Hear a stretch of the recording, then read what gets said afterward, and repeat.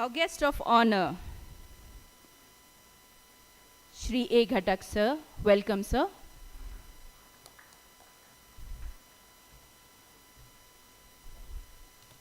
Hari sir. Welcome, sir.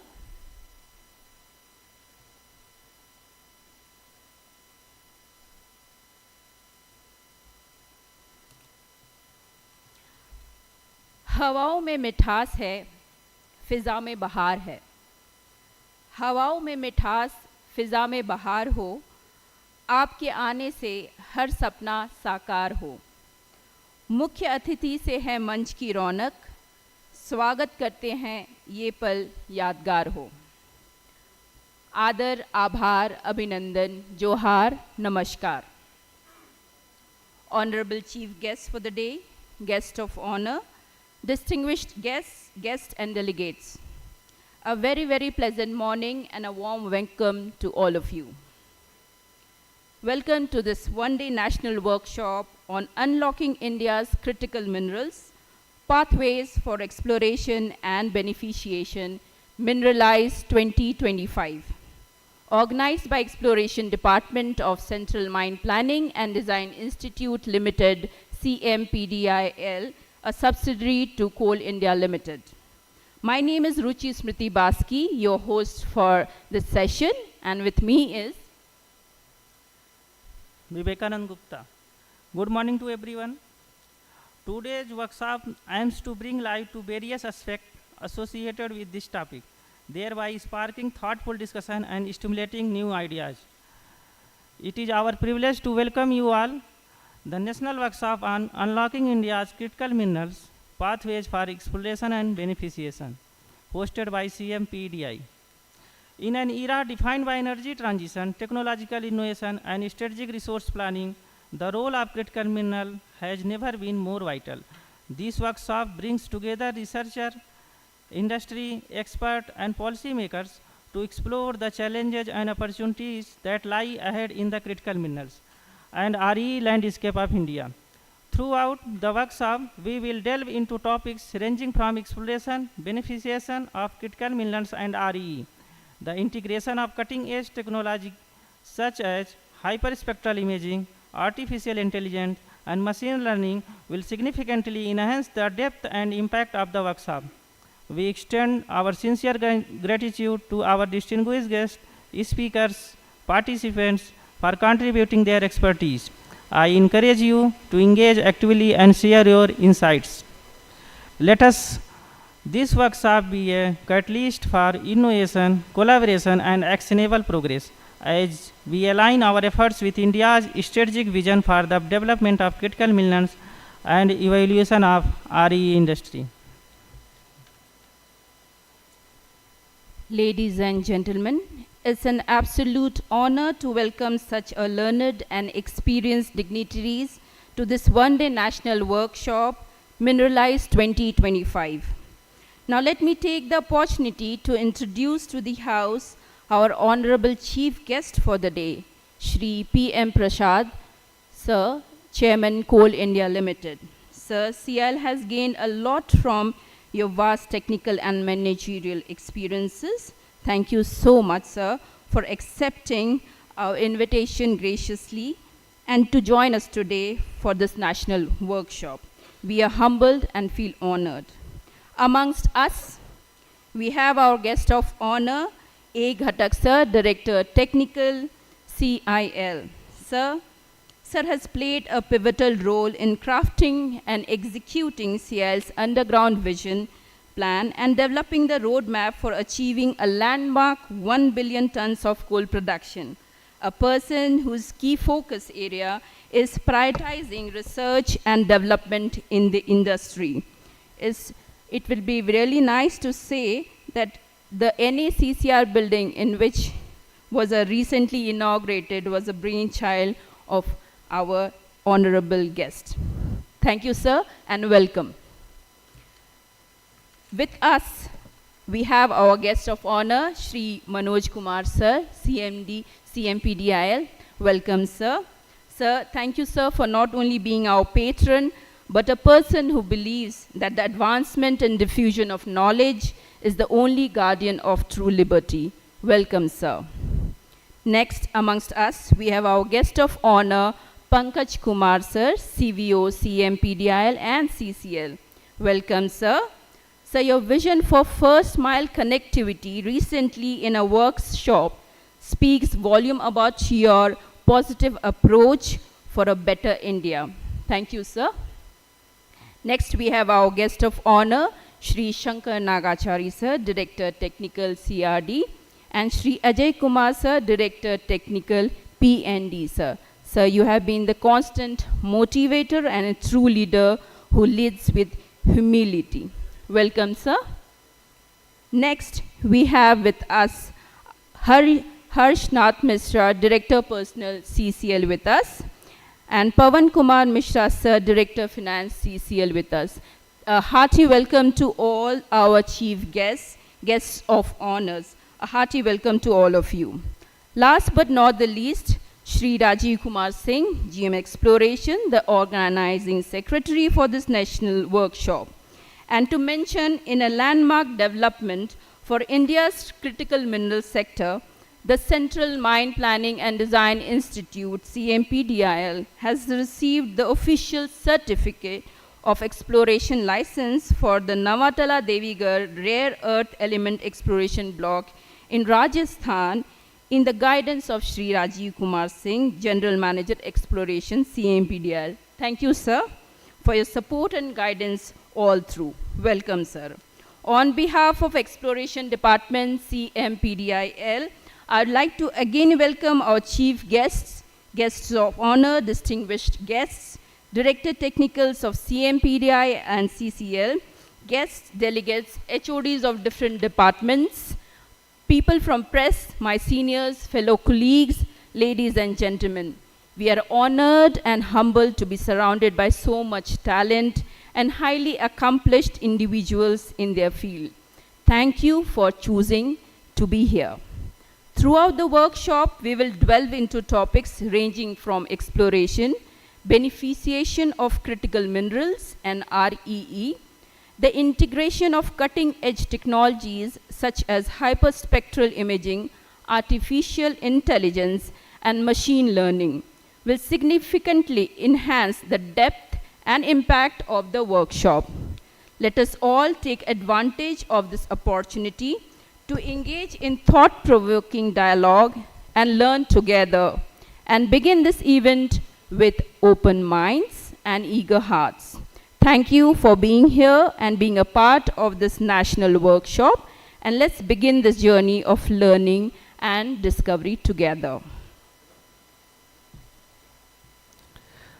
है रोशन आज का मंच आपके आने से, है रोशन आज का मंच आपके आने से, ज्ञान की नई धारा बहेगी आपके बताने से।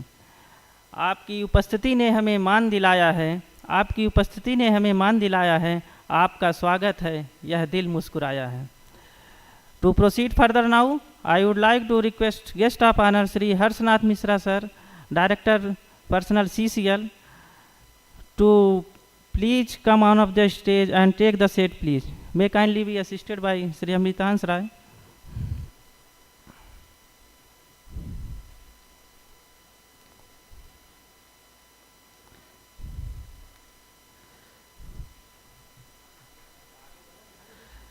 Now I would like to request our Shri Pawan Kumar Mishra sir, Director Finance CCL. Please come on the stage and take the seat, please. May kindly be assisted by.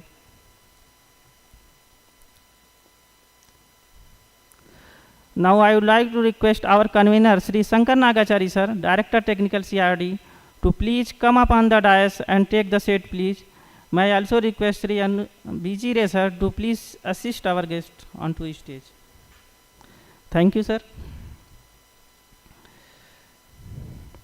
Now I would request guest of honor Shri Pankaj Kumar sir, CBO, CMPDIL and CCL, to please come up on the dais and take the seat, please. May I also request Shri Anu Srivastava to please assist our guest onto the stage.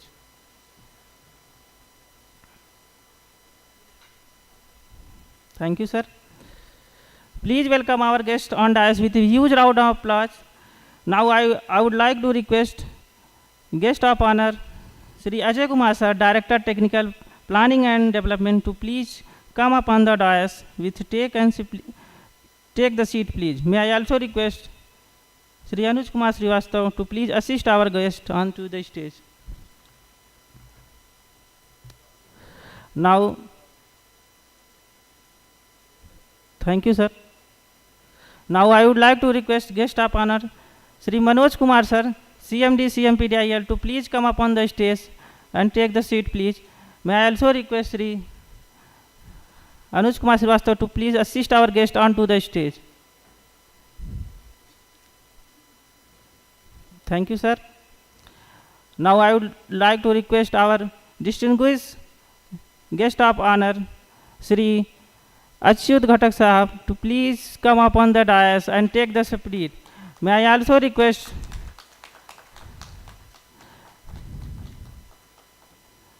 please welcome our guest on the dais with a huge round of applause.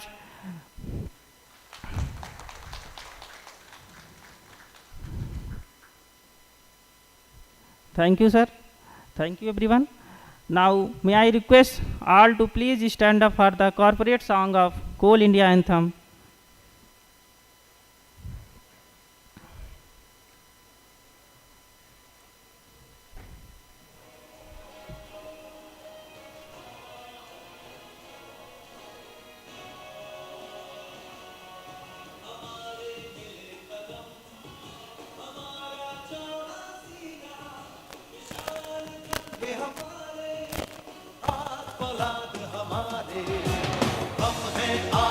हम हैं बिजली, हम हैं शक्ति की खान, हम हैं कोल India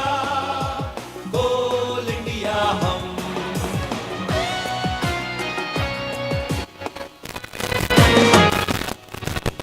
फेरे से गोद लाते हम उजाले खुशियों के, चटाने को छुटाते हम इस धगलातों पे। हम हैं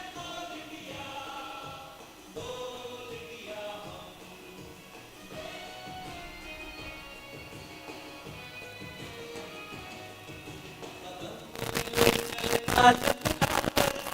पकड़ कर हम लाए काला हीरा, हमसे उज्जवल देश की राह है। हम हैं बिजली, हम एकता की खान, हम हैं कोल इंडिया हम।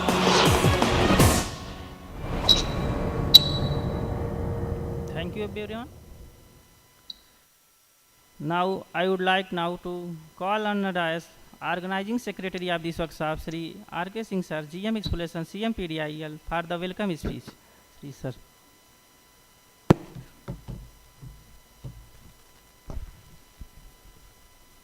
Very warm good morning to all. On behalf of CMPDI, I welcome our Chief Guest, Sri P.M. Prasad, Chairman Coal India, who is in online, who has spared time for our workshop inauguration. Our distinguished guest of honor, Sri Achyut Ghatak, Director Technical Coal India, who has spared his time and come all the way from Calcutta.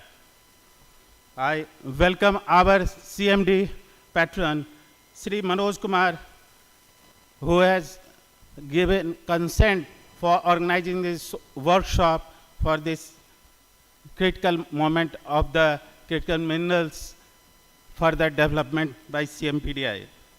I welcome our Director Technical CRD, Convenor of this workshop, Sri Shankar Nagachari sir. I welcome our Director PND, Sri Ajay Kumar sir.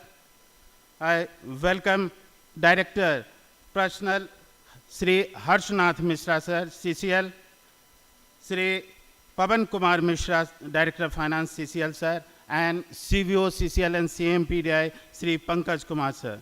Our ex-director A.K. Rana, Sri Naveen Jain, CEO NTPC Mining, Sri Pankaj Kumar, DDG, GSI Kolkata, respective experts and speakers from distinguished delegates from different government organizations, research institutes, academia, industries, representatives from press and media, my dear colleague from CMPDI. It is my immense pleasure to extend a heartfelt welcome to each of you at our National Workshop MINERALYSE 2025. Unlocking India Critical Mineral Pathways for Exploration, Extraction and Beneficiation. The theme of this workshop is not just relevant, it is critical to the future economic and technological sovereignty of our nation. India's ambition to achieve Viksit Bharat 2047 and become truly Atmanirbhar hinges significantly on securing our supply of critical minerals and strategic minerals. As our premier national agency of coal exploration, CMPDI has decades of expertise, robust talent, and advanced technology in geological exploration, mine planning, and related services. In recent years, we have diversified our focus to include exploration and evaluation of these vital, critical, and valuable minerals. This workshop is a pivotal stepping stone in the crucial journey. Over the next few sessions, we will dive deep into the specific and challenging sub-themes, including transformation use of hyperspectral image and AI/ML in critical mineral exploration, the role of advanced technological in both exploration and beneficiation, crucial exploration, extraction, and beneficiation of rare earth element and critical mineral with a specific focus on unlocking value from low-grade ores, including coal mine waste, washery rejects, coal combustion products, etc. We are privileged to have such an exceptional gathering of minds. We extend a special thanks to the distinguished experts from institutes like IIT Mumbai, JNU, CSR NML, IREL, GSI, and Hyderabad Central University, who will be sharing this invaluable knowledge and experience. The core aim of organizing this workshop is to create a dynamic platform for active interaction and knowledge exchange between the dedicated workforce of CMPDI and the leading minds of academia and industries. Your insight will be instrumental in shaping CMPDI strategy as we expand our footprint in critical mineral exploration and laboratory services. The road to mineral self-reliance is challenging, but the collective expertise assembled here today will chart clear innovative pathway forward. Thank you once again for your presence. I wish for a highly productive and successful workshop. Thank you once again.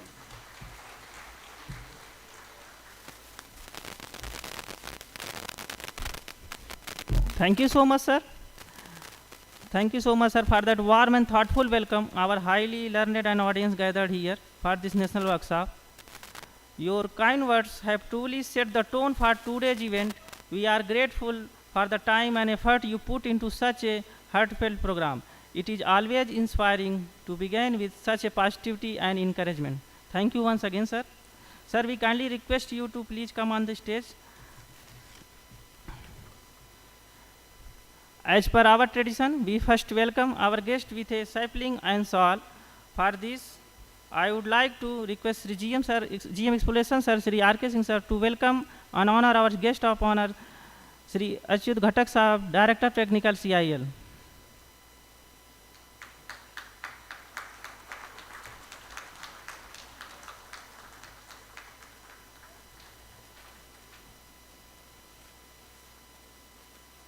Thank you so much, sir. Once again, I would like to GM Exploration, sir, to welcome and honor our guest of honor, Sri Manoj Kumar, sir, CMD, CMPDIL, with shawl and sapling, please.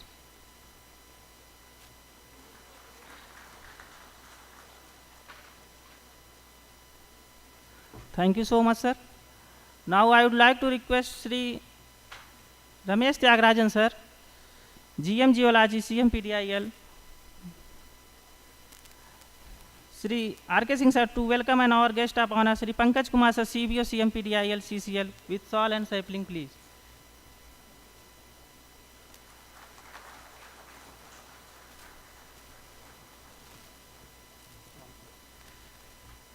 Now I would like to request Sri Ramesh Tyagarajan sir, GM Geology, to welcome and our Sri Shankar Nagachari sir, Director Technical, CRD with shawl and sapling, please.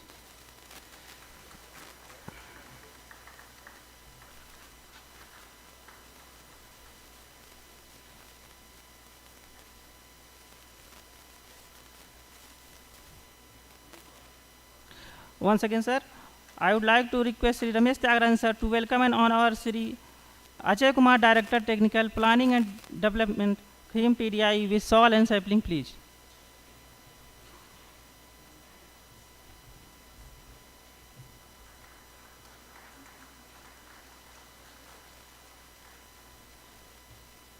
Now I would like to request Sri S.K. Gupta sir, GM Geology, to welcome and honor Sri Harshanath Mishra sir, Director HR with shawl and sapling, please.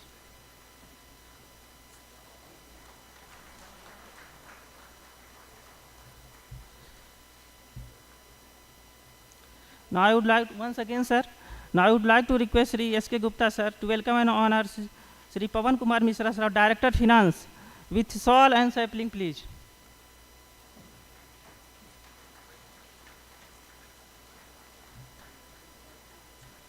नहीं हो गया. Thank you, sir. To proceed further now, it is my privilege to acknowledge and warmly welcome our distinguished guests seated in the front row, whose presence truly grace this national workshop with honor and inspiration. As a humble token of our appreciation and symbol of growth and sustainability, we now like to present each of our esteemed guests with a shawl and sapling. Now I would like to request R.P. Singh sir, Senior Manager Geology, to welcome and honor of Sri Pankaj Kumar sir, DDG GSI with shawl and sapling, please.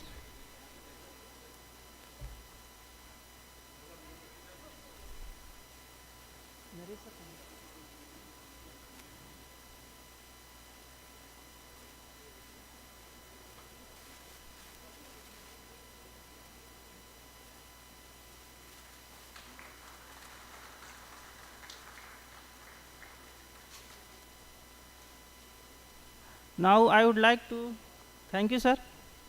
Now I would like to request Sri Mohan Rai sir, Senior Manager Geology, to welcome and honor of Sri A.K. Rana sir, ex-Director of CMPDIL with shawl and sapling, please.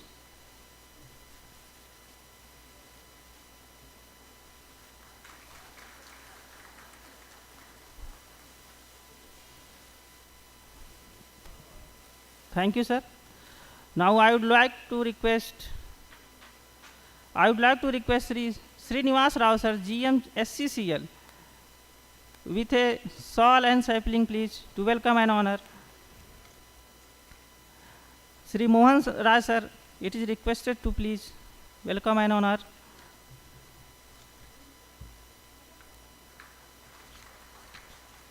Madam, are you? Thank you all, sir, for joining us here for this workshop. Thank you. These plant saplings hold immense significance as it symbolizes our commitment to sustainable future and our responsibility to act as a custodian of nature. Ladies and gentlemen, the commencement of our gathering today shall now be marked by a cherished tradition, the lighting of the lamp. We would now request our guest on dais to step forward for lighting of the auspicious lamp so that this house may be filled with positivity and this workshop be blessed by the Almighty.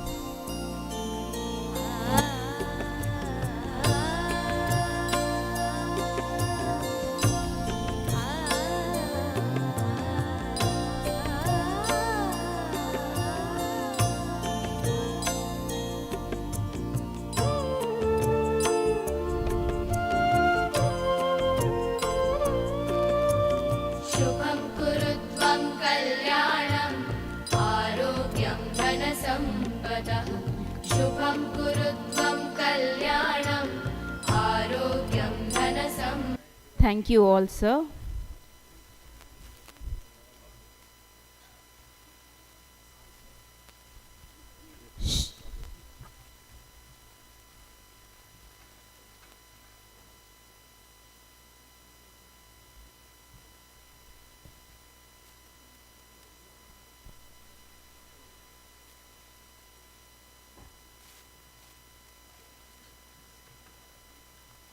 Thank you all, sir.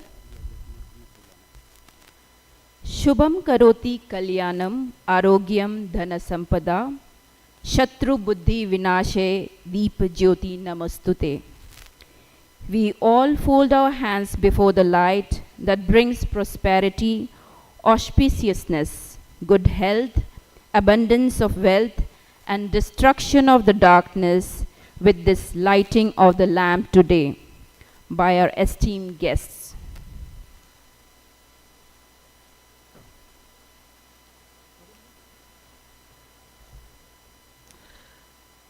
अंधेरे को मिटाने की एक कोशिश है हमारी, अंधेरे को मिटाने की एक कोशिश है हमारी, हर दिल में उजाले की एक चाहत है हमारी।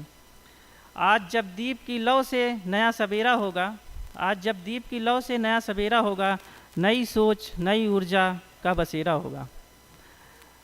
Now I take the honor of inviting our respected convener, Sri Shankar Nagachari sir, Director Technical CRD CMPDIL, to kindly come up at the podium and share his valuable insights and vision regarding this national workshop. Sir.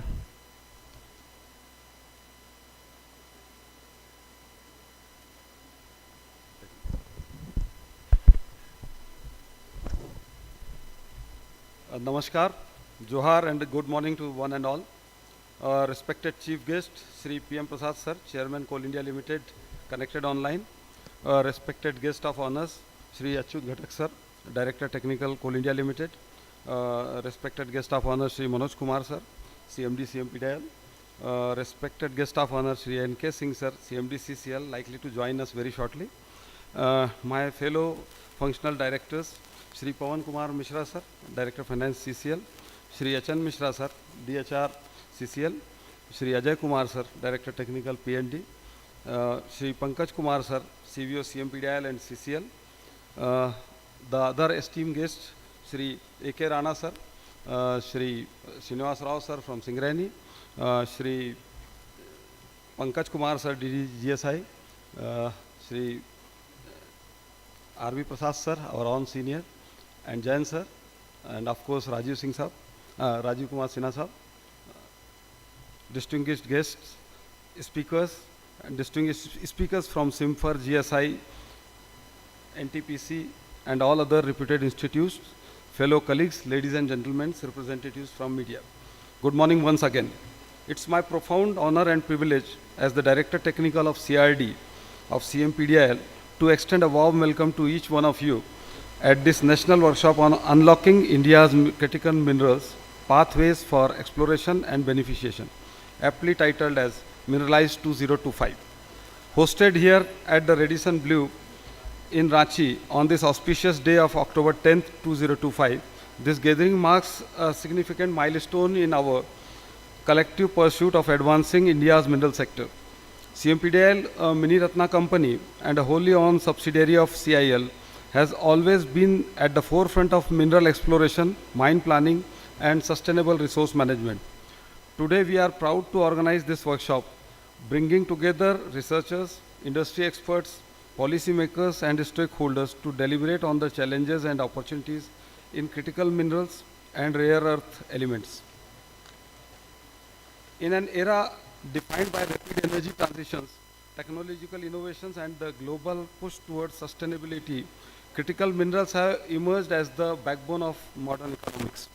These resources are indispensable for electrical vehicles, renewable energy systems, semiconductors, defense technologies, and much more.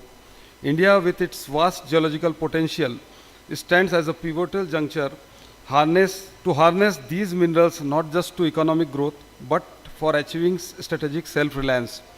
This workshop is designed to explore pathways for efficient exploration and beneficiation, addressing key themes such as the use of hyperspectral imaging, artificial intelligence, and machine learning, advanced analytical techniques, extraction of low-grade ores, including coal mine waste, and the evolving national policy framework.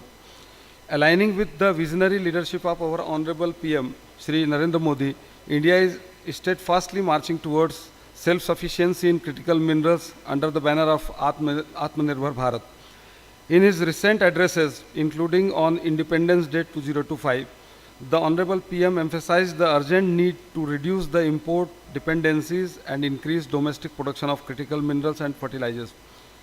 He highlighted the launch of National Critical Mineral Mission (NCMM) in 2025, which aims to accelerate exploration at over 1,200 sites, secure at least 20 overseas mineral assets, and foster innovation through the issuance of 1,000 patents. This mission is not only focuses on domestic resources, but also on the strategic international collaboration to counter global supply chain vulnerabilities, particularly in RE, essential for semiconductors, electronics, and electrical vehicles. Honorable PM's vision underscores India's role as a global leader in sustainable mining and energy security, ensuring that our nation power its future with indigenous strength and resilience. Our agenda today is enriched by insights from eminent speakers who are pioneers in their fields. We are privileged to have Dr. Yamuna Singh to discuss India's RE potential, Ms. Nisha Rani on hyperspectral imaging, Dr. Asim Tiwari on AI/ML in ore body modeling, Mr. B.R. Mishra on RE extraction challenges, Mr. Abdul Rauf Sheikh on national policy, Professor Amel Dora on advanced analytical techniques, and many more eminent speakers to deliberate their ideas and in areas of their expertise. The sessions will cover core topics interspread with networking opportunities. I am confident that the deliberations here will speak innovative ideas, foster collaborations, and pave the way for actionable strategies in critical mineral development. Let us all engage actively, share our expertise, and contribute to India's strategic vision.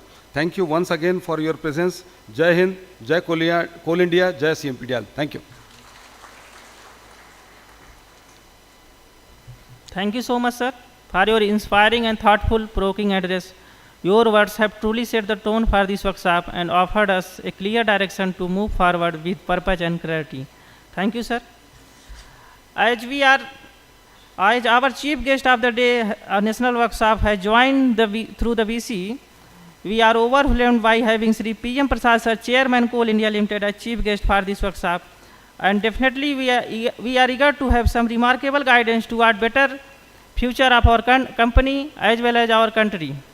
Thus, I would like to request to welcome you, sir, and to share some valuable insights and words, please.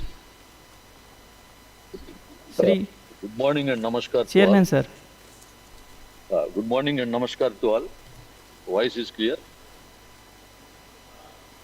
Respected CMD, CMPDL, functional directors, CMPDL, respected CMD, CCL, who is going to join, and functional directors, CCL, CVO, CCL, and CMPDL, and all the distinguished guests present. And as Nagachari Sahab has told, I am thinking there are at least 8 to 10 speakers who are working in this field, whether it is RE, whether it is critical minerals from IIT Mumbai, JNU, Central University, Hyderabad, and all other academic and research institutes. And from Singareni also, I think GM Exploration has joined. And especially Sri Rajiv, GM Exploration, and Nagachari Sahab, who have taken initiatives and conducting this MINERALYSE-2025, which is an apt subject, and the entire world is looking for critical minerals, RE, and though we are having resources but unproven, not yet explored. So for both exploration and beneficiation, this theme aptly it was chosen, and this 2-day seminar, I think it will add value to us. And for us, if coal is to be phased out in a scientific manner in the next 2 to 3 decades, up to 2070, Honorable PM has told it will be phased out around 2070, which is 4.5 decades from now. And next 2.5 decades, we are going to attain 100 years of our independence by 2047. So the need for critical minerals, everyone is talking worldwide from OB waste or from fly ash in thermal plants. Any useful materials or critical minerals can be, of course, now at R&D and pilot, technically speaking, not at field level, demonstrative projects have taken place, but the research level activities are being taken across world. And we can see countries like China who have already started from last 2.5 decades in Africa or other places. They have acquired assets. So it is high time that we should go for exploration in a big way. And recently we have also participated in 2 graphite blocks, explored blocks, and 1 RE block in Andhra Pradesh. And with the guidance and expertise of CMPDL, almost 5 decades of planning, I am sure, and for it is a must and a need for the diversification agenda. Unless we work on this critical minerals, RE, we cannot progress. Our diversification cannot be complete. So this is an apt subject, and I look forward. And DT Coal India has also joined physically. I'm happy that he is there, and both CMD, CCL, and CMD, CMPDL are there.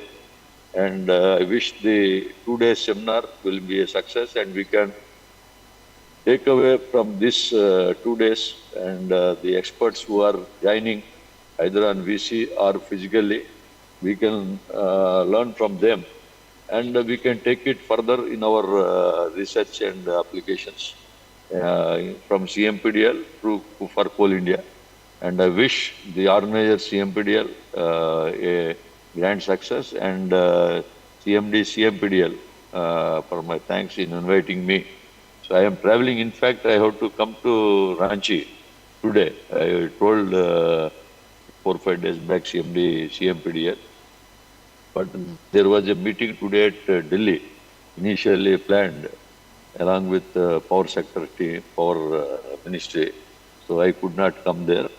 So I will catch up after a week. I will come and to CMPDL, and I will meet the functional directors. And my best wishes for this 2-day seminar. And once again, thank you. And let us participate actively. So this is the field where CMPDL has worked for the 5 decades. Last 4.5 decades actively in coal mining only and other explorations. But last 4 or 5 years, the CMPDL team is helping us in solar, number 1. Number 2, in critical minerals, they have just started maybe 4 or 5 years only. So next 2.5 decades, unless we work hard, so we can, with mining strength, we can go in critical minerals chain for not only exploration, for winning the mineral and for beneficiation. So we look forward for CMPDL as they have guided Coal India for the last 5 decades, with the need and necessity from here as the technological disruptions taking place.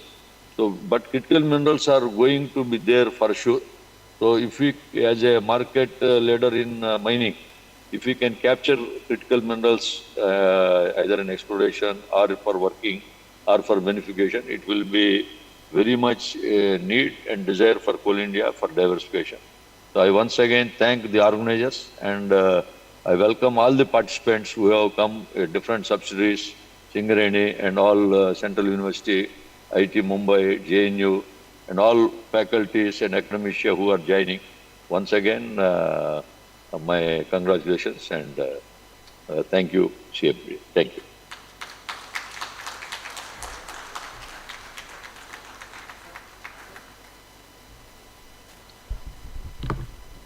Sir, your presence, your address, we are indebted with your sparing your time in such a busy schedule going to attend the meetings.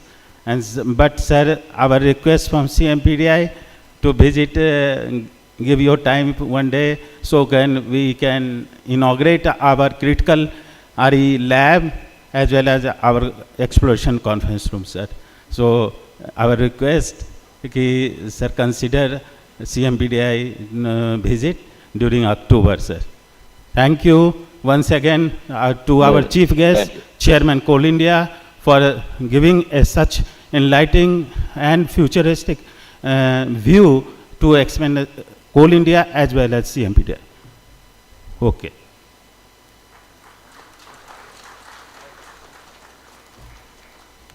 Thank you, sir. It is now time to hear from a visionary leader whose contribution to the energy sector, particularly in the field of coal and sustainable development, has been truly remarkable. With great respect and honor, I invite Sri Harshanath Mishra, Director HR CCL, to kindly come forward to and address the gathering with his valuable words. Please, sir.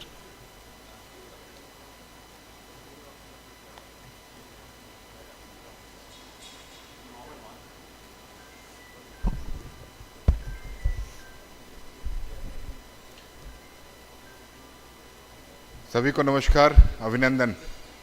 Good morning to all of you. Respected Chairman Coal India, who has just addressed us and busy elsewhere now. मंचासीन हमारे respected Director Technical Coal India, Shri घटक साहब, हमारे CMD CMPDIL Shri Manoj Kumar साहब, मेरे fellow directors, CVO साहब, and my dear participants and guests. सबसे बड़ी बात यह है कि इतने टेक्निकल सेशन में मैं आप लोगों को टेक्निकली एक्सप्लेन करने जा रहा हूं. एक बात कही जाती है, well begun is half done. So मुझे लगता है कि जो ऑनरेबल प्राइम मिनिस्टर ने एक मिशन दिया है और जो NCMM करके उन्होंने बनाया और अभी उस पर काम चल रहा है, we have already coined the word unlocking. So we are half done that. Yes, it is there, we can do it. Now we have to explore it and further process it. Now the question arises, अभी जो हम लोग deliberate करेंगे, इतने सारे हमारे experts आप लोग सब आए हुए हैं, number of professors and academicians are here who will be deliberating, experts are here. This is going to have a pathway for exploration and processing. Exploration तो शायद थोड़ा बहुत हम लोगों ने शुरू भी किया है, and may be my expert team of CMPDIL has already begun some job on that. कहीं कहीं हो रहा है, इंडिया में भी कई सारे जगहों पे ऐसा प्रयास किया जा रहा है. And the government of India has also formulated certain modifications in different acts for inviting the interested parties for these explorations and having patents over it. But yes, we are still very, very, very behind in such things. However, हमारे पास resources हैं, हमारे पास experts हैं, and हमारे पास will है. So definitely we are going to explore and then find out how to process it. ये technical matters कहाँ तक जाएगा, प्रोसेसिंग कैसे करेंगे, कहाँ से इंपोर्ट होगा, कैसे हम डोमेस्टिकली डेवलप करेंगे प्रोसेसिंग, ये तो आप लोग डेलिब्रेट कर रहे हैं. But this seminar is definitely going to help us, all of us, in a big way, particularly for the company like Coal India, who has just been exploring the ideas, exploring the possibilities. And आज सुबह जब CMD CMPDIL साहब से बात हो रही थी कि how we have diversified ourselves, तो उसमें एक बहुत बड़ा ये milestone होने जा रहा है. So I, on behalf of the everybody present here, and we are all here to explore the possibilities, I wish this seminar a grand success. और definitely आप लोग इसमें बहुत कुछ आज करके जाएंगे जो फिर हम लोगों को आगे का रास्ता बनाएगा, and we will explore over that also. So thank you very much. Thanks to the organizers for inviting me here and giving me this opportunity to meet all of you. and I will definitely be happy to be here for all the day. Thank you so much. Thank you very much. Thank you so much, sir, for your inspiring and thoughtful address. With great respect and honor, I invite Sri Pawan Kumar Mishra, sir, Director Finance CCL. Sir, we need your blessing, sir. Please come, sir.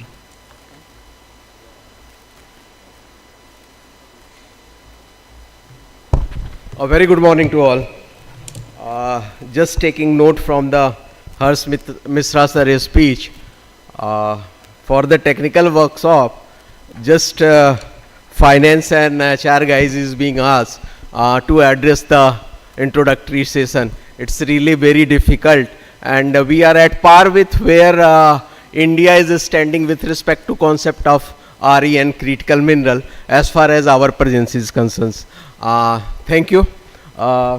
Respected CMD, CMPDI, Director Technical CIL, fellow directors from CMPDI and CCL, CBO Sahab, and all the participants in this workshop. क्या है अभी आज के world में everyone wants to have stand on your own feet. तो with respect to RE और critical mineral where we stand with respect to Indian perspective, सबसे पहले तो माफ़ी चाहता हूँ कि being a finance person I am having on my views on this topic. We are at the stage, we have one mission of 2025, and then one supports from the government to the tune of 168 billion with respect to this concept, and everyone wants to have on their own word with respect to a new concepts to the world. How it is to be done? For the future viability of any countries, this is very much required as far as the concept is concerned. We are at the pathway to unlocking the world so that my own country would be have the reliance with respect to this concept. How it is to be done? अगर आप research framework में India को perspective में रखें तो we come with across two concepts, transparency and accountability. These two concepts which has impacted a lot with respect to my research innovation concept of the country. एक चीज़ तो accept करना पड़ेगा कि किसी भी कॉन्सेप्ट को आपको मटेरियलाइज करना है, then the self reliance or the reliance with respect to financial regulation would always be part and parcel of this approach. So how it could be possible? It could only be possible if we will have the concept of our own contribution from the any countries just to have the self reliance. The basic problems we are lacking with respect to whether it is critical mineral, whether it is RE concepts, the concepts of coming forward of the mineral. Last what we have seen ki we have resources to the tune of lithium of the 5 MT, and but on account of that concept no one is coming forward with respect to have the exploration and further processing and development of that. But why we are lacking? We are lacking just because the financial resources for the total concept is not being accumulated so that the concept could be materialized with respect to Indian perspective. So that's the biggest problem with respect to any sort of R&D or related the project where we are standing with respect to concept stage. So that's required to be fulfilled with respect to Indian perspective. And my greatest learning with respect to this, what I will urge, ki in this scenario, there should be white paper with respect to research development concept of any countries, so that ki whatever the required fund to the scale of concept is there, that is funded by way of making mechanism of the total allocation from the union allocation, or the by having the concepts where the profitable player have the contribution towards the central fund, or from the central fund the allocation is made to the individual player who are having involved with respect to that concept. Thanks for patientful hearing from my side, and my best wishes just to have this program more successful so that the foundation with respect to this concept is made pathway for a future success. Thanks.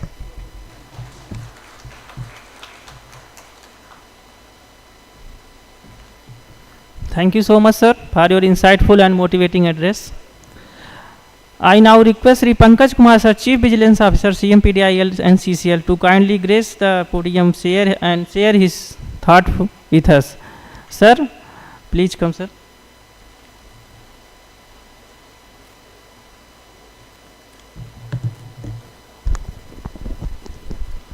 सभी को नमस्कार. Respected chairman sir, DTCIL sir, CMD sir, हमारे CCL और CMPDIL के निदेशकगण और इस सभागार में उपस्थित हमारे गेस्ट जो कोल इंडिया के हैं और कोल इंडिया के बाहर के हैं, सभी का बहुत बहुत स्वागत, अभिनंदन, शुभकामनाएं आज के सेमिनार की. और सबसे बड़ी खूबसूरती जो इस सेमिनार की है कि आयोजक में राजीव जी और नगाचारी जी ने एक बहुत ही अच्छा पहल की है जो फ्यूज़न कहा जाएगा, कि टेक्निकल और सिविलियन व्यू दोनों को एक साथ रखने का प्रयास किया है.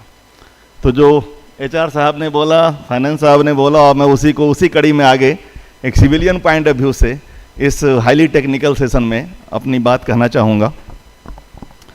देखिए, क्रिटिकल मिनरल की जो आज हम बातें कर रहे हैं वो अभी भी उस गंभीरता का बोध हमें नहीं है जितना ये मामला गंभीर है. अभी भी लगभग 3-4 सालों से हम लोग बहुत कुछ हासिल नहीं कर पाए जो हमें करना चाहिए था, या बहुत ही स्ट्रॉन्ग स्टेप्स हमें दिखना चाहिए था इस मामले में. अब जाकर उम्मीद जगी है पिछले 1 सालों से कि हम लोग आगे बढ़ेंगे इसमें. मैं 2-3 चीज़ों को फोकस करना चाहूँगा कि अगर हम हाइड्रोकार्बन एनर्जी सोर्सेस को फर्स्ट जनरेशन एनर्जी सोर्सेस माने या एनर्जी सिक्योरिटी माने, तो अब यह critical mineral second generation energy security enhance करेगा. और एनर्जी सिक्योरिटी से कहीं जाकर ये हमारी नेशनल सिक्योरिटी को इन्हांस करेगा. अब यह क्रिटिकल मिनरल सिर्फ और सिर्फ एनर्जी या अन्य चीज़ों तक ही नहीं है, बल्कि हमारा नेशनल सिक्योरिटी से जुड़ गया है. और आप देख रहे होंगे कि पिछले 6-8 महीनों में जो पूरी दुनिया का सोच या जियोपॉलिटिक्स को डिसाइड करने में भी एनर्जी का यह तरीका जो है क्रिटिकल मिनरल जो सोर्स है कितना इंपॉर्टेंट हो. यूक्रेन हो, अभी आपने सुना होगा कल अफगानिस्तान के फॉरेन मिनिस्टर हमारे यहाँ आए हैं. हमने हमारी फॉरेन पॉलिसी में एक टैक्टिकल शिफ्ट है जो हमारा रिश्ता रहा है अब तक की अफगानिस्तान की सरकार के साथ, उसमें टैक्टिकल शिफ्ट है. और उसकी एक बहुत बड़ी वजह ये मानी जा रही है अभी अनौपचारिक तौर पे कि अफगानिस्तान भी एक बहुत अच्छा सोर्स हो सकता है क्रिटिकल मिनरल का. आज US अचानक ओवरनाइट पाकिस्तान के प्रति बहुत ही सॉफ्ट हो गया. उसकी एक बड़ी वजह मानी जा रही है कि पाकिस्तान एक बेहतर सोर्स हो सकता है क्रिटिकल मिनरल का. तो अब जो यह हमारा डिस्कोर्स है उसमें उस गांधीर्य की आवश्यकता है कि अब बगैर एक दिन चुके हमें आगे बढ़ना है. हम लोग लगभग 20 साल पीछे हैं और 20 सालों में हमारे पड़ोसियों ने 80 से 90% इस मार्केट को कैप्ट कर लिया. और आप देख रहे होंगे कि जिस तरह डॉलर की वेपनाइजेशन की बात होती है, आज रेयर अर्थ मैग्नेट्स की वेपनाइजेशन की बात हो रही है. उसको कई कंट्रीज वेपन के रूप में यूज कर रही है और हम उस वेपन के लिए झेलेंगे कैसे, इसके लिए हम तैयार नहीं. अब वो टन में बात कर रहा है कि आपको मैं 300 टन 2 व्हीलर के लिए दूंगा, 500 टन 4 व्हीलर के लिए दूंगा और इसको आप बाहर नहीं भेजेंगे, डोमेस्टिक यूज करेंगे. मतलब हम अपने रिसोर्सेज का कहाँ यूज करेंगे ये कोई और कंट्री तय कर रही है. ये सब डेवलपमेंट में लास्ट 6 to 7 डेज का बता रहा हूँ आपको. तो यह डेवलपमेंट जो है ये और भी गंभीर होगा और भी क्रिटिकल होगा.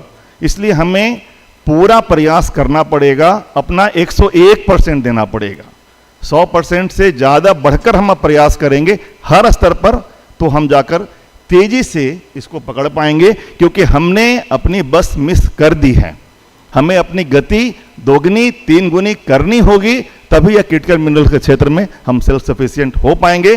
खास करके तब जब पूरी दुनिया की 17% आबादी हम खुद रखते हैं.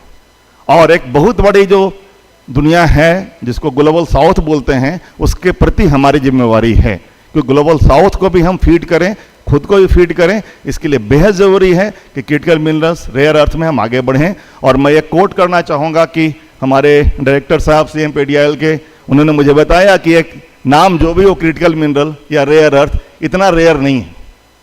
नाम इसका रेयर अर्थ है, ये हर जगह अवेलेबल है, हमारे ओवरबर्डन्स में अवेलेबल है, फ्लाई ऐश में अवेलेबल है, और हो सकता है और भी जगह अवेलेबल हों। जैसा कि मुझे किसी ने बताया कि होमी जहांगीर भाभा साहब ने एक विज़न रखा था कि हिंदुस्तान को थोरियम से न्यूक्लियर फ्यूल बनाना चाहिए, और थोरियम हमारे पास इतने ज़्यादा अवेलेबल हैं केरला के नदियों के रेत में कि इसका कोई लिमिट नहीं। हमें वहाँ भी बढ़ना चाहिए था, हम नहीं बढ़ पाए, कोई बात नहीं, अब हमें करना है। अब वह समय है कि हमें अपनी गति बढ़ानी पड़ेगी, मानसिक और शारीरिक दोनों। रिसर्च एंड डेवलपमेंट की गति और तेज़ करनी पड़ेगी, ताकि आने वाले कुछ वर्षों, 2-3 वर्षों के अंदर हमें कुछ क्रिटिकल अचीवमेंट दिखे इस क्रिटिकल मिनरल के क्षेत्र में। तो मुझे लगता है कि उस दिशा में आज का यह वर्कशॉप बहुत ही बड़ा माइलस्टोन होगा। जो भी पार्टिसिपेंट हैं उनसे गुजारिश यही है कि इस सेशन को बहुत ही प्रोडक्टिव बनाएं, बहुत ही नॉलेजेबल बनाएं, और फिर जाकर खुद भी सोचें, और हर व्यक्ति कुछ ना कुछ कंट्रीब्यूट कर सकता है जो इस प्रांगण में है। उस दिशा में अगर हम प्रयास करेंगे तो व्यक्तिगत प्रयास जब सामूहिक प्रयास बनेगा, एक राष्ट्रीय प्रयास बनेगा, तो निश्चित रूप से इस मामले में हमें अच्छा मुकाम हासिल होगा। इन्हीं शब्दों के साथ सभी को बहुत बहुत शुभकामनाएं, और CMPDIL को बहुत बहुत शुक्रिया कि इतने अच्छे विषय पे जो समय की मांग है ऐसा सेशन ऑर्गेनाइज कर रहा है। Thank you.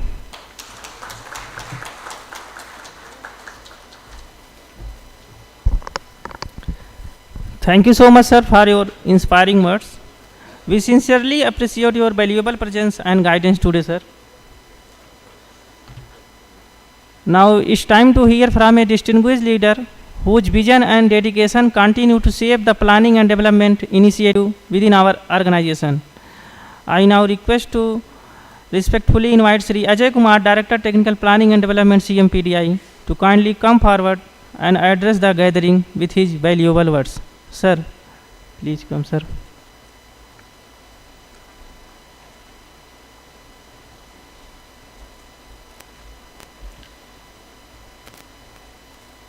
Good morning to all. Respected Chief Guest, Chairman Sahab, CIL, other distinguished guests on the dais, DTCIL, CMD, CMPDI, my fellow directors from CCL and CMPDI, and CVO Sahab, and other dignitaries, delegates and participants of the dais. It is indeed a privilege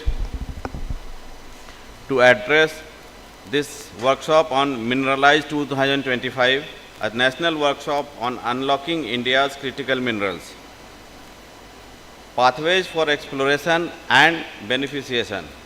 I extend a warm welcome to our distinguished guests from CIL, Geological Survey of India, IBM, CCL, NTPC, academia and industry partners. Your presence adds immense value to this platform of knowledge sharing and collaboration. CMPDI, long recognized for its leadership in coal exploration and beneficiation, is expanding its role in multi-mineral and critical mineral exploration. We are integrating advanced tools like AI-based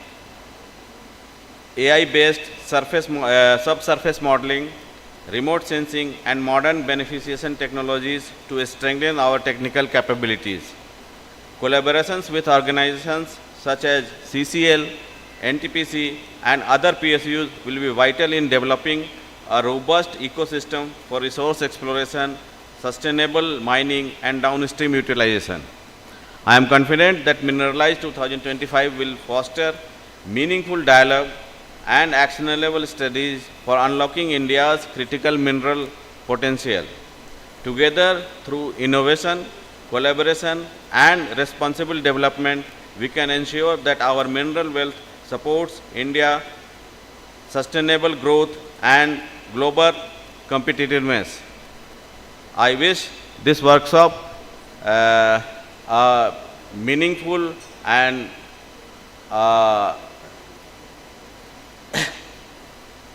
I wish this workshop a meaningful discussion will be held, and all the best for this workshop. Thank you very much.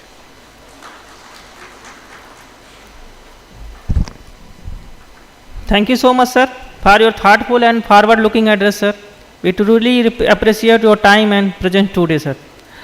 Now it's time to hear Sri Manoj Kumar, sir, Chair cum Managing Director, CMPDIL. It is indeed a moment to great honor and pride for us to now invite a visionary leader whose guidance continues to inspire excellence and innovation across CMPDIL. I now take this privilege to invite Sri Manoj Kumar, sir, Chair cum Managing Director, CMPDIL, to kindly address the gathering with his insightful words. Sir, we are deeply honored by your presence. Please come, sir, for your address.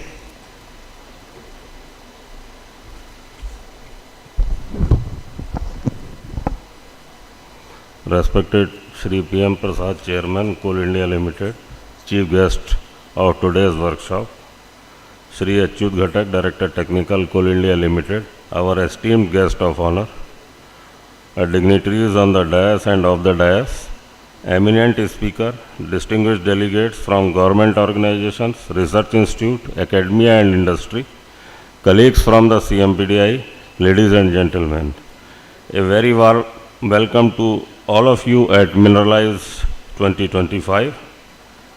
It is a privilege to host this pivotal national workshop right here at CMPDI.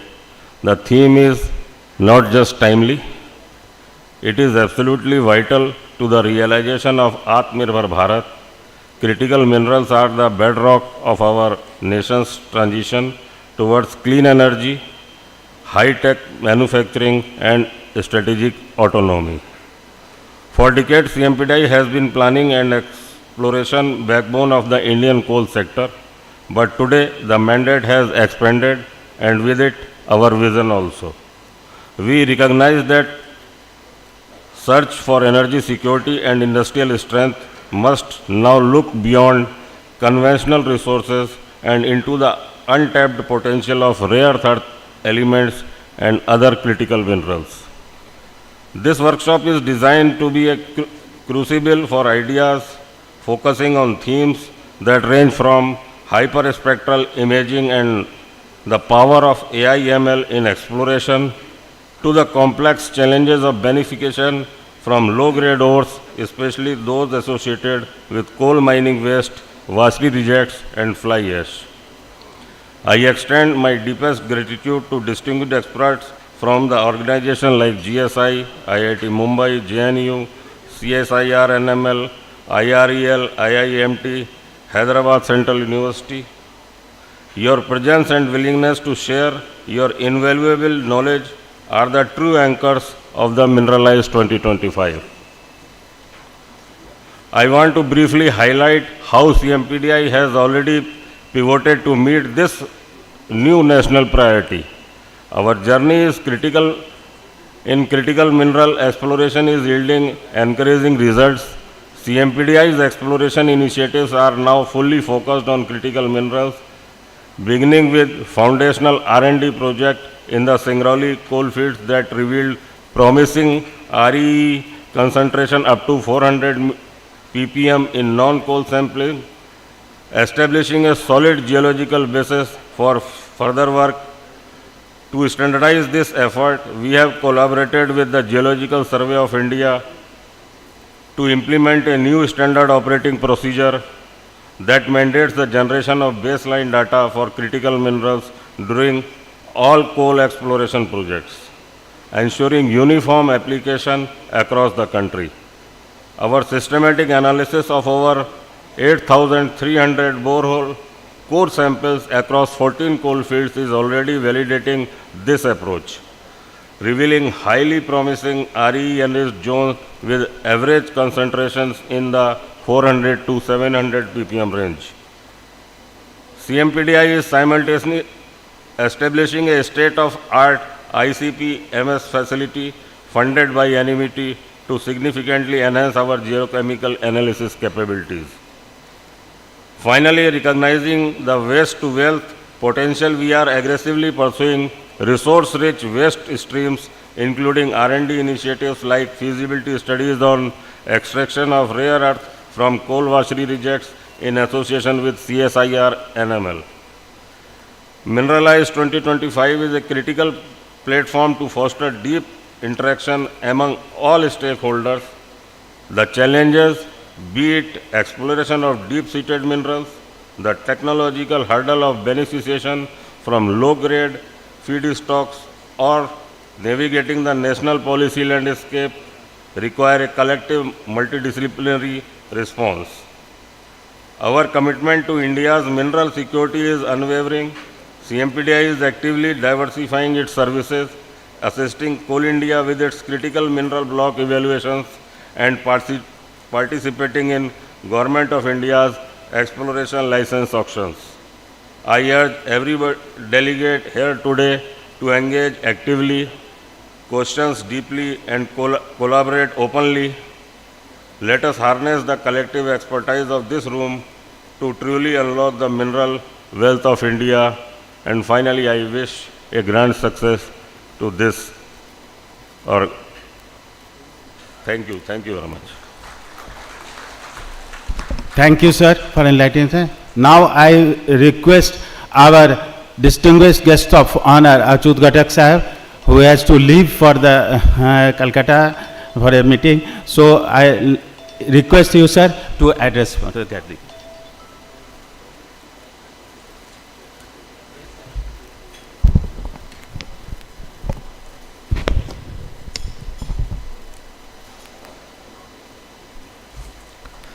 सभी को नमस्कार.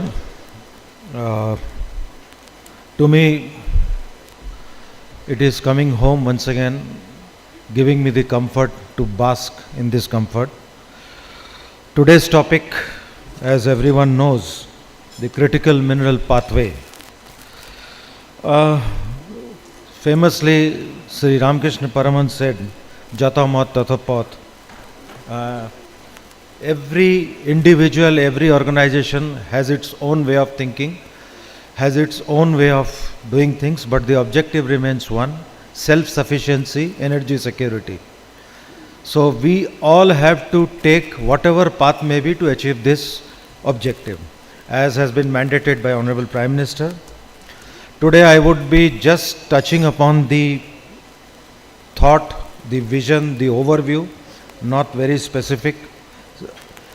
Waste to wealth, as our CMD Sahib has said, waste to wealth. Indian scriptures have mentioned that nothing goes to waste. हमारे पुराण वेदों में है कि कोई भी element, any element that exists on this planet is not a waste.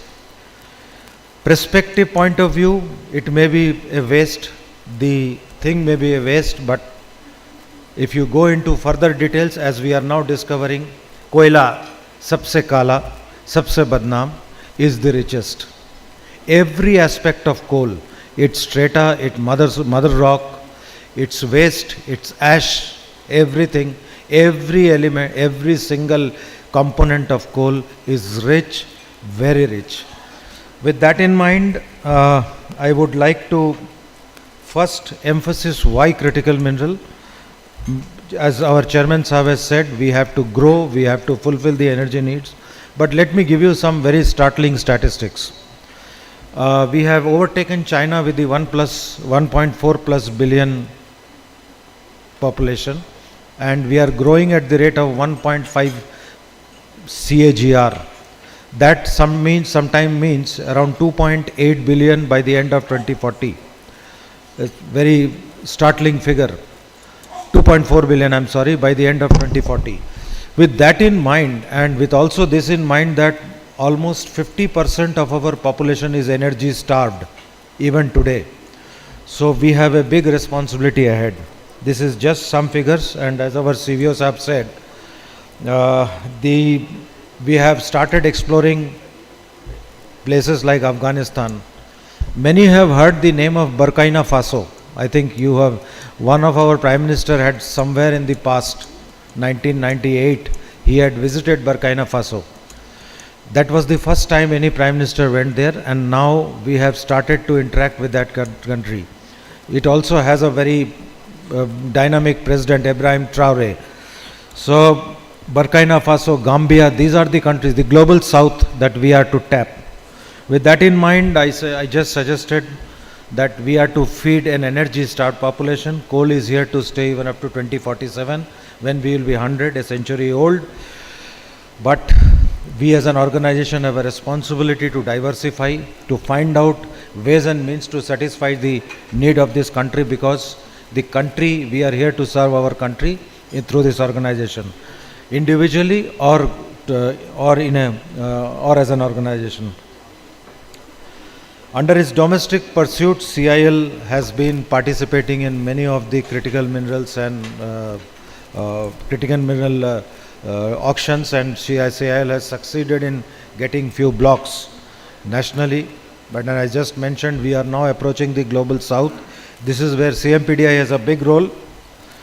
Now, identification and reporting of rare earth, this is one of the challenges that has to be actually taken care of by the country, the organization of the country like CMPDI.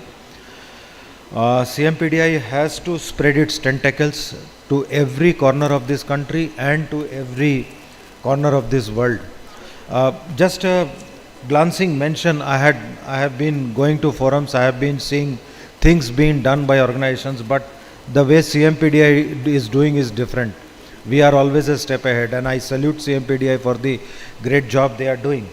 However, CMPDI has to be the forerunner.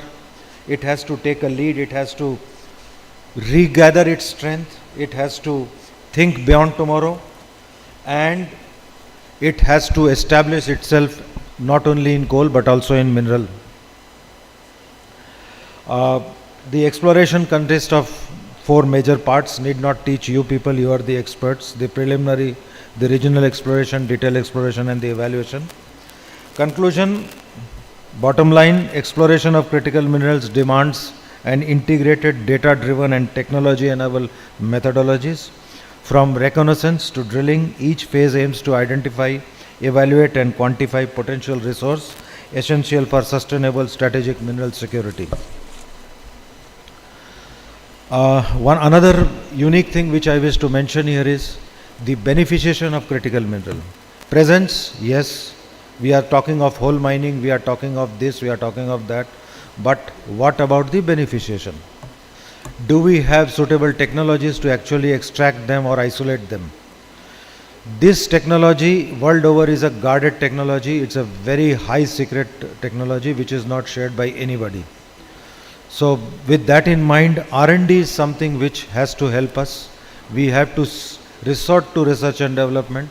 Coal India itself is taking up some projects. We are now joining hands with the leading premier institutes like IIT Hyderabad, IIT Mumbai, IIT Kanpur and IIT ISM, wherein we can do something on this particular aspect. And as someone had mentioned that NASA has been inaugurated here, it is time that we now regain, as I said, regain your strength.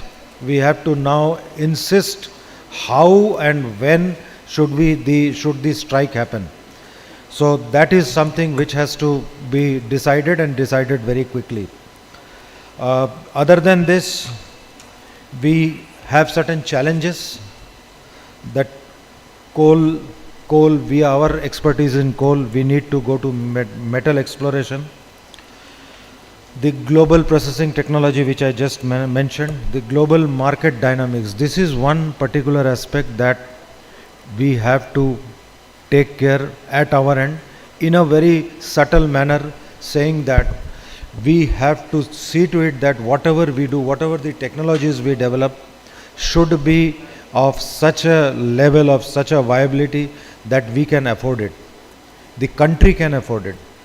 We can import technologies which are unaffordable. We can afford it first, and once this is affordable and once this is internally consumed, this global market dynamics will not definitely impact us in a manner that it is doing now. Now our mineral processing capabilities we have developed over the years, and once this technology is available, I am sure we can also do it. We have many challenges in this mineral processing. The process may have many byproducts, many wastes, how to handle them, this is one of the, and last but not the least, the circular economy practices. I as an individual, I as an organization, I as a citizen have to ensure that the practices which are in vogue with us as an individual, as an organization, and as a citizen should be such that it does not affect the sustainability part of the whole process. And we are joined here by experts from the various organizations. They have their own ideas, they can give up their own thought processes. I have just simple one bottom line, that we have a big responsibility ahead. In order to develop sustainably, we need to develop our capabilities in critical minerals, metals and critical minerals both. Thank you very much. I wish this workshop a grand success. Success comes with baby steps. Let it be one. And I think CMPDI does well to see to it that it goes down, percolates right down to the bottom. Thank you very much. I would take excuse from the house. CMD Sahab, I have a flight to catch. It's already around 11:30. So I would like you, all of you, to excuse me. Thank you.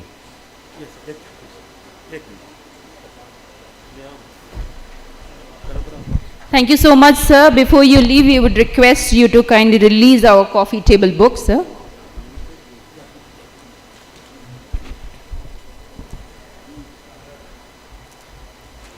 हमारे esteems guest के वक्तव्यों से बहुत ही motivational बातें भी आई हैं और concerns भी आए हैं, जैसे अब हमारे गेस्ट ऑफ ऑनर ने कहा है।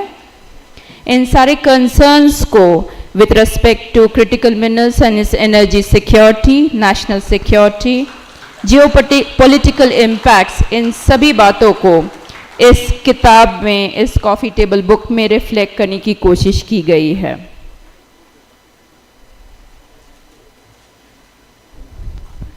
Thank you so much, sir. Sir, we would request you to kindly stay for a moment. We would like you to felicitate with a token of honor. Thank you so much, sir. Thank you. बस अभी रुक जाइए।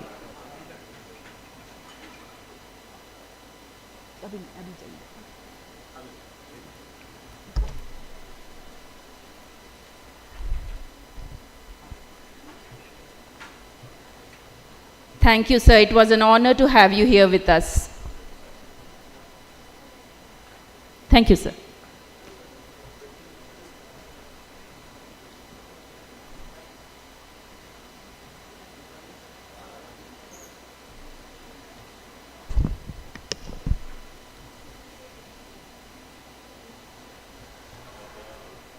Gupta sir का क्या कराना है sir? क्या कराना है? As per our tradition, we first welcome our guest with a memento. For this, I would like to request Ramesh Tyagarajan sir, GM Geology, to kindly come on the stage and to honor the guest of honor Sri Manoj Kumar sir, CMD, CMPDIL, with memento, please.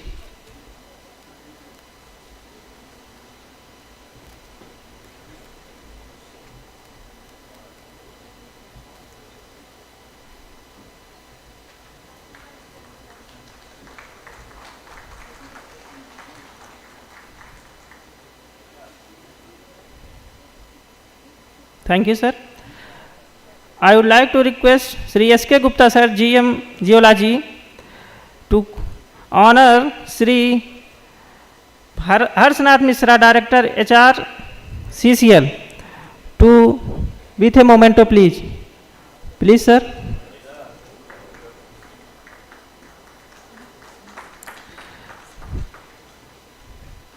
Once again, sir, I would like to Sri S.K. Gupta sir, GM Geology, to honor Sri Pawan Kumar Mishra, Direct Finance, CCL, with a memento, please.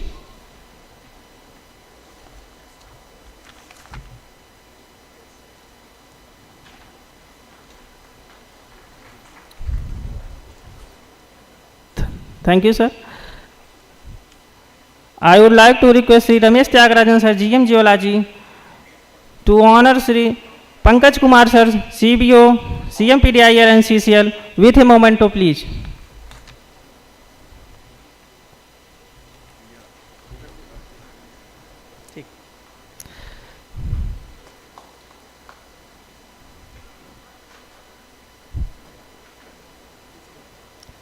I would like to request Sri R.K. Singh sir, GM Exploration, to honor our convener, Shankar Nagachari sir.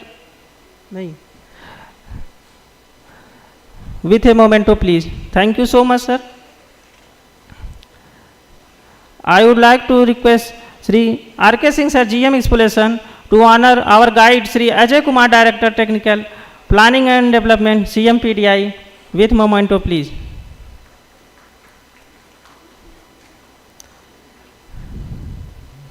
Thank you so much, sir.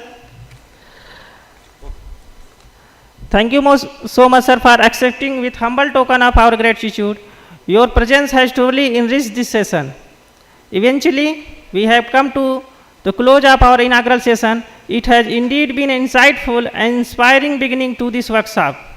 Before we officially conclude this session, I would like request to call on Sri Ramesh Tyagarajan sir, General Manager Geology, to kindly come on the stage and deliver the vote of thanks, expressing our gratitude to our esteemed guests and dignitaries present here today. Sir.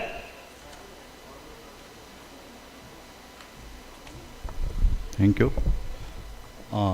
Respected Chief Guest, Sri P.M. Prasad, Chairman Coal India Limited, our guests of honor, Sri Achyut Ghatak, Director Technical Coal India Limited, Sri Manoj Kumar, Chairman cum Managing Director, CMPDI, Sri Pawan Kumar Mishra, Director Finance, CCL, Sri Harshnath Mishra, Director HR, CCL, Sri Shankar Nagachari, Director Technical CRD, CMPDI, Sri Ajay Kumar, Director Technical PND, CMPDI, Sri Pankaj Kumar, CVO, CMPDI and CCL, and Sri Rajiv Kumar Singh, General Manager Exploration, distinguished delegates, esteemed speakers, colleagues, ladies and gentlemen. On behalf of the Organizing Committee of the Exploration Department, CMPDI, it is my honor and privilege to extend a warm vote of thanks at the conclusion of this inaugural session of the National Workshop on Mineralize, Unlocking India's Critical Minerals, Pathways for Exploration and Beneficiation. At the outset, we express our deepest gratitude to our Chief Guest, Sri P.M. Prasad, Chairman Coal India Limited, for graciously inaugurating this workshop virtually and sharing his inspiring address. Sir, your visionary remarks on diversification beyond coal, sustainable exploration and the strategic roadmap for critical minerals have set the tone for this important event. Your leadership continues to inspire all of us across the Coal India family. Our sincere thanks to our guests of honor, Sri Achyut Ghatak, Director Technical, Coal India Limited, and Sri Harshnath Mishra, Director, HR CCL, Sri Pawan Kumar Mishra, Director, Finance, CCL, and Sri Manoj Kumar Sir, Chairman cum Managing Director, CMPDL, for their gracious presence and valuable words of encouragement. Your insights on innovation, exploration excellence, and intercompany collaboration have provided much needed perspective for the sessions ahead. We are deeply thankful to Sri Shankar Nagachari, Director Technical CRD, Sri Ajay Kumar, Director Technical PND, and Sri Pankaj Kumar, Chief Vigilance Officer CMPDI, for their valuable presence and continuous guidance in organizing this national event. We also take this opportunity to acknowledge the presence of Sri Rajiv Kumar Singh, General Manager Exploration CMPDI, under whose leadership the Exploration Department has taken the initiative to host and organize this workshop. Sir, your efforts and dedication of your entire team are truly commendable in conceptualizing and successfully executing this event. A special note of thanks to the organizing committee, technical experts, and support staff of CMPDI for their tireless efforts in coordinating this event.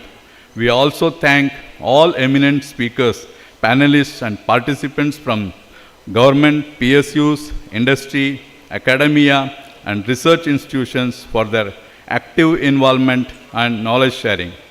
We are privileged to have a distinguished lineup of eminent speakers, experts, and researchers who will be delivering talks on a wide range of topics from emerging exploration technologies and beneficiation techniques to global critical mineral supply chains, policy frameworks, and investment pathways. Their insights and deliberations will enrich this workshop and help in identifying actionable strategies for strengthening India's critical mineral sector. The theme, Unlocking India's Critical Minerals, is both timely and strategic, aligning with the goals of Atmanirbhar Bharat and energy transition. We are confident that the discussions during this workshop will help shape a robust national roadmap for critical mineral exploration, beneficiation, and sustainable utilization. Once again, I extend our heartfelt thanks to our chief guests of honor, dignitaries on the dais, and all participants for making this inaugural session a grand success. Thank you all. Jai Hind. Sir, before a break, we will like to have a presentation by Dr. Yamuna Singh, the Unlocking India Rare Earth Elements and Critical Mineral Potential, Resource, Challenge and Future, overall perspective regarding. So, sir, request to come in the front row on their seats. So, sir, we will start the session, then we will take a break for 15 minutes. Then we will start the second session. Now I request our respected speaker, Dr. Yamuna Singh, to come on the dais.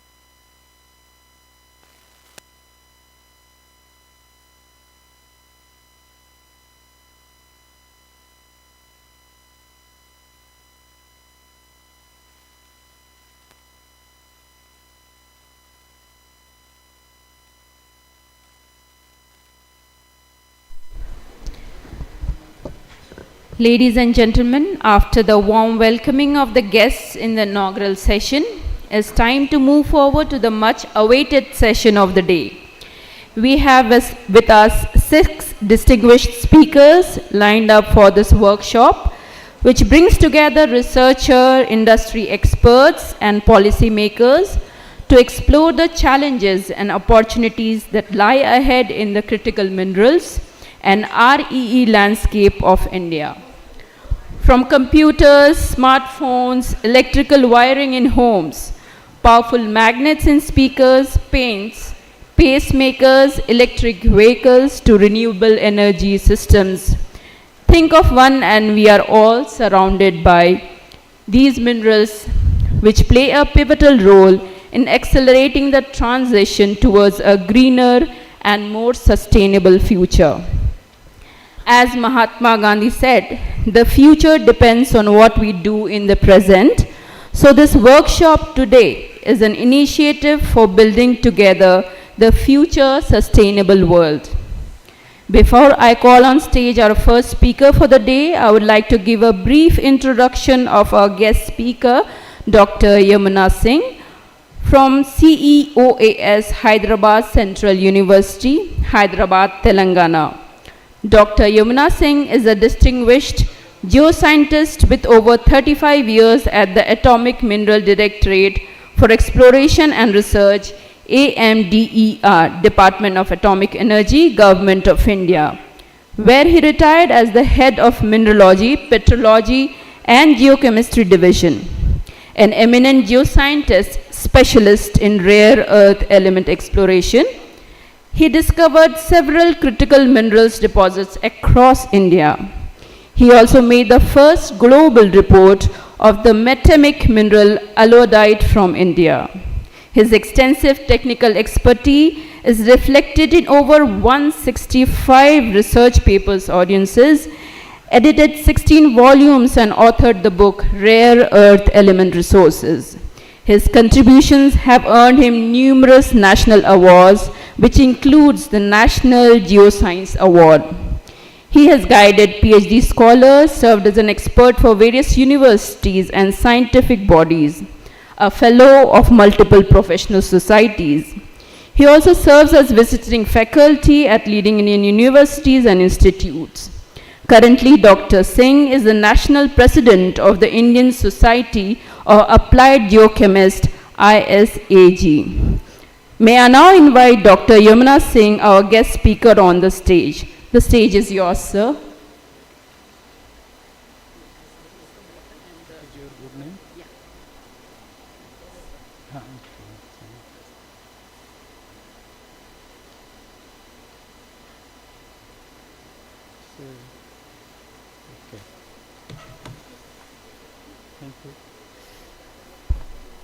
Thank you for your nice introductory words.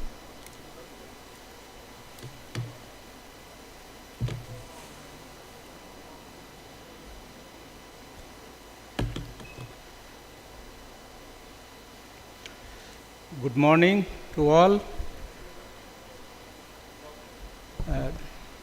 At the outset, I am very grateful to CMPDI for giving me opportunity to stand before you and share my experience. I am also very grateful to Sri Alok Sharma sir, who actually brought me here. I remember after seeing this, I remember one incident when Alok Sharma sir took me to advisor Coal India Limited in Ministry of Mines, Shastri Bhavan. So there, during the course of discussion, I mentioned about rare earth in coal. So he felt little uncomfortable, and he told, if you have got some literature in support of what you are telling, please provide me. And then through Sharma sir, I sent some literature on rare earth in the coal.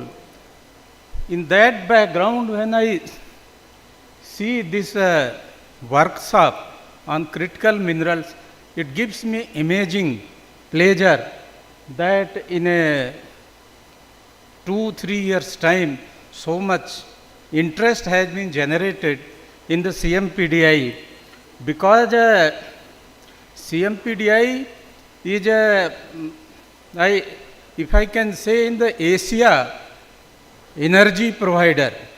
And if I am permitted to remember one Richa from this Rigveda, तेजो सी तेज मई दे, सबको तेज देने वाले। ये यदि Asia में कोल नहीं होता तो एनर्जी नहीं होती, तेज नहीं होता। और आज भी जो तेज का शेयर है, सबसे ज़्यादा कोल इंडिया को जाता है, और इसके लिए मैं बधाई देता हूँ। और यहाँ से जो है ये जर्नी, अभी जो विचलन हो रहा है क्रिटिकल मिनरल्स रेयर अर्थ, सो ये कोपेनहेगन में जो कमिटमेंट हुआ है green energy transition, so with this background, I come to the theme of unlocking India's critical minerals, pathways for exploration and beneficiation. In this background, this is a deviation in the mandate taken by the CMPDI himself, that though the way I have been providing energy to Asia, India, Asia, and all the Asian countries are dependent for energy in the coal, and India is not exception. So in this unlocking India's critical minerals, so where it is locked, let us see into that. Pathways for exploration. I will be covering what is the scenario, critical mineral scenario of India, and the part is the exploration. Second is beneficiation. In the beginning itself, I want to sum up that in India, certain critical mineral, India is endowed with that. But in certain cases, there are resources, but work has not been done. And many resources of smaller volume, moderate volume, they have been ignored for whatever reason. One thing is there for the want of technology. If we look into the critical mineral scenario, see upstream, midstream and downstream. So in upstream, problems are not much compared to midstream and downstream. And because in the global market, these minerals, these materials have been available, so we have conveniently ignored, if I am permitted to say this, we have not worked on that. So with this, I move forward. This is the title I was given, so I have kept it as such. Unlocking India's critical critical mineral potential, resources, challenges, and future prospect. So I will be covering this, and I am aware about the number of slides, but I have kept deliberately some of them. I have kept only to make for completion, that there should be no blank, and some of the publications I have included. If anyone interested, I will supply the PDF of those publications also. And this is the buzzword today. Critical minerals, India must step up its strategies. Yes, and this workshop is aligned with this call. Well, this is the idea or how this critical mineral exploration has been accentuated in all the segments. In fact, where we never thought of, and there was no idea. So there is a paradigm shift in the thinking itself, and this workshop is one of the example of paradigm shift in approach in thinking. And look, wherever it is not possible, this was the thing. If 10 years ago, 5 years ago, or you go earlier, if you tell that rare earth or critical minerals, you look in the coal deposits, I don't know how the people will react, but certainly they will feel that you are totally ignorant about the basic facts about their occurrence. But now their idea, their thinking is proved otherwise. So lack of availability, concentration of extraction or processing. So first part, actually many resources have been identified. They have not been worked because of the second part, concentration of extraction or processing in a few geographical locations. So in India, some resources have been identified, they were left because those commodities are available in the world market. So why why take pain? So this need to be addressed, and this is one effort in that direction. And this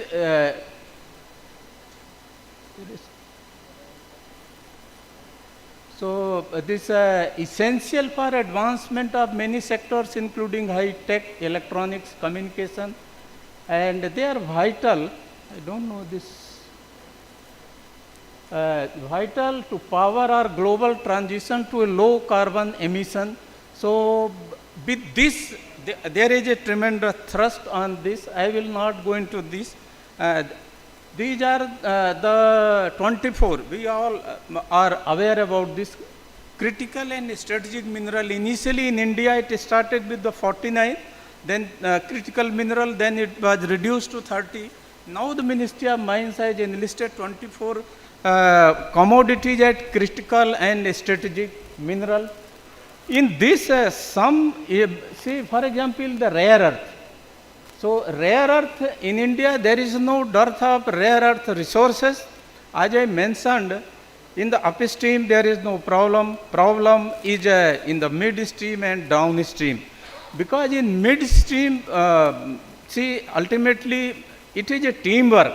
So, exploration, then there is a mining fraternity, then in mineral engineers, then the metallurgists, and the value addition, and then making item available in the market.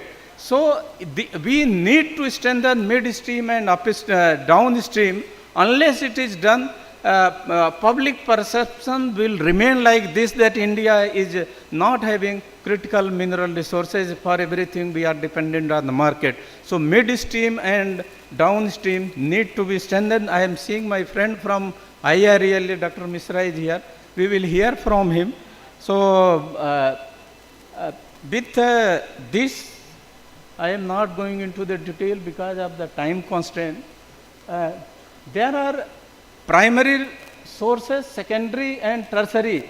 Earlier if somebody talked about the secondary and tertiary sources, people will laugh at him. Now there is emphasis on the secondary and tertiary sources as well. And primary sources, yes, in certain, say, rare earth, there have been very good resources, but secondary and tertiary, now the focus is on that. I am not explaining into this. This is just a scenario. Most of you are aware. The problem lies, even the raw material is available, ore is available, but still it is mentioned as a just available, or this pointer is not working. So I have put others not available, not produced. Actually not produced because we do not have the technology to produce. So raw material is there, as I mentioned, in the midstream and downstream. So unless we clear that bottleneck, so there is needs to upgrade midstream and downstream sector, and for the want of technology, many are written as a not available, not produced. This is a jugglery of the word, but the fact is that there need to be improvement in the midstream and upstream. Likewise here also, for example, zirconium. We are having zirconium resources, but it is also mentioned as a not.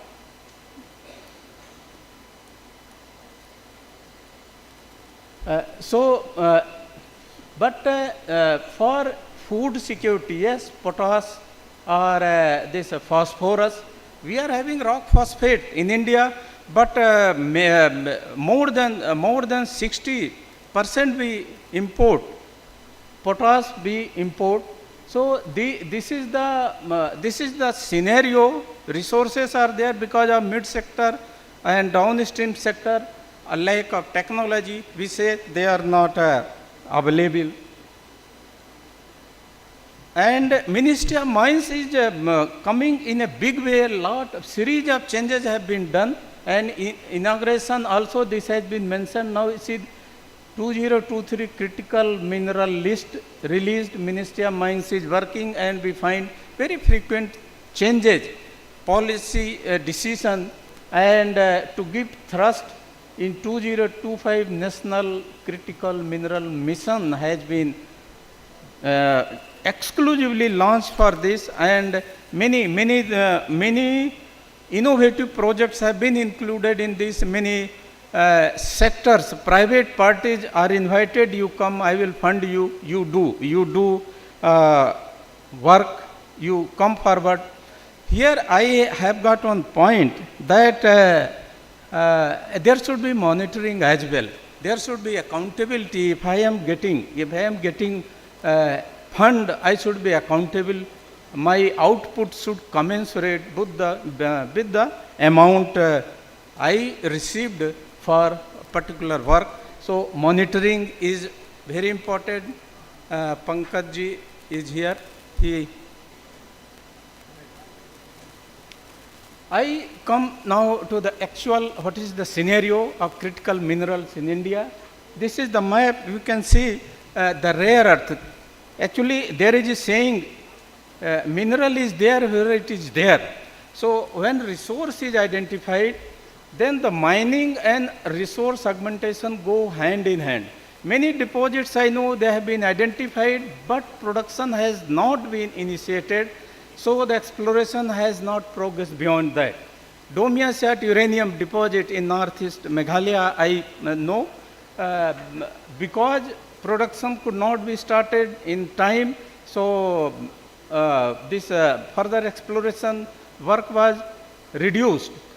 So this is the buzzword for any resource identification. So resource and reserve, so the mining wherever feasible we do, and we must admit that since in the world market these commodities were available, so we have not been vigilant like China. Why China is today leader in the global market, dictating the world for critical minerals. Some 80% critical minerals are endowed with China, and they have never disclosed how they have come, but their national mineral policy has been certainly far better than any other country in the globe. So rare earth, these are the rare earth resources. I am using word this resource, reserve, so resource. Now we can see the rare earth in the coastal stretches of India, eastern, southern and western coast. And these are, this is the deposit which is commercially mined, but though rare earth is there and thorium is there through the monazite route, but many parties have shown more interest on other associated heavy mineral deposit like see ilmenite, the big reserve for titanium, then other industrial mineral like garnet, then zircon is there, rutile is there, silmenite is there, and now even zircon has analyzed low grade Re content in that. So I will quickly go about some of these deposits. Just to draw Indian scenario, what are the various geological domains where we can get. Now this is the biggest low cost. Here cost of mining is not there. You go start digging the ore and start processing. So my friend from IRL is there. So here you can see ilmenite with subordinate magnetite. This is the major source for titanium. Ilmenite, rutile, zircon, monazite with silmenite with pyriboles and garnet. So this is the distribution along the coastal stretches of India. So rare earth and titanium, this is the major source. And titanium earlier was being used only in the paint industry, pigment making paint. And now we know that titanium is a high-tech metal. It is strategic. Earlier it was not identified as a strategic metal. And just to draw scenario about this, And I am not going into the technical detail. If required, we will discuss. And we see how the deposits are occurring in the surface. There is no mining cost. You go and start mining. There are other issues, environmental, local, all those things. But here the and here this specifically, it is all the surface deposit, and this heavy mineral we can see with the depth depletion is there, but we are getting up to the 10.5 meter we see. So, and this is the total heavy mineral concentrate. In this total heavy mineral, we get say 0.5 to 1 to 1.5 to 2% monazite. Ilmenite is predominant, then zircon is less. But we can see the top 15 meter beach sand deposit has to be mined and then the processed, and we go for further work. So here cost of mining is very low, and this is the deposit which is under commercial exploitation by IREL and Kerala Mineral Development Corporation in Kerala, state government of Kerala is operating there, then Odisha Mining Corporation is there. So this is one resource. And this exclusively, I have evaluated all the monazite from the coastal stretches of India and how they are useful for the making permanent magnets. Particularly, see the neodymium. It contains on average 10% neodymium, and neodymium is great demand in permanent magnet making. So other see, I have not evaluated. If somebody is interested, I will share these publications. So this beach sand is major source for light rare earths. For heavy rare earths, in Chota Nagpur Naisik complex, small stream placers are there. Here one disadvantage is there, that volume of ore is very less. But in India, we do not have anywhere heavy rare earth resources. So these are very potential sources for heavy rare earth resource, and these deposits are also being mined for genoteam. And mode of occurrence is like this: is small rivers. We see, we must have seen in our villages, in our areas. But all the rivers do not contain only this. So this is another area where we are getting heavy rare earth mined. So these are the two different kind of settings. One is for light rare earth, another is for heavy rare earth. Yes, I have taken some officers, one batch, for imparting field training for placer mineral evaluation. So this is those photographs, and this is the heavy rare earth mineral, genoteam, yttrium, erbium phosphate. Another kind of very potential deposit is there, but mining has not started. This is the carbonatite hosted. Just to give the example, from this Kamthai deposit in Rajasthan. Here we can see the ore body. It is also amenable for open pit mining. We can see, but resource is identified, and commercial mining has not yet started. But India is having very good deposits of carbonatite, and there is a compilation on all the carbonatites of India, what is their critical and strategic mineral potentiality. So with that aspect, I leave carbonatite setting here. Then another is this granitic felsic bodies in India. So some 2-3 area they have given very good results. Sivana ring complex is one. One of the advantage in this setting is that light rare earth and heavy rare earth ratio is a very good. See, 60 and 40. 60 is light rare earth and 40% is heavy rare earth. So market value of the heavy rare earth is more compared to the light rare earth. So this area is very important for hard rock mining. In India, so far we have not started hard rock mining. So if hard rock mining is planned, these are the potential areas. Here, obviously the cost of mining is more, and accordingly the decision has to be taken also about the flow sheet. So midstream beneficiation, fragmentary data is available, but based on that, decision for mining cannot be taken up. This is the mineral. This is another area in the Andhra Pradesh, Karimnagar, sorry, not Karimnagar, Kanigiri granite. So this is the area. This is very potential for many critical and strategic mineral, rare earth, heavy and light, then niobium, tantalum, then zirconium.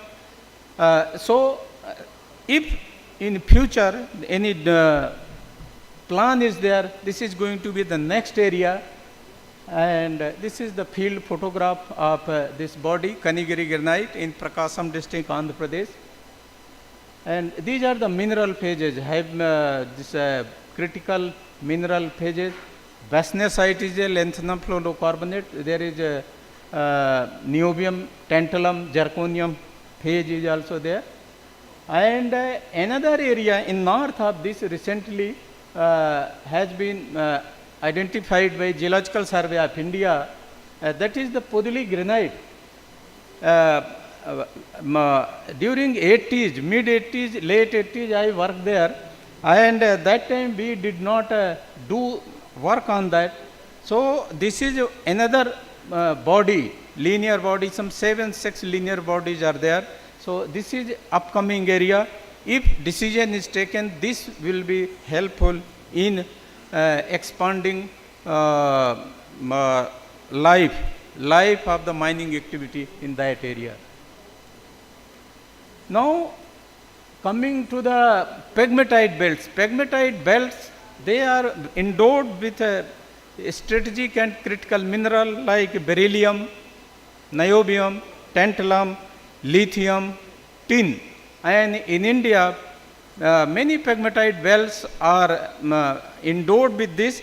Actually, in the 19th century, the pegmatites were opened for sheet mica mining. And beyond that, no other attention was given as incidental to sheet mica mining. Many private parties were involved in that. They were collecting beryl or columbite, tantalite and handing over to their mine owners. In this, we can see see niobium, tantalum location, then the lithium, beryllium, yttrium. These are the area. In this actually tin is not shown.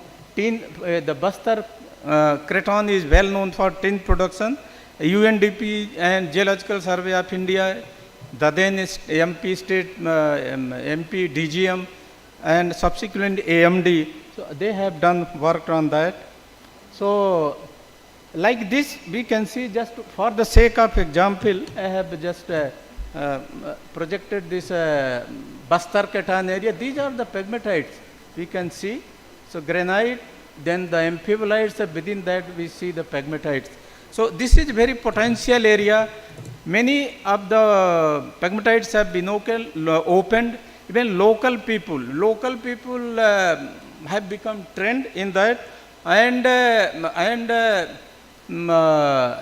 actually some unaccounted mining has also been done.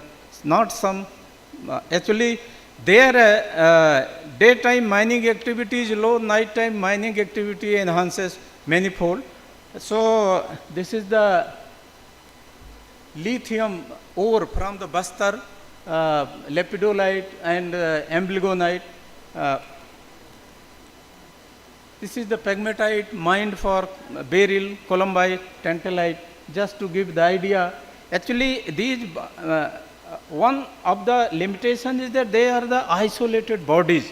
We have to identify them, and we have to set up a mobile plant for processing the ore, because plant cannot be shifted as per the location of the these smaller bodies. So centralized area plant has to be set up, and ore is to be transported and treated in those mobile plants, and valuable metals are to be taken, and then land reclamation part is to be taken. Then the old mine dump, this is the mica mine dump from Nellore mica belt. Now we can see that in one ore, how many metals? This is niobium 33%, tantalum 11.4%. Out of this, tantalum is more valuable than the niobium. And in India, pegmatites are the only known source for tantalum. Uranium 5.59%, thorium 0.68%, Re we see 4.55%. In this, HRE is more 2.66 and LRE is 1.89. There is more need for HRE compared in need, I mean in terms of availability. Need to identify the HRE resources, and in Chota Nagpur Naisik complex, one example I have given. This is a complete synthesis about all the pegmatite belts of India in terms of rare metal, rare earth, and associated critical minerals.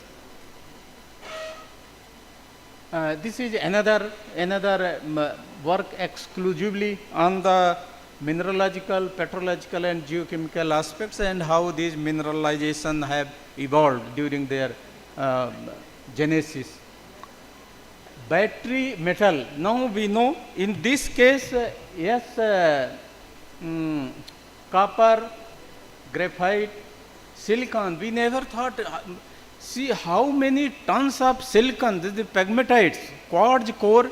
I have seen this. They were excavated, they were lying, and for contractor they become very handy. They have taken and dumped in the road. Now we are looking for the silicon as a high tech material in the semiconductor. This is used, and apart from this battery metal, then the titanium I have discussed, niobium also. For niobium, apart from the pegmatites, these carbonatite bodies, they are also very good source. When we plan to open those carbonatites, then the cobalt, manganese, nickel, we all know. Lithium. Lithium is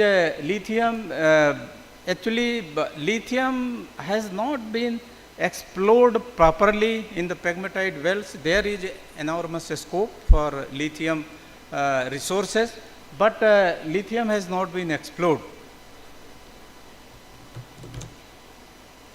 The advantage of these pegmatites are they are isolated bodies. They are amenable for open pit mining. So cost of mining is also less.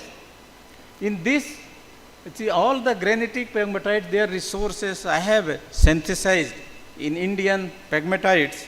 Where is the scope? See the Bihar mica belt, in that undivided Bihar and Jharkhand. So many pegmatites are there. They are endowed with lithium minerals. Then Rajasthan, then Chhattisgarh, that is Bastar pegmatite belt, then the Karnataka, and then some in Nellore mica belt. So this work I have synthesized. Now we see the demand. We can see the demand of lithium, and sector-wise, electronic vehicle, storage device, and electronics and other. And India is largely dependent on this import for lithium, and actually lithium batteries are directly exported. And India's strength is now we know that MMDR Act. So Kabil has been set up to acquire this lithium in the foreign country. This Riasi in lithium resource, 5.9 million ton in JNK.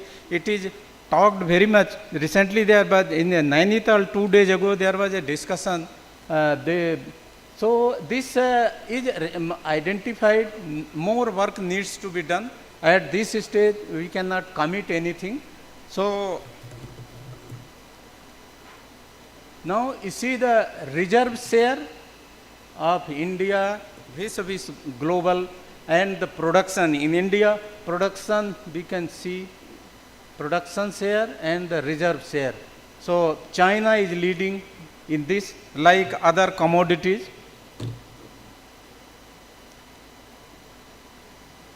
Graphite production, graphite we are having, but now see India also, we see the graphite, Indian graphite production we can see here, and the Indian graphite demand.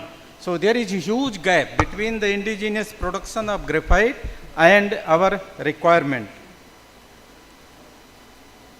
Tungsten, actually mineral is there where it is there. If we have to plan for exploration, we need to take a clue. Old working mines have been a very good indicator for exploration, and tungsten, we know these are the areas where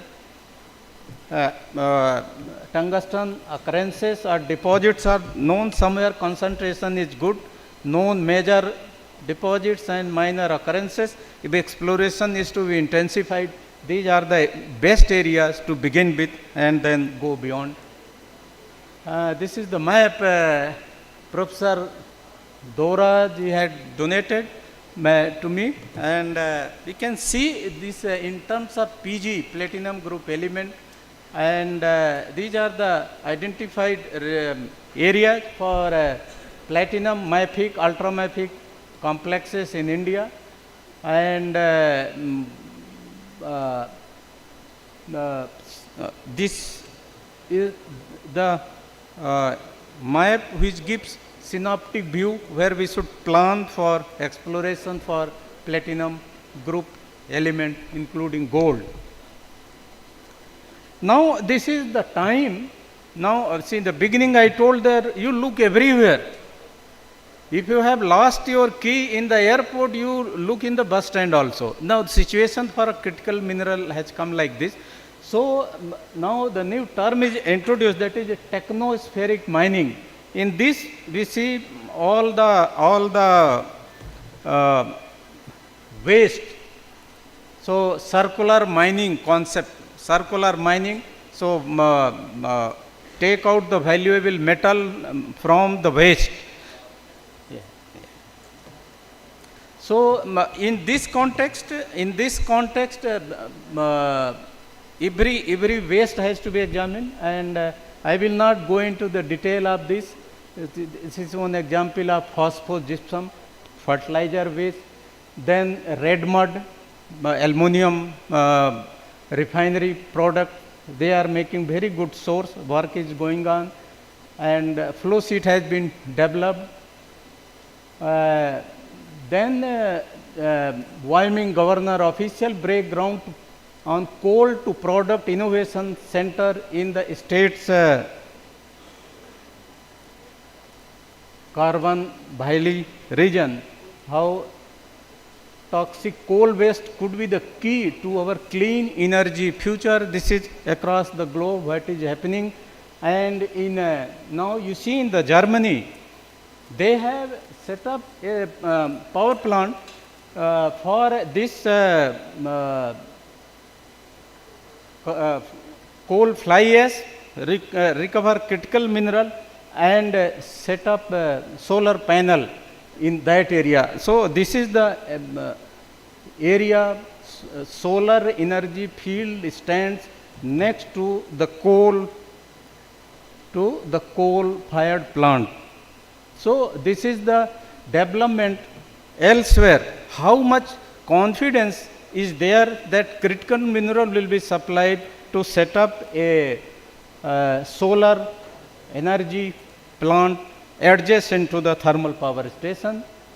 But where to look for? This is very important. In the coal deposit, we need to look to the, see the coal bed is there above and below.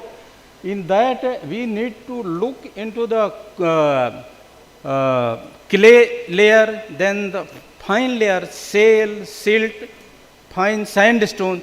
These are the best host for critical minerals. So there is a logic in looking into that, not that we should look everywhere. And advantage here is these are the mined, already they have been mined, and cost of mining is not involved, only processing is there. So this is another area. Some of the examples of Indian coal, RE content in the Asansol field, then the Eve Valley, just yes, this coal fly ash from tertiary coal of lignite, some work has been done, and some 2000 ppm feed that was treated for recovering rare earth from that. And this is the development from Singarani Colliery, Singrauli in Madhya Pradesh, and Singarani in Telangana. This is the latest update. So in Sohagpur coal field, recovery of rare earth element from some work has been done, how to recover, flow sheet is developed. And yes, we all know this Coal India IRE link MOU to collaborate on development of critical minerals. So these are the developments we see. Scientists drilled deep ocean hole of Japan's coast. So there is actually now the government of India has signed agreement with the International Seaboard Authority to work and develop critical mineral resources from seabed.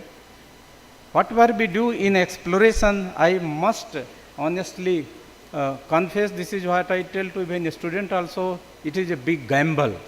So I am making negative statement. We have to remain, despite knowing this, we have to remain the optimistic. And many resources have been identified. They are held up for this modifying factor, mining, processing, metallurgical, infrastructure, economic, marketing, legal, environmental, social and governmental. These modifying factors need to be overcome. And now Ministry of Mines is coming in a big way. And there are challenges in explorations as well. Everywhere we cannot go and do exploration. These are the red corridor area. So these are another challenges.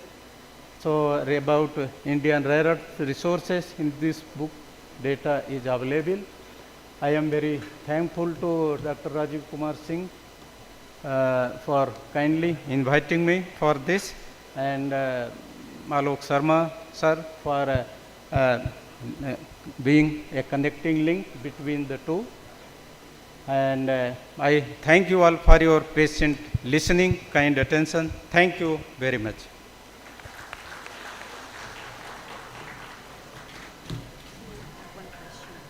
Yeah, okay. So I can. Yes. Thank you, sir, for such an enriching and informative presentation. I would like to request you to kindly stay on the stage. We'll entertain one question from the audience.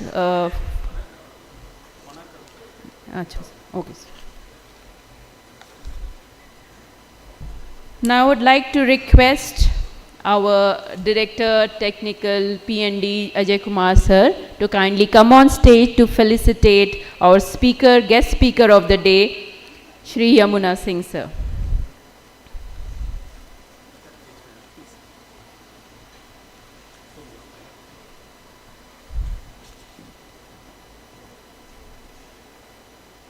Please join me in extending a huge round of applause.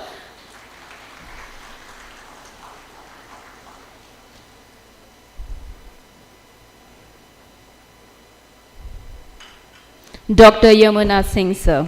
Thank you, sir. Thank you so much.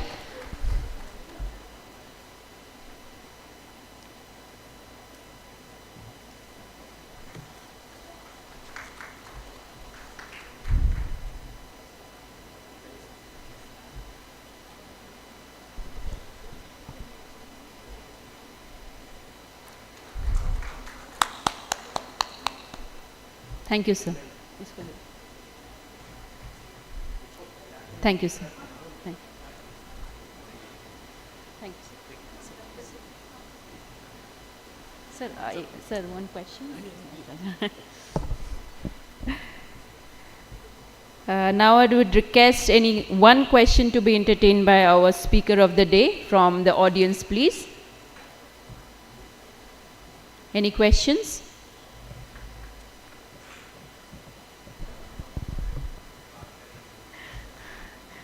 Okay, thank you. Thank you, sir. Thank you. Thank you.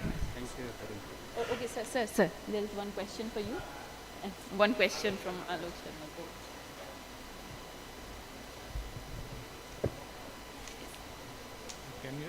Can you deliberate something about the beneficiation of the rare earth metal?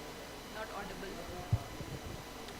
Can you say something about the beneficiation of the rare, how to extract it?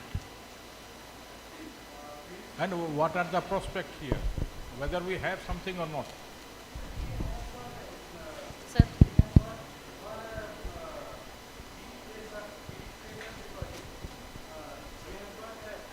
Thank you. For beach placer deposits or this stream placer where rare earth mining is going on, one is for light rare earth, another is for heavy rare earth. So for that individual minerals are separated and then they are treated for say monazite.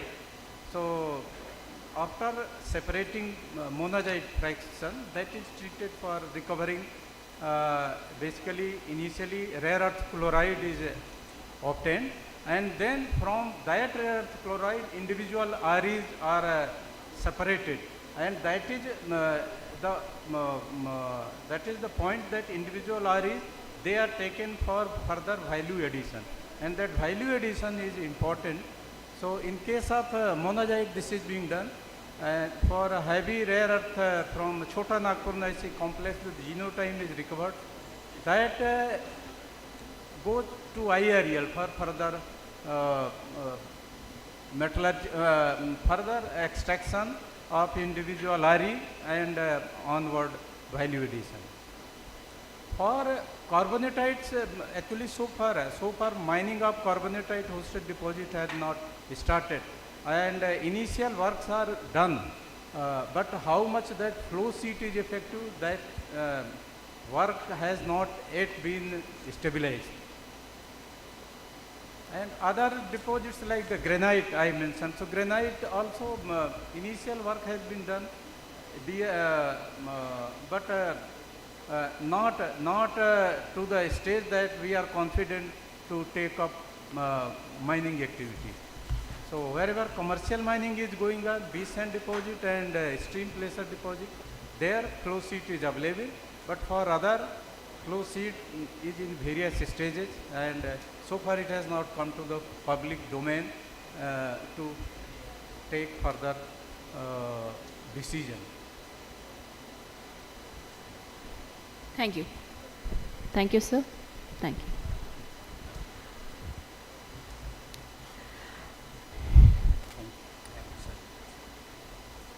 Thank you, sir, for appreciating CMPDI's efforts for organizing this workshop, which is aligned with the national interest for call on critical minerals.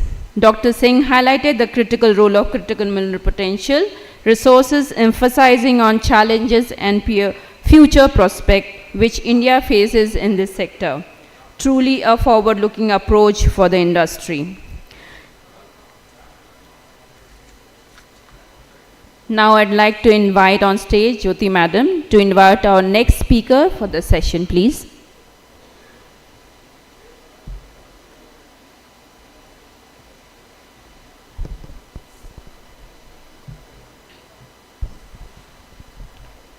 Welcome everyone. I am Jyoti Danga and it is my great pleasure to introduce our next speaker, Dr. Vigneraj Mishra, currently serving as consultant R&D at IREL India Limited, Mumbai, a distinguished expert and a visionary leader in the field of rare earth research. Dr. B.R. Mishra has previously served as General Manager and Head of Rare Earth Extraction Plants and Technical Services Department at the Odisha Sand Complex, Chhatarpur, Odisha, and as Member Secretary for the IREL Technology Development Council, demonstrating his deep commitment to research and technology growth. Dr. Mishra's pioneering work in rare earths, nanomaterials, nuclear materials, precious mineral and process innovations has greatly contributed to India's strategic and industrial growth. He has published over 30 research papers, co-developed 3 international patents, and received multiple prestigious awards including Best Executive Award from IREL in 2018 and Atmanirbharta Award Radioactivity Management in 2025 from REAI for his outstanding contribution to the rare earths ecosystem in India. Today he will speak on topic REE extraction challenges and outlook, the Indian scenario. India faces significant challenges in extraction and processing of rare earth elements. Overcoming these issues is critical for India to reduce its strategic dependency on other countries and become a key player in the global REE market. Please join me in giving a warm welcome to an inspiring leader, researcher and mentor, Dr. B.R. Mishra. Sir, please.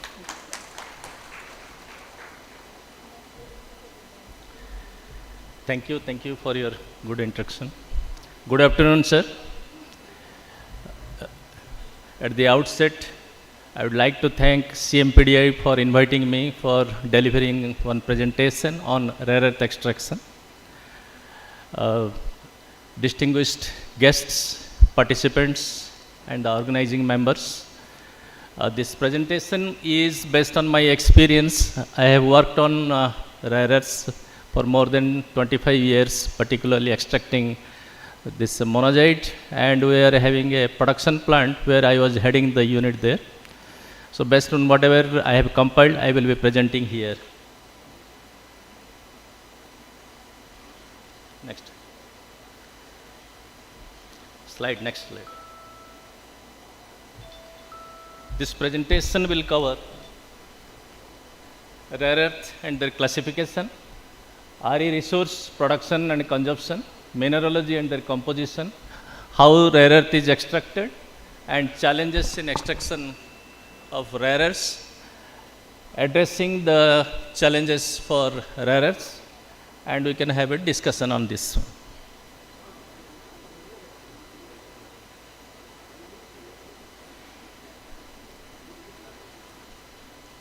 Yeah, it's okay. It is a fundamental slide. Just to refresh our memory, I would like to just explain that. In fact, rare earth contains 15 elements. I have marked in the periodic table. This starts from lanthanum to lutetium. And in addition to that, we have scandium and yttrium. Scandium with 21 atomic number, yttrium with 39 atomic number. They are also included in rare earth series because of their close resemblance of the properties. Some of the properties are matching with heavy rare earths, some of the properties are matching with lighter rare earths also. And we divide this total rare earths into 2 groups just for our convenience. One is lighter rare earths, lanthanum, cerium, Nd and Pr up to samarium. And heavy rare earths are lutetium, europium to lutetium. And in fact, today's market demand is for heavy rare earths, not for lighter rare earths, because Indian monazite, Indian rare earths resources are dominant with lanthanum and cerium. About 70% of lanthanum and cerium is available anywhere, everywhere the rare earths resources are there. About 70% belongs to lanthanum and cerium only. Unless we separate lanthanum and cerium, we cannot separate Nd, Pr, samarium, etc. Through chemical process usually we will explain it. And this, they are dispersed in nature because you will find rare earths everywhere. There are more than 200 minerals are there where you can find all rare earths are there, because they have properties similar to other elements also. That's why you will find rare earths. And minuscule quantities are there which are not economically viable. Rare earths have very good properties.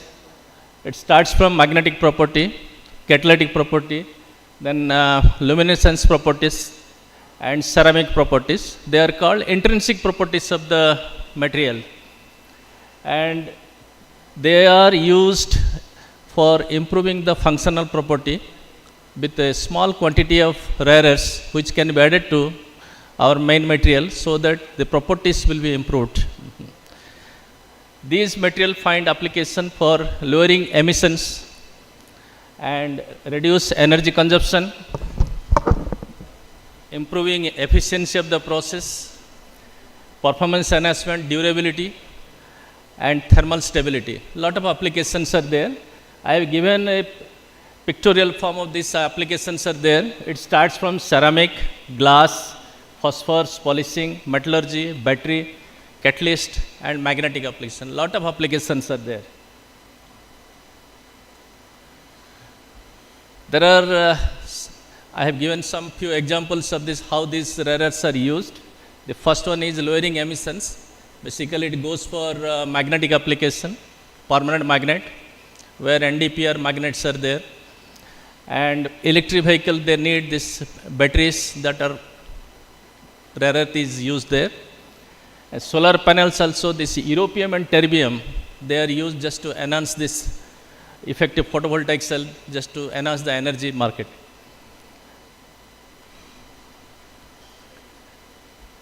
There are some energy efficient light, that is a phosphor, where three fundamental colors are there, that is RGB, red, green, and blue. All these things are made from rare earths. And if you unite these three colors, you will get the white light. So these phosphors now they are find application in LED. Similarly, efficient and soft, safe, cost-effective, sustainable energy storage solutions, particularly this battery, and a reduction of energy consumption, enhancing thermal stability, that is for thermal barrier coating. Usually this lanthanum, cerium, along with yttrium, all these things they are used along with zirconium to develop thermal barrier coating application for metals, where this have very good oxidative resistance at high temperature, where metal is getting corroded. If we apply a coating of this TBC, then it can be protected. Enabling this, we are adding rare earths to reduce the size of that, particularly for smartphones, laptops, and advanced medical imaging equipments. And there are some improvement of the metals, particularly steel and aluminum, where this performance is enhanced by adding this lanthanum and cerium, or a mixture of lanthanum and cerium, because they are called inoculants, particularly for grain refinement, removal of arsenic, phosphorus, and desulfurization purpose. All these things, this lanthanum and cerium are now it is utilized. Particularly for military and aerospace application, all heavy rare earths they find applications. It starts from samarium, dysprosium, terbium, yttrium, holmium, all heavy rare earths. They are used for heavy rare earths, defense applications. There are 30 critical elements. Out of that, rare earth is one.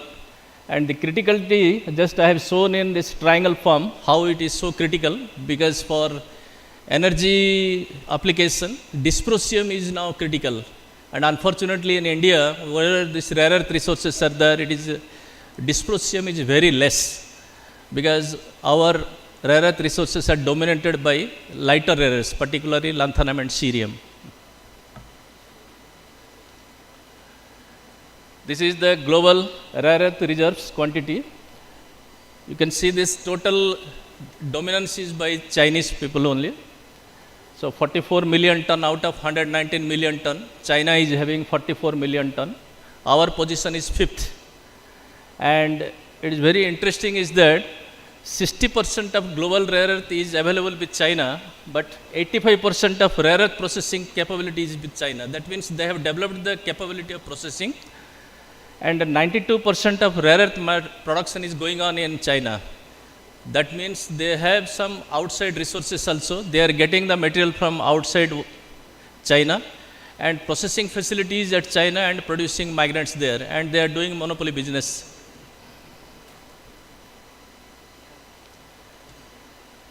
The reason behind that, China is having almost all 4 type of rare earths are there, rare earth resources are there. One is rare earth niobium and iron depositors, which is situated in Inner Mongolia. And another is iron adjacent rare earth. They are very fortunate that there is a liberated rare earth is getting liberated. It is deposited there, and from there they are extracting that rare earth very easily. Another is basanasite is there, and placer monazite and genotime. All type of rare earth resources are available where China is extracting the material. And our Indian resource is only beach placer, where we are extracting rare earths from monazite source. This is basic, the fundamentals of geology, how these rare earths are formed. Because these rare earths are formed in earth's crust via magmatic, hydrothermal processes, and as well as outside this earth surface by weathering and sedimentation process also these rare earths are deposited. The first type is carbonatite and alkaline igneous rocks, hydrothermal type deposit, while the second one is marine placers, beach placers, and this sediment, marine sediments.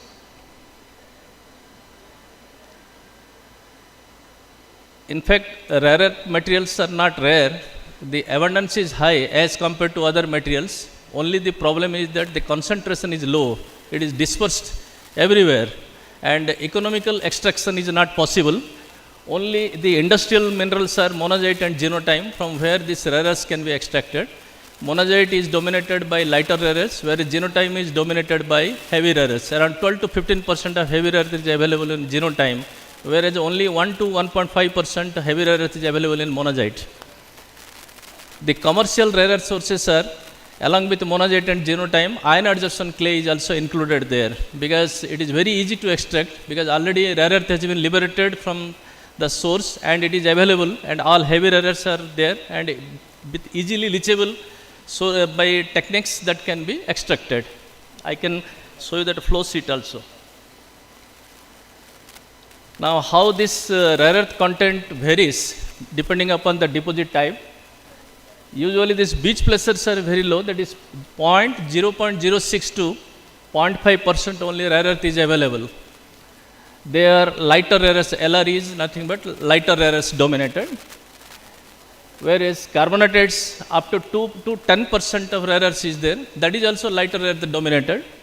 Iron adjacent clay, although it is 0.05 to 0.5% rare earth is there, but medium and heavy rare earths are more.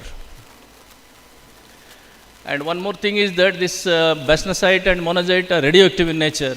When we are extracting rare earths, we are facing with a radioactive issue, and disposal of radioactive waste, it is highly hazardous in nature, and sometimes the process is very costly. Disposal of radioactive is not allowed outside. There are Atomic Energy Regulatory Board concerns, lot of guidelines are there. We have to follow that. Based on AERB guidelines only, we have to dispose that rare earths, that radioactive wastes. So it is very costly process.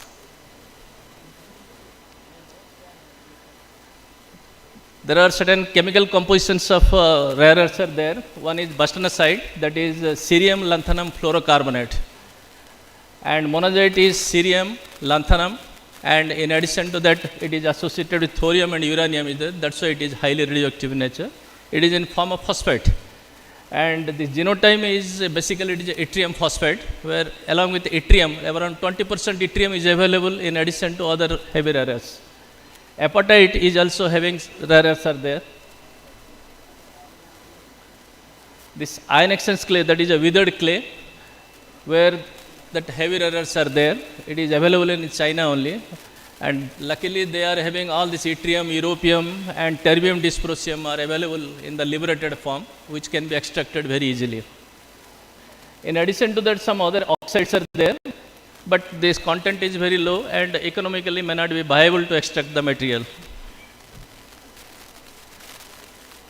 For India, These are the resources are available. We have this coastal placer deposit is there.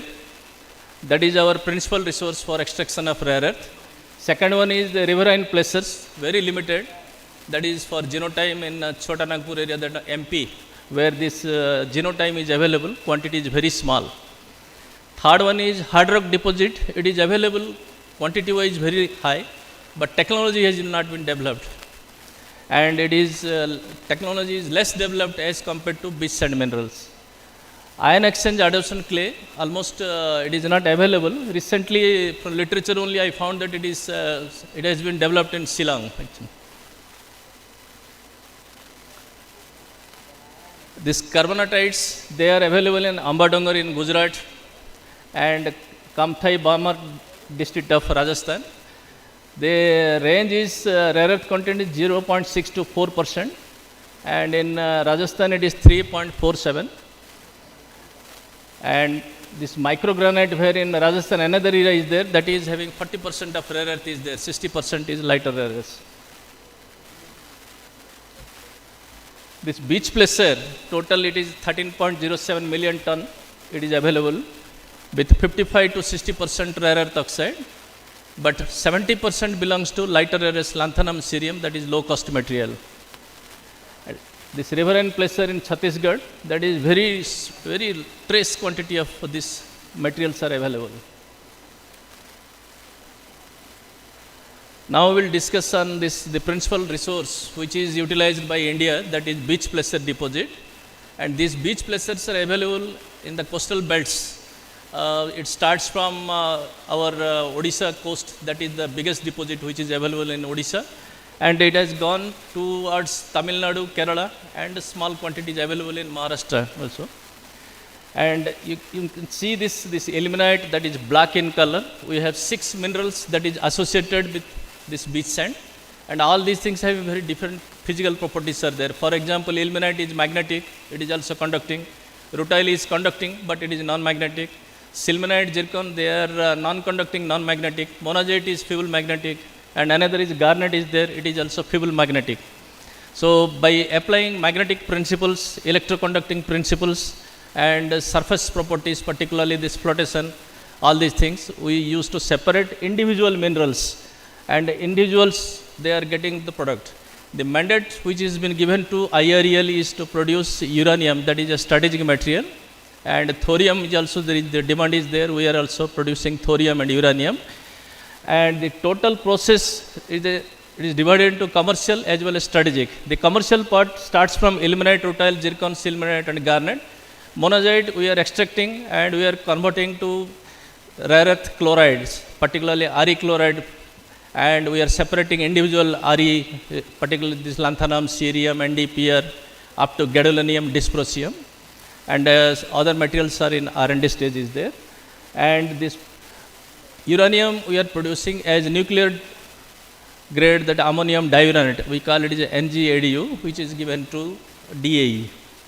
So being a commercial organization, we have to balance both the things, as well as the strategic as well as commercial.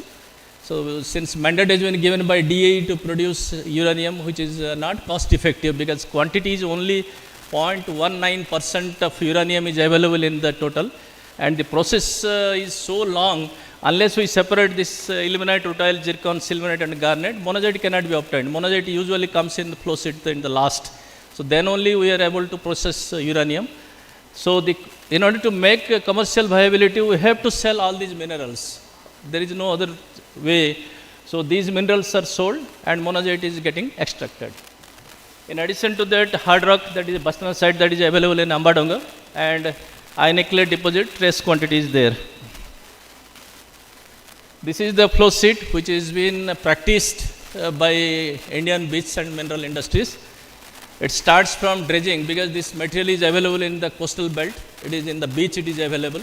So by dredging, we used to get this material. The content varies, it starts from even 8% to 12%, average grade is 12 to 15%. So along with that, the lighter material, we call it is heavy mineral, because this specific gravity is higher, more than quartz, that is 2.65, density of quartz is 2.65. We have all the material which are higher than that, so we call it their heavy minerals. And this 80% to 85% belongs to quartz. So after dredging, we have to pass through the wet upgradation section where we separate the lighter materials and we get heavy material, which is enriched from 8% to 10%, which can go up to 95 to 97%. Then we process all this through our mineral processing plant by using conducting magnetic principle and surface property also. Individual materials are obtained. This is the composition of lighter rare earth monazite. I have compared this monazite, bastnasite, genotime and ion exchange clay. So you can see this very well. Our Indian deposits are very less in heavy rare earths, whereas these Chinese deposits are having higher rare earths. The RE extraction process, when after getting this monazite, we are going through the process starts like that. Usually this mining is there, then after that processing, where that near the mining site this processing is carried out by physical separation process, and a part is carried out in the plant. After transporting that heavy concentrate material to the plant, we usually separate the minerals. Finally, this monazite which is obtained, it passes through one leaching and concentrate process that is highly essential. So once it is, we call it is a cracking. That means this monazite which is a rare earth phosphate, that is to be separated. Rare earth should separate from phosphate. Then we will be getting all REO value. So it has to pass through a series of operations. Particularly initially it is a hydrometallurgy process, because phosphate is to separate it as a trisodium phosphate or phosphoric acid, sulfuric acid mixture like that. Then we are having a solvent extraction process, where this solvent extraction is a very typical process, and it is a skilled oriented process where individual rare earths will be separated, lanthanum will be separated, cerium will be separated, NdPr will be like that, individual rare earth will be separated. Finally, it is to be precipitated either in form of carbonate or oxalate, or finally when oxalate or carbonate is obtained, we are calcining to get oxides. After getting oxide, the next phase is the molten salt electrolysis process, which this oxide will be converted to metal. So there are two processes are there. One is metal molten salt electrolysis process. Another is our calciothermic process. Two processes are there to get the metal. Once we get the metal, the last stage is the alloy conversion to RE alloy. We can make super alloys or permanent magnet alloys, whatever the requirement is there in the downstream industries, which are used by renewable energy, consumer and national defense products. All these things are used. So you can see this lot of activities are involved finally to get this rare earth magnet or phosphor, whatever material is there. It has to pass through a series of processes. Just in nutshell, I have compiled the comparison between bastnasite, monazite and iron adjacent clay. So in order to see the economic viability of the process, it is to be enriched first, then only we can do something. Whatever rare earth is available in the mine site or in beach resource, that is not economically viable. It has to pass through an enrichment process. We call it a pre-concentration process. So this pre-concentration process for bastnasite usually it follows. We have to liberate that rare earth from that rock. That means it is to be comminuted, micronized, then rare earth will be liberated. That rare earth crushing and grinding, after that it has passed through classification, then finally it has to pass through flotation. Then only that enrichment of this process will take place, and we have to get minimum 60% of REO in a bastnasite during the pre-concentration process. After that only it will go for chemical process. Otherwise it is not economically viable because of lighter rare earth dominance is there. Similarly in a beach and placer also we have to beneficiate at a mining site. We have to remove that quartz, whatever, and again it is to be filled. Tail portion is 80 to 85%. Their gravity concentration will be carried out, magnetic electrostatic froth flotation. Then only we will get monazite 56%. Because purity of monazite is 96 to 97% is to be achieved. Then only REO value will come 56%. And third one is because we are not lucky enough, because this material is not available in India. China is having this material. Simply by leaching with ammonium sulfate, they get all these heavy rare earths. No, all this pre-concentration process and chemical process. Simple direct leaching that gives 92% REO. So that's why they are lucky and enough and they are doing this business. I have given one comparison. You can see this 50 tons of bastnasite with 4% rare earth oxide is equivalent to 3000 tons of lesser our raw sand, which is available in coastal belt, or it is equivalent to 160 ton of iron adsorption clay. These 3 years I have compared that based on REO value. After that, this monazite or bastnasite, whatever it will come, it has passed through caustic process. The caustic process is only a dissociation process where sodium hydroxide is used at an elevated temperature to remove that phosphate as trisodium phosphate, and rare earth will come out as a rare earth hydroxide. That rare earth hydroxide is a mixed rare earth hydroxide, and it has passed through all these things, leaching, hydrochloric acid leaching or sulfuric acid leaching, nitric acid leaching, depending upon the requirement. Or if it is ammonium sulfate leaching, it will come out, rare earth will come out as a rare earth sulfate. And the main core process is extraction, solvent extraction. Typically, this is a very skilled and brain operations are more, one person cannot go casually, because these rare earths are so similar. By doing slightly this side or that side, the parameters are changed, then quality of the material will be affected. That's why this extraction process is there, where the solvent extraction, all rare earths are extracted, leaving behind these impurities, particularly aluminum, iron, titanium, calcium, magnesium, all these things, impurities will be removed, and we will get this rare earths. After that, by scrubbing, removal of impurities there, stripping is nothing but, again, whatever has gone to organic, that will come out to the aqueous phase. Further process, individual rare earths will be obtained. Then we have to convert to RE oxide, what I told earlier, sir.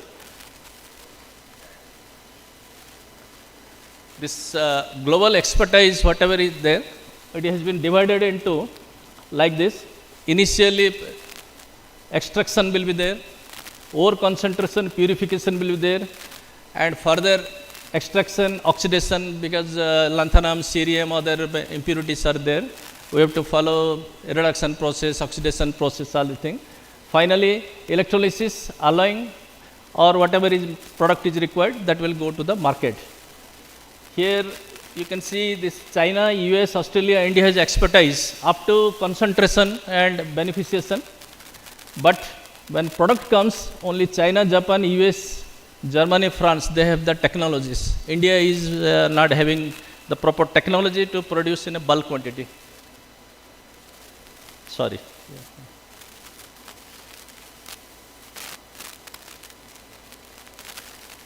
The global value chain for this rare earths, it has been divided into upstream, midstream, and downstream industries. And finally, when this material will be obtained, these are the end users, are the clean energy, electronics, automotives, defense, and healthcare industry. Now the modern value chain of this total rare earth has been changed, concept has been changed. Now suppose, for example, we have developed a magnet. So magnet also, there are some losses are there. Now people are recycling that magnet. That circular economy concept has also been introduced. Even during concentration and pre-concentration process, whatever losses are there, that is also now getting recovered, and that because these are all valuable materials. That's why in concentration product also we are having recycling, where circular economy is also there, and other also product is also there. Again, it is getting recovered.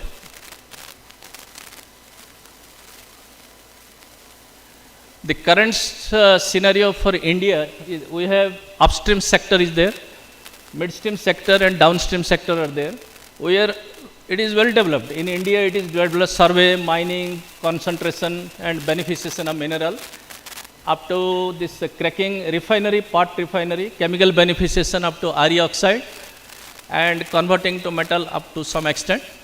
But downstream sector, where this material, once it is obtained, it is to be converted to a metal or alloys and to the suitable products. That is not developed in India. It is virtually non-existent.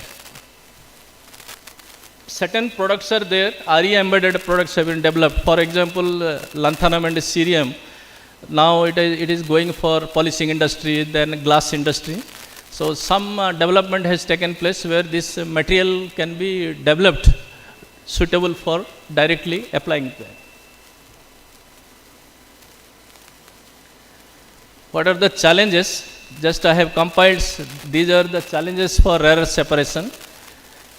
even though it looks very simple, but these are very complex challenges because these rare earth minerals, particularly this in the purity table, whatever we have shown, lanthanum to lutetium, they are very identical in properties and it is very difficult to separate, and specific solvents or ion exchange processes are required to separate to individual element. Because of this complex geological settings with multiple ore type, lot of mixed ores are there.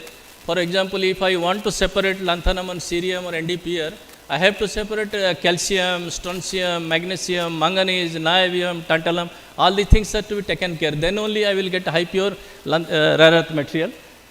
And in India, actually, it is very challenging because less than 0.1% monazite is there in our beach.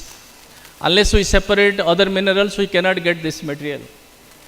Presence of radioactive uranium and thorium, it is very challenging for IREL because we have to separate monazite from the beach while extracting other materials, and whatever solid waste will be generated, it is to be disposed as per that AERV norm. And due to high volume of production of low cost lanthanum cerium, we call it a balancing problem. Balancing problem is nothing but the sequence of operation is like that. If we separate 70% of lanthanum cerium, then only we will get 18% of Nd, because that is having a market, and dysprosium is very trace quantity. Even after separation of NdPr samarium, then only we will get dysprosium. So these are the challenges. Inventory stock is very high.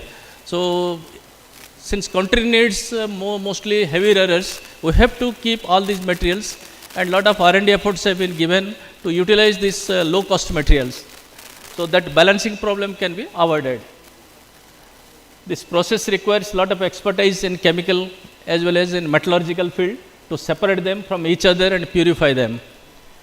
And usually it is a very complex industry because it starts from titanium, zirconium, and this complex garnets, that is iron, aluminum, silicate material, and this rare earths, everything is mixed together. We have to separate in a sequential manner, then only this rare earth can be produced. Now what IRE is doing, this is a one slide, I am just the activities of IREL. Here we starts with mining, then we are concentrating from 0.6%, it is concentrated to 1.5%. By mineral upgradation process, when other minerals are getting separated, we are enriching to 25% rare earths. By chemical process, we are enriching to 45% RE. And we have made a strategy who will use what type of material, that has been identified. This is the map of rare earth plan, whatever IRE has decided. Lot of industries are there, and red one goes for red, I have marked in red, that goes for DAE. Just for a calculation, I can show you 15 million tons of raw sand, it will give you 10,000 tons of monazite. And this 10,000 monazite will give you only 800 tons of Nd metal.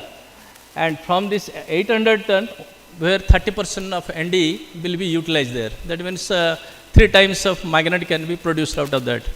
And this 15 million ton, around 80% will be quartz, which will be backfilled in the mine site again.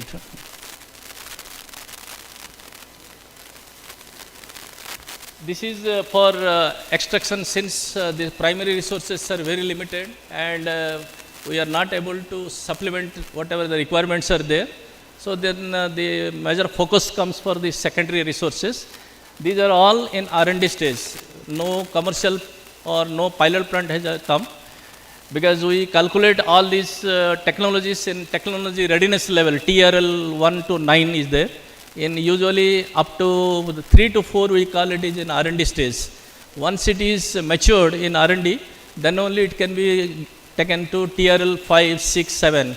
So before going to the industry, at least this R&D technology must be matured to TRL 9, where everything will be, data will be generated, process will be finalized, quality will be assured, market stability will be there, everything standardized, then only it can go to industry. So all these things, whatever is there in concept, literature and patents are there. These are all R&D stages there.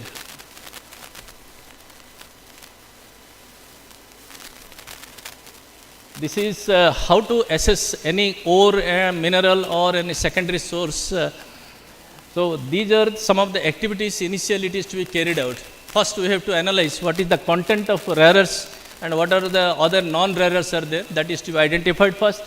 Then identification of suitable leachants, whether it is leachable in hydrochloric acid, sulfuric acid or nitric acid or ammonium sulfate, whatever leachants are that. And optimization of the leaching parameter, the temperature, pressure, duration, pulp density, all these things are to be studied. And we have to do some strategy whether grinding is required or not, because all these things are energy intensive process. Wherever energy is to be reduced, that is to be seen there. So whether combination is required or not, or density separation is required or not, hydrocyclone, magnetic separation or flotation leaching, all these things are to be studied preliminary through laboratory scale. Then only we can understand whether concentration is getting upgraded or not. And development of advanced concentrating techniques, particularly this roasting with additives, in order to improve the quality of REO value, content of REO value. Purification by oxidation, reduction, fractional crystallization, and by exchange and solvent extraction process are all to be developed in R&D scale. And type of leaching process is also to be finalized before going to industry level. Hydro, pyro or bioleaching, these three are the leaching processes that is to be finalized. So this is a rough calculation I have made. Any resource which is there, suppose we are calculating Nd, europium, terbium, dysprosium, erbium, yttrium, total content, if it is more than 30%, then it is economically viable to extract the material. Otherwise, it is not economical.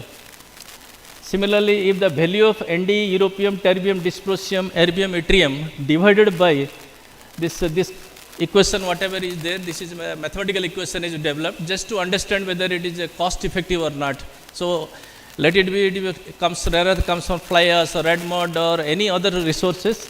This formula is quite useful to get the first hand information.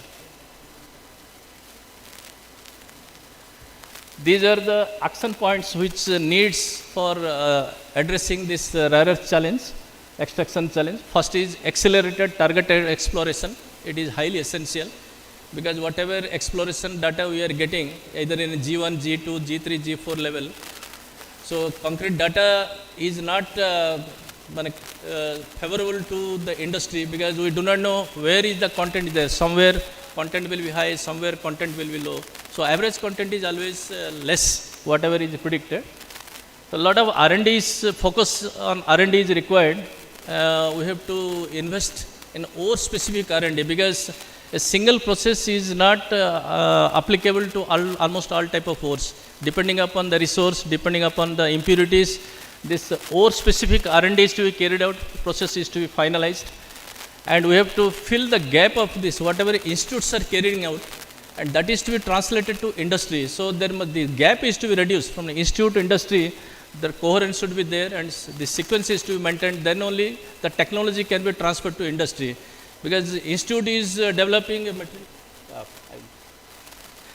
So this institute, whatever is developing, they should have a better understanding about industry, what industry needs. Similarly, industry will also get the support of institute so that by institute industry correlation, this problem can be solved. And we have to build integrated clusters and downstream capacities where this mining, refining, separation, downstream operations are to be taken care. And RE balancing issues are to be solved. So new products are to be developed from lanthanum, cerium and other things. Low cost material is to be converted to high value items. And we have to give thrust on the implementation of sustainable RE operations because a lot of tailings will be developed and a lot of impurities, hazardous waste will be generated. So we have to take care of all the things. And technology partnership is also required. And moreover, the skill development is very important because there is rare earth operation is very peculiar operation. Unless we have knowledge and mature knowledge is there, this rare earth cannot be extracted. And more focus is to be given for urban mining because a lot of resources are there. Urban mining plays a vital role now. So my conclusion is, as on date, India stands at a pivotal point in its rare earth journey.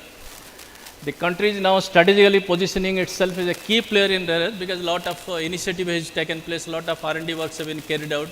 There are some technology, it has gone up to TRL9 technology readiness level, it has matured. Currently, even though this production is low, due to this underdeveloped refining infrastructure and limited private investment regulatory hurdles, efforts are being on now to improve that one. The government initiative like recently that National Critical Mineral Mission, it is a very beautiful thing. Now we are definitely hopeful that this will give true results to this. And strategic partnership with resource-rich nations, particularly we have a very good relation now with Australia. We are working with them to get the technology or resources also. Effective policies for recycling components from end-of-life products, that is from our circular economy, thrust will be more. Thank you, sir. Thank you for this patience listening. Yeah, any question is there? Thank you sir. अब हम audience से कोई एक question लेना चाहेंगे. Any question from audience?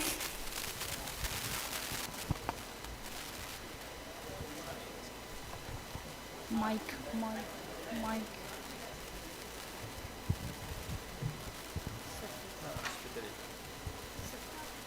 Congratulations, Dr. Mishra. It's a wonderful presentation. You have covered all the sectors. Yeah.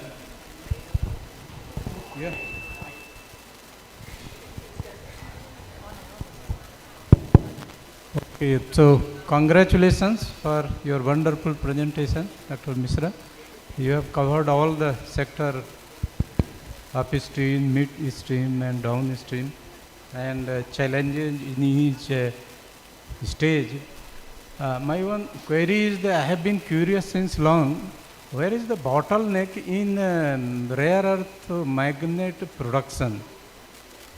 Yes, IRE has taken keen interest, and by the effort of BARC sir, already we have established one rare earth theme park at Bhopal, where now already 10 kg material, particularly ND metal, has been produced.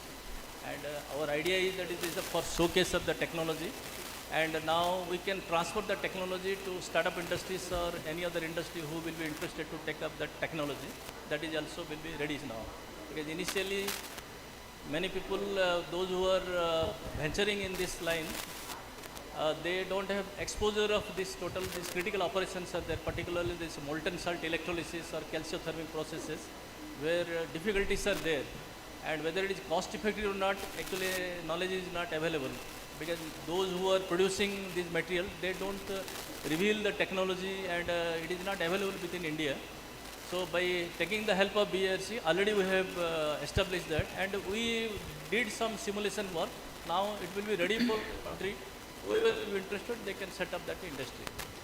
What is the outcome of collaboration between Indo-Japanese team, say Toyoso, I think is stationed in Visakhapatnam. So IREL and Toyoso. So what is the outcome of that? In fact, sir, this whatever RE chloride, rare earth chloride, which is produced in mixed RE chloride form, that means all RE chloride will be there, where all RE elements will be there in that mixed RE chloride.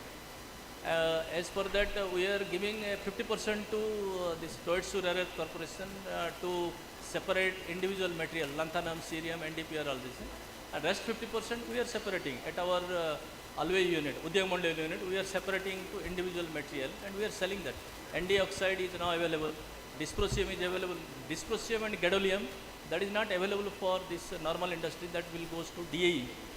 Only NdPr, samarium already we have established samarium cobalt magnet at Vizag plant.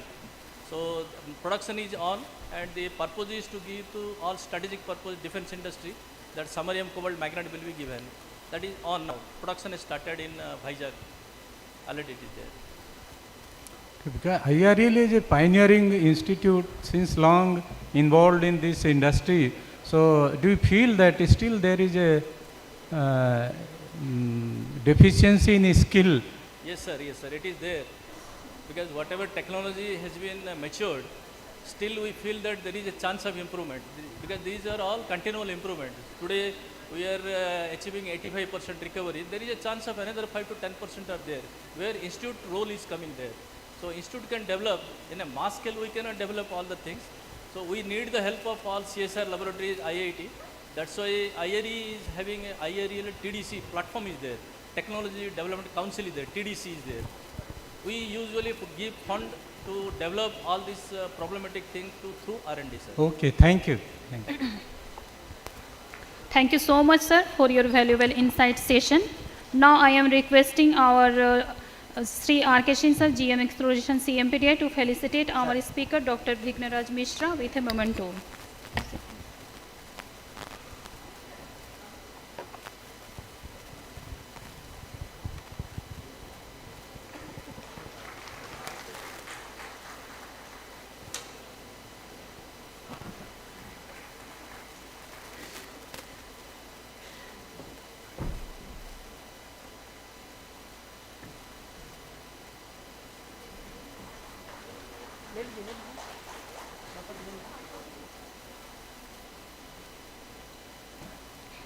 Thank you so much, Dr. B.R. Mishra, sir. Thank you, GM Exploration, sir. Now I request Vivekanand to invite our next speaker for this session. Thank you, madam. Once again, good afternoon. Welcome you all. We now we have with us eminent personality from the field of geoscience.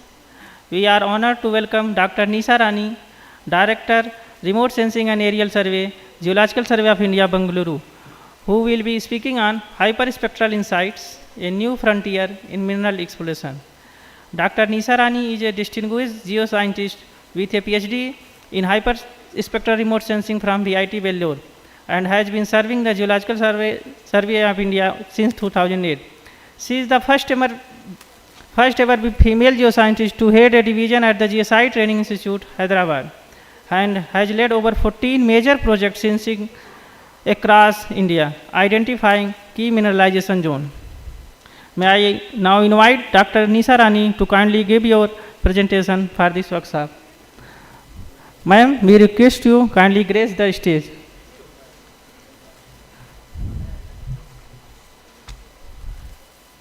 Please, ma'am.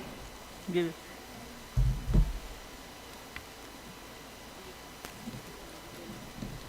Thank you very much, Vivekanand. Respected dignitaries of the dais, esteemed speakers, guests, and my dear colleagues. Very good afternoon to everyone. Before proceeding to my lecture on insights of hyperspectral insights, a new frontier in mineral exploration, I would like to thank you, Mr. R.K. Singh and Mr. R.P. Singh, for giving me this opportunity to be here and deliver a talk in front of you. Thank you very much, sir. I would also like to thank you, our CMPDI management team, for their excellent arrangement. Thank you very much to all. So my topic is related to hyperspectral in mineral exploration, how we can utilize this technique in mineral exploration. And why we are talking about the hyperspectral in mineral exploration actually. So we can see mineral exploration is what? It is not a new thing actually. It is like we are searching minerals since the civilization started actually. So it's a never ending process. And the objective is what?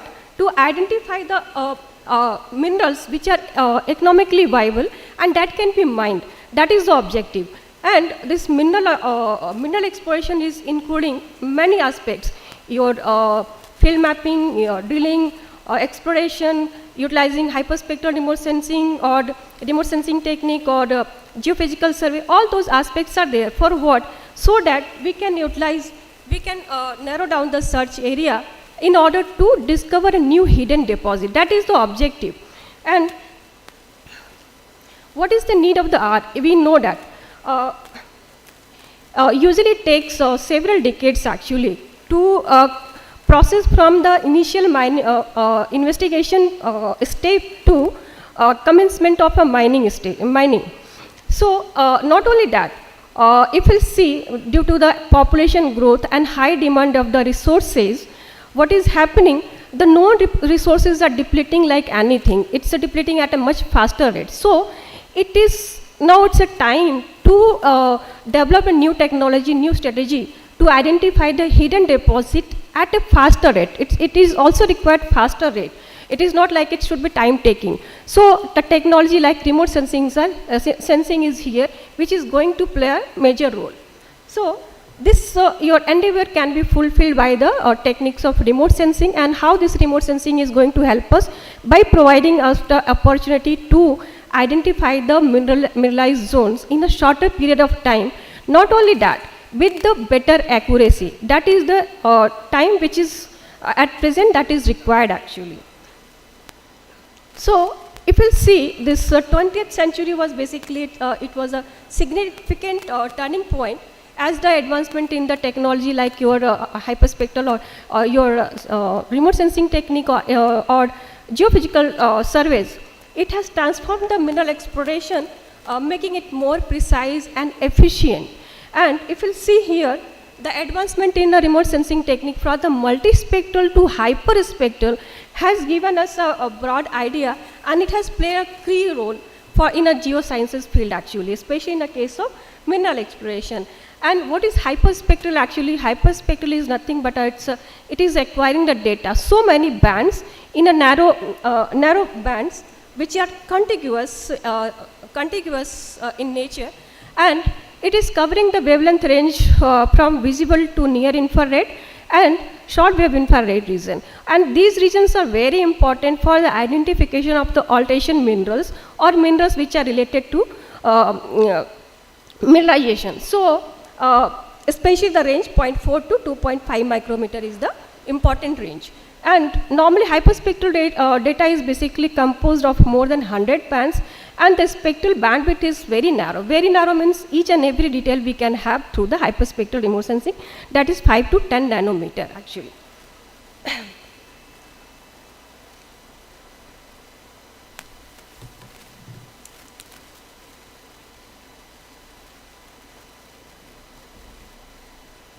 So basic fund of hyperspectral is like every object on the Earth's surface. It is absorbing the light at particular wavelength range and absorbing the light at particular wavelength range. And it is creating one spectral signature or a one pattern that through which we can identify the minerals or what kind of composition is there that we can identify from that spectral signature.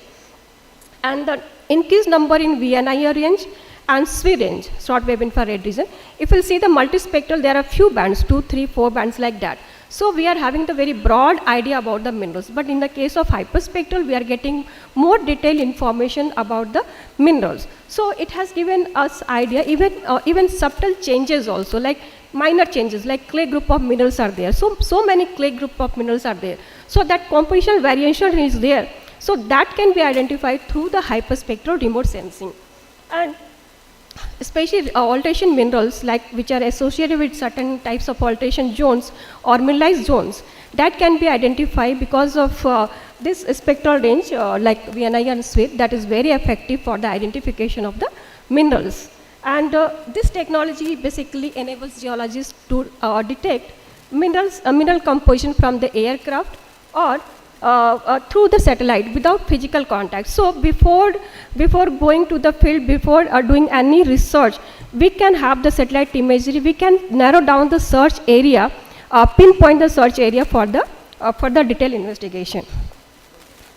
So what is the objective? Like if you see the VNIR range of the hyperspectral, that is very effective, especially the range 0.4 to 1 is very effective for the mapping of our iron oxides, hydroxide, and even we are talking today critical minerals and RE. So RE, to map the RE minerals, this particular wavelength range is very important. And not only that, for like transition elements, we can utilize this range for the mapping of transition elements also. And short wave infrared, like if mineral is having the composition of ALOH, MgOH, or phyllosilicates are there, or carbonates are there, or sulfates are there, that short wave infrared is also very nicely we can identify.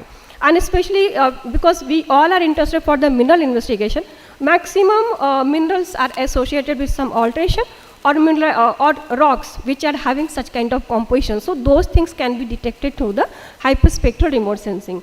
The major advancement in hyperspectral is what it is providing actually. We can do the image analysis. Image analysis we can do. Other than that, we can generate a spectral curve of pixel wise. So that pixel wise spectral curve is giving the idea about the composition of that pixel actually. So we can pinpoint the search area. And not only that, quantitative, qualitative analysis we can do through the hyperspectral, and abundance mapping is also possible through the hyperspectral. So here I have given the, just one example is given, like here, it's a one image analysis and one pixel how it's showing the characteristics. And this VNIR range, short wave infrared region, how this absorption feature is there. So these are very important and crucial for the identification of any kind of minerals. If you see the remote sensing role in mineral exploration and different stages of mining, actually, if you'll see, you can see it here from G4 to G1. Remote sensing is playing directly and indirectly roles from narrow down the search area to detailed investigation. So every stage we are taking the help of remote sensing technology. And not only that, if you'll see the different mining stages 1, 2, 3, like that. So for the identification of the potential zone, that traditional structures are playing the roles, or lithological things are playing the roles. So to identify those things, our remote sensing is helping us. And second stage, to identify the extent of the body, to identify the alteration, this remote sensing is very crucial. And after that, third stage is your mining stage, where monitoring of mining activities is very important. So that can be done through the remote sensing technique. And not only that, this environmental impact, monitoring of environmental impact is very important. So that can also be done through the remote sensing. So what is the advantage over traditional method? Why we are talking about the hyperspectral technique? Because everybody is here utilizing traditional methods. So why we are talking latest advancement actually? So we can see it says speed and coverage. It is providing the rapid coverage of the large area. Not only that, non-invasive analysis is there. Means without going to the field, we can identify the potential zones or mineral deposit through remote sensing technique. And cost effective how? It is going to reduce your exploration expenses, need for ground-based sampling, and fieldwork cost actually. So that is the advantage with the hyperspectral remote sensing. And environmental impact, because it is reducing the environmental impact, how? By minimizing the ground disturbance. And identification of alterations and minerals, critical minerals is also important. Like with the high accuracy, you can identify the alteration minerals. And not only that, alterations or your critical minerals can be identified with the high precision through the hyperspectral technique. And mine planning also, it is supporting sustainable mining and mining by pinpointing high potential sites and predictive modeling for mining planning actually. So if you see what is the basic application of hyperspectral in mineral exploration, as the number of bands are more in hyperspectral band, so lithological variations we can see. So lithological mapping is one of the parameter, identification of alteration zone, and to identify the surface proxies for subsurface deposit is possible through the hyperspectral remote sensing. And as I told you, hyperspectral is providing a spectral signature analysis, so we can do that also. And we can identify the exact composition of particular minerals in a pixel wise actually. Pixel wise means it could be 30 meters or 15 meters or 5 meters. So that is also possible. Abundance mapping we can do. Not only that, it provides qualitative and qualitative analysis of the data, and where we can understand the physical and chemical aspect of the per pixel of image. And it is also very useful for the geobotanical mapping actually. It's a matter of R&D in fact. Nobody has done like geobotanical, but it's a matter of R&D. And not only that, hyperspectral is very important for the environmental monitoring and climate science, water quality mapping. And not only that, it's important for the hazardous material like dust, oil, mine waste, pollutant plastics, and soil mineralogy. Based on soil mineralogy also we can identify the composition of that particular soil. So here just one example I have cited, like here it's a, this one is the imagery, a hyperspectral imagery, and this is the geological map of GSI. So how we can improve our geological things by satellite imagery, that is very useful. So we can see these are the things, or these lines are there which are not highlighted here. And not only that, certain things are also there which are prominent in this hyperspectral imagery. And like you can do the spatial distribution of alteration minerals you can identify through the classification technique that is called spectral classifications. So you can identify not only one location, several locations you can identify. And through hyperspectral imagery, you can do the spectral analysis. Like this is the example for ALOH bearing mineral. So this is the example from the imagery. This is from the field spectra and this is from the laboratory. USGS. So it is exactly matching, and on that basis we can identify the composition of that particular mineral. And here reflectance spectroscopy or spectroscopy is one technique, spectral signature, which is called. So that is very useful. We can generate a spectral curve, and that instrument we can utilize in the field condition, in the laboratory condition, in the mining also. And not only that, nowadays very popular that we can generate a spectral curve of the core samples of different, like in a core also, what is the composition of each and everything that can be done. And best thing is that whatever signatures we are generating, that can be saved as a library, and you can utilize this spectral library as a reference for the classification of the imagery in the unknown areas, and spectral curve for the understanding the composition of the any rock sample which is collected from even from your location or some other location. That is possible through the hyperspectral remote sensing. So as I was telling, the geobotanical indicators. So we know that there are certain geobotanical indicators, like your lack of vegetation is there, that is geobotanical indicator. Some indicator plants are there which are especially developing in certain mineralized zones, and physiological change because of the high concentration of the metals. Physiological changes will be there. So those changes can be seen in the spectral signature of the that particular location or so your plants. So you can see the spectral signature of the foliage which are developing in the mineralized zone, that will be totally different with the foliage which are developing in the non-mineralized zone. And not only that, like sites with the high concentration of old mines, tailings for lead, copper, zinc, and other metals may develop unique floras because conditions are toxic for maximum species. So here just example is given, like it's a copper.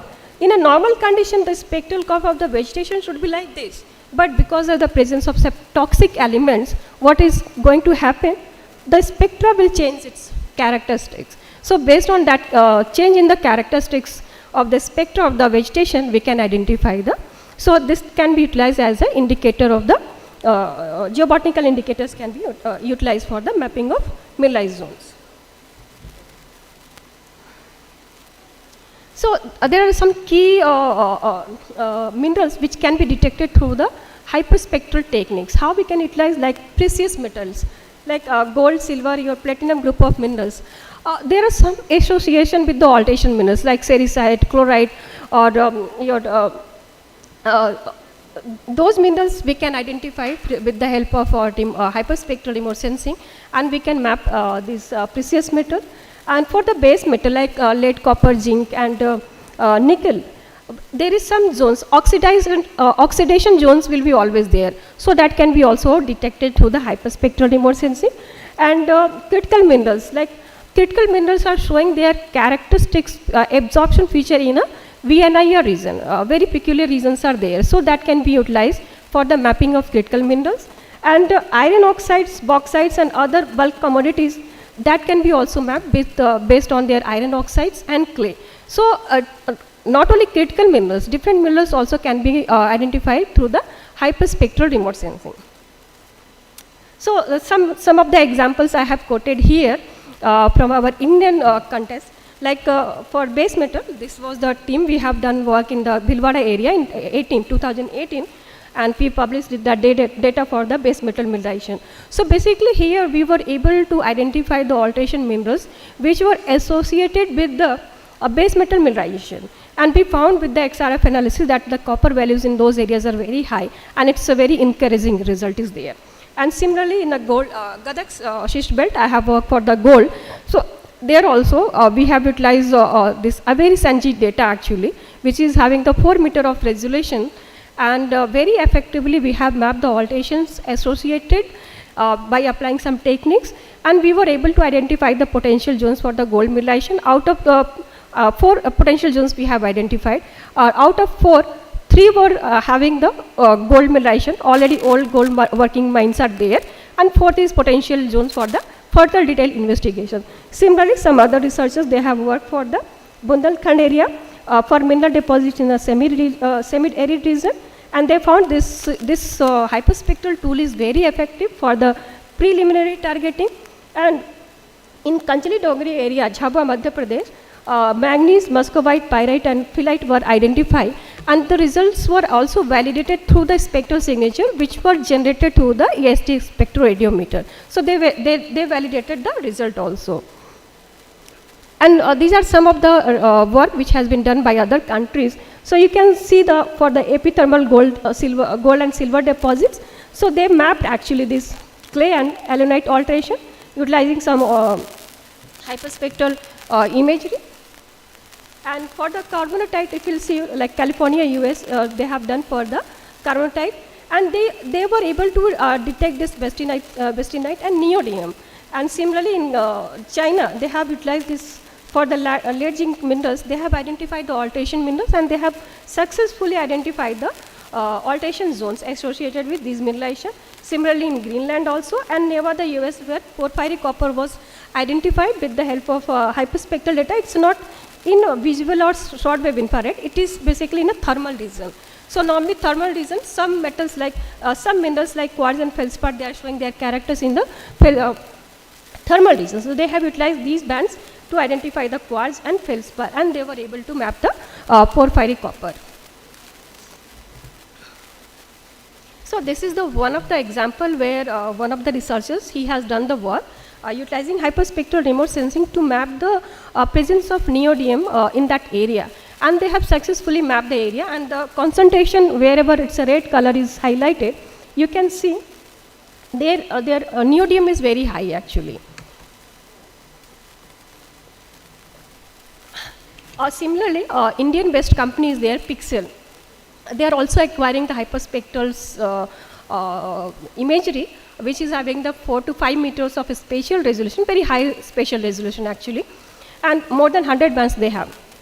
They have done the classification for the identification of neodymium, and they were able to identify that neodymium concentration in this yellow color, and they validated their result with this map actually. So means if you are utilizing your hyperspectral satellite imagery in a proper way, definitely you are able to identify the critical minerals also.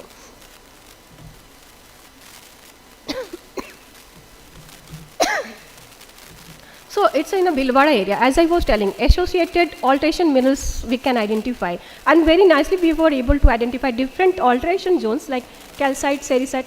So whatever colors you are seeing here, like calcite is pink color is basically calcite dominating, green color is basically sericite dominating, and iron oxides basically this blue colors are those locations. And here also similar things we were able to identify the alteration minerals, and here also. And we did the XRF results, and it's very copper is very good copper values present in that area. Similarly in Gadak, we did the MNF technique and some spectral classification, and you can see with all the data, whatever alteration minerals we were able to identify, and whatever like here what linear features in red color you are seeing is basically our this BIF is there. And we found that some of the areas we have the gold, old gold working mines already is there, abandoned mines are there, and some of the potential area we were able to identify from the hyperspectral remote sensing technique. So this is again in a Vajrakaru, we did just one kind of internship was done under me only. So here what was the objective, like in a Vajrakaru, kimberlite, the rocks which are hosting the kimberlite basically, that is serpentine and carbonate rocks actually, and those rocks are showing their characteristics basically if you will see at 2230 nanometer and 2300 nanometer. So these are the crucial point which are reflecting in like spectral signature, and we have taken the spectral signature of the known area to identify the similar characteristics in the unknown areas. And we were able to map another 3 locations based on our spectral classification. Like we have implemented match filtering and adaptive coherence estimators, and we were able to successfully identify 3 different locations actually with the help of hyperspectral technique. So, as I was telling, reflectance spectroscopy or spectral signature, it is very useful. How it is useful, if you see, we can direct characterization and identification of mineralogy of the deposit can be done through this spectroscopy, and identification of hydrothermal alterations is also possible for the mineralized zones. And nowadays we are talking about the pegmatite bodies mapping. Why it is important? Because it can host the RE mineralization. So it's a very challenging for identification of the pegmatite body, and especially what we are looking in a pegmatite, it should be lithium bearing. Lithium means it should be either lepidolite or spodumene should be there. So this spectral signature is very crucial in that case, and especially if you see, this is the characteristics of lepidolite actually, and that is showing the absorption feature around 1409, and ALOH bearing minerals at 2195 and 2205. And secondary ALOH bearing minerals are like absorptions, we can see it here, 2348 and 2435 actually. And these are the signatures you can see. One is normal signature where absorptions are prominent, but that is not that much of prominent that we can identify each and every absorption in the spectral curve. So continuum removal is another process where we can see the absorption feature in a better way for the identification of the mineral composition. So here we were able to see where is the absorption feature. It's a matching with the whatever is mentioned here. Similarly, spodumene, you can see it. If you see, the spodumene is also showing the absorption feature approximately at the same nanometer actually at the wavelength range. So if you see, similar. So how you are going to differentiate between spodumene and lithium if you are doing the hyperspectral processing, or if you are doing the spectral characterization. So you can see, just for your understanding, I have shown here on the lepidolite and E. So it is not only it's like absorption point, but also the shape, the symmetry, how it is happening, the depth of the particular absorption is very important. So each and every object which is having some composition, it is absorbing the light in a different way actually. Maybe the absorption point may be the same, but so it could be the same, but it is showing the different absorption features.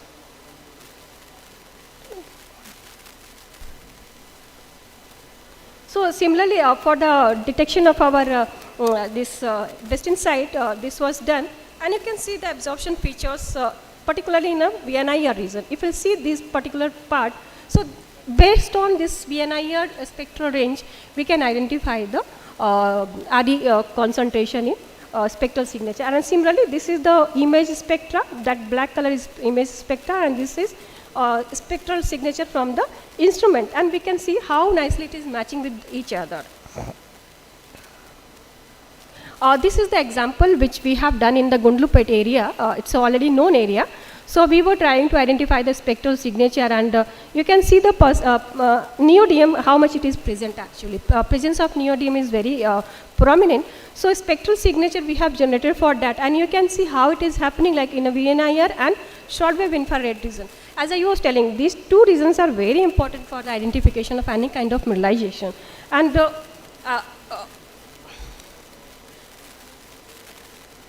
you can see these are the points where absorptions are prominent. So you can see these are the, like here neodymium, where it is showing the absorption feature 580, 740, 800, 865, and whatever absorptions are here, so very prominently coming in the spectral curve. And this signature in a shortwave infrared region is basically it's related to carbonatite. So in a Gundlupet area, host rock is your carbonatite actually. So presence of neodymium is very nicely it has come. So using hyperspectral remote sensing is okay, means the moment I was speaking here, it seems very easy, but it's very challenging actually. Why it is very challenging? Because the spatial resolution is one of the challenge actually, like 30-meter resolution. In 30 meters, so many alterations you can see. So that is a challenging thing. And second thing is what atmospheric interferences. Because of the some water vapor and ozone and dust particle, there are certain wavelength range where you are going to see the atmospheric interferences. So that is again challenging thing. And vegetation cover, like it is limiting your useful application of hyperspectral remote sensing, because vegetation cover will hide the your rocks on exposures actually. Data processing complexity actually, because more than 100 bands are there, so definitely it requires expertise. It is not like anybody can do the processing. So it's required experienced people to do the processing. And equipment cost.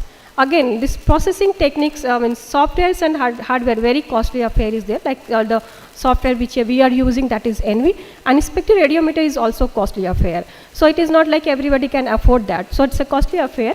And ground truthing is also very important. So solely based on the hyperspectral remote sensing or any remote sensing, you can say 75% okay, but you have to do the ground truthing.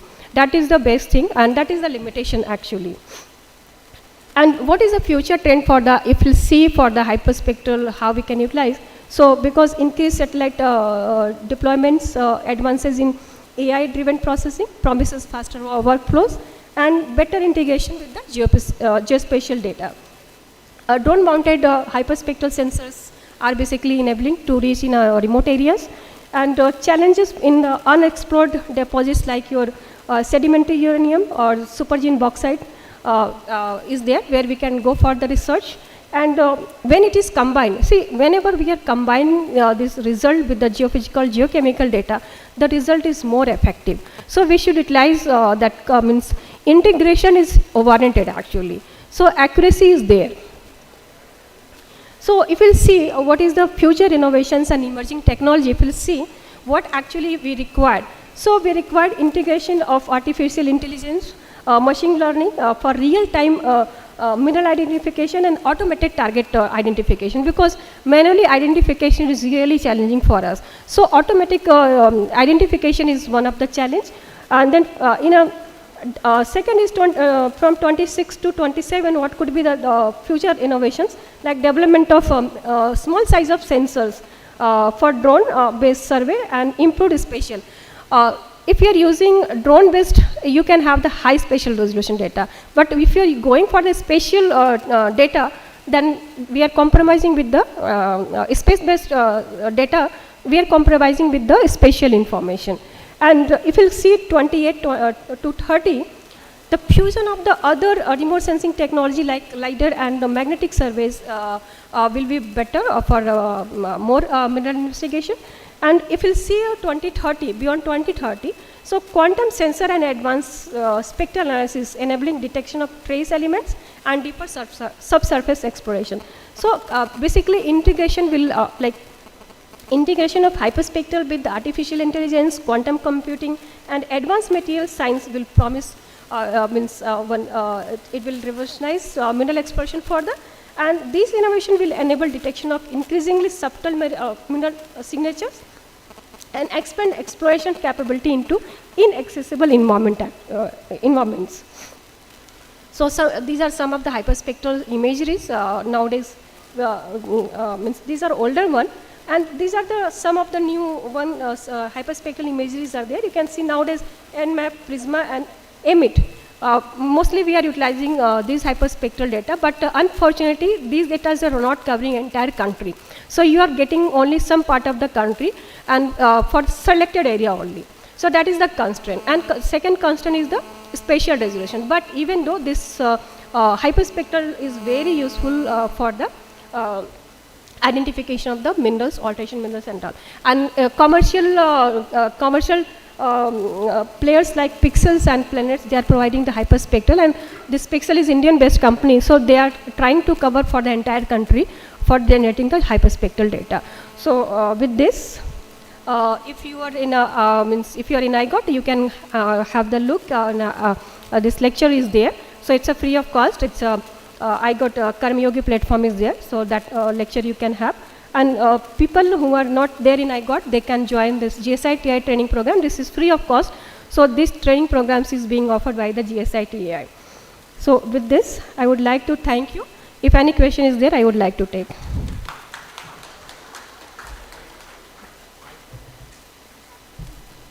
Thank you, ma'am, for your insightful and enriching presentation.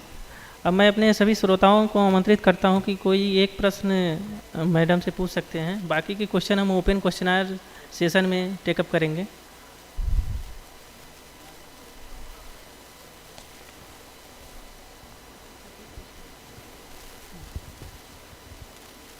Ma'am, you have mentioned about the integration of data. So already, as per our information, most of the area is covered by JSI in NGCM program, and they have also taken an NGPM program. So why not we are taking the hyperspectral information, integrating all these three, so more accurate information may be taken up from these, and then the exploration or whatever the secondary mode we will take up for the potential area.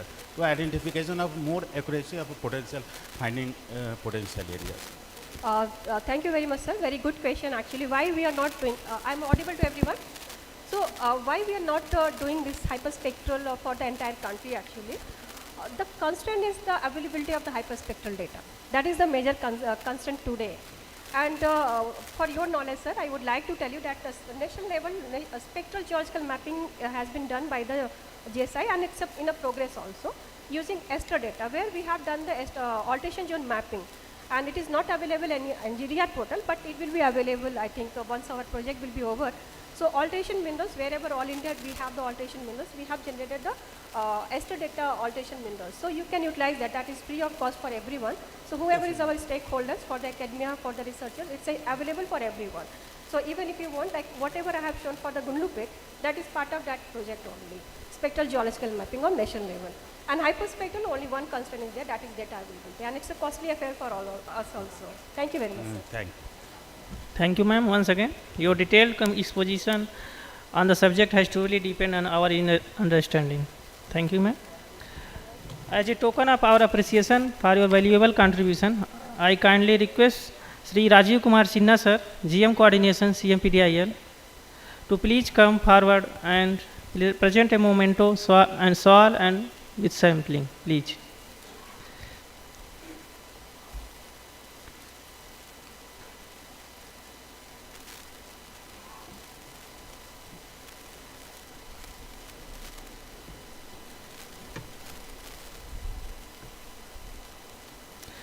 Ladies and gentlemen, please join me giving a big round of applause to Dr. Nisha Rani for remarkable presentation and contribution.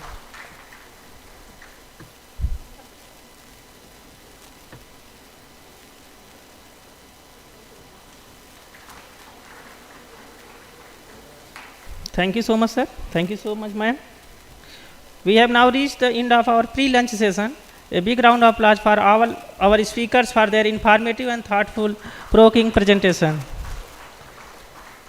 Thank you all for being part of these insightful discussion. I hope you have enjoyed the session as much I have. Now it's time for lunch. Please proceed to the lunch area and we will reconvene afterward the next segment to the event.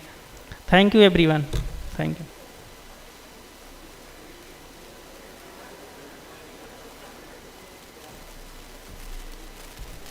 Please assemble this hall at 2:30 sharp for the next segment of the program.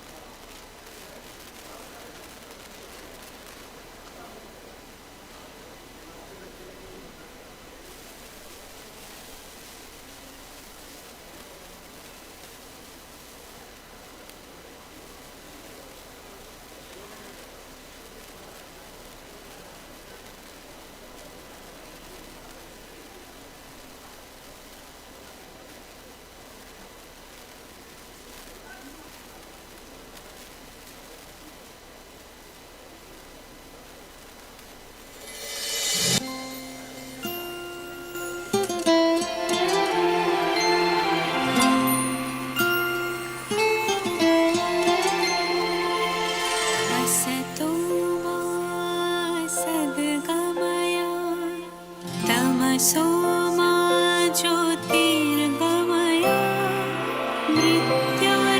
मृत्योर्मामृतं गमय ॐ शान्ति शान्ति शान्तिः असतो मा सद्गमय तमसो मा ज्योतिर्गमय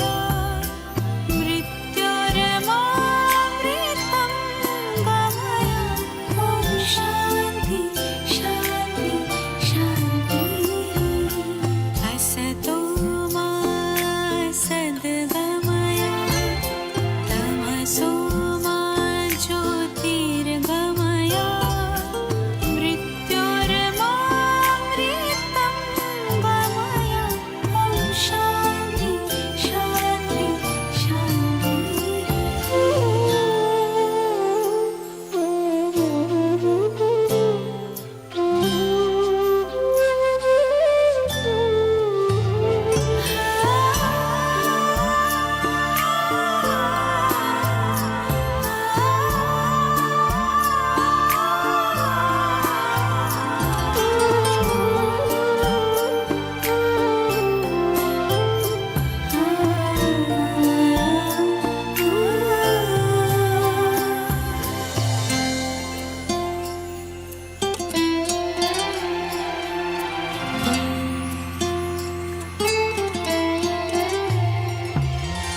असतो मा सद्गमय तमसो मा ज्योतिर्गमय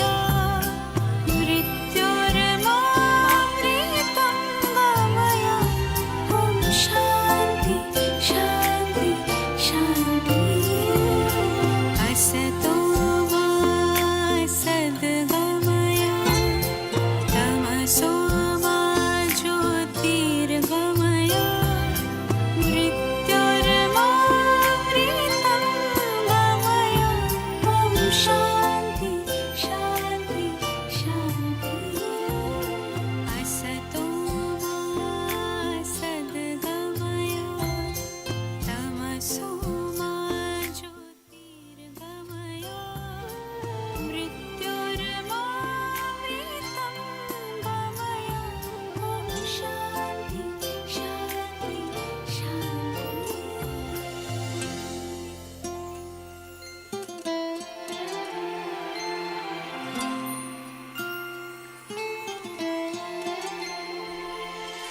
असतो मा सद्गमय तमसो मा ज्योतिर्गमय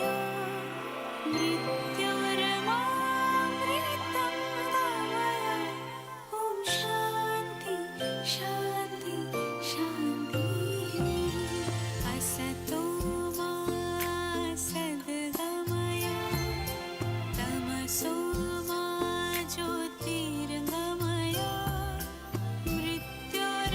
मृत्योर्मामृतं गमय ॐ शान्ति शान्ति शान्तिः असतो मा सद्गमय तमसो मा ज्योतिर्गमय मृत्योर्मामृतं गमय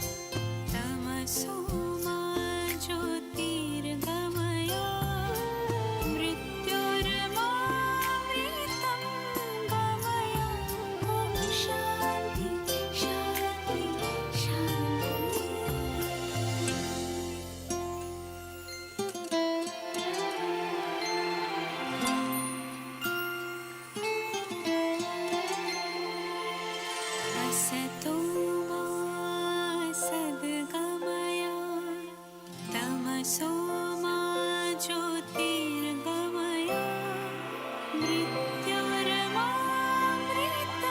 गमय ॐ शान्ति शान्ति शान्तिः असतो मा सद्गमय तमसो मा ज्योतिर्गमय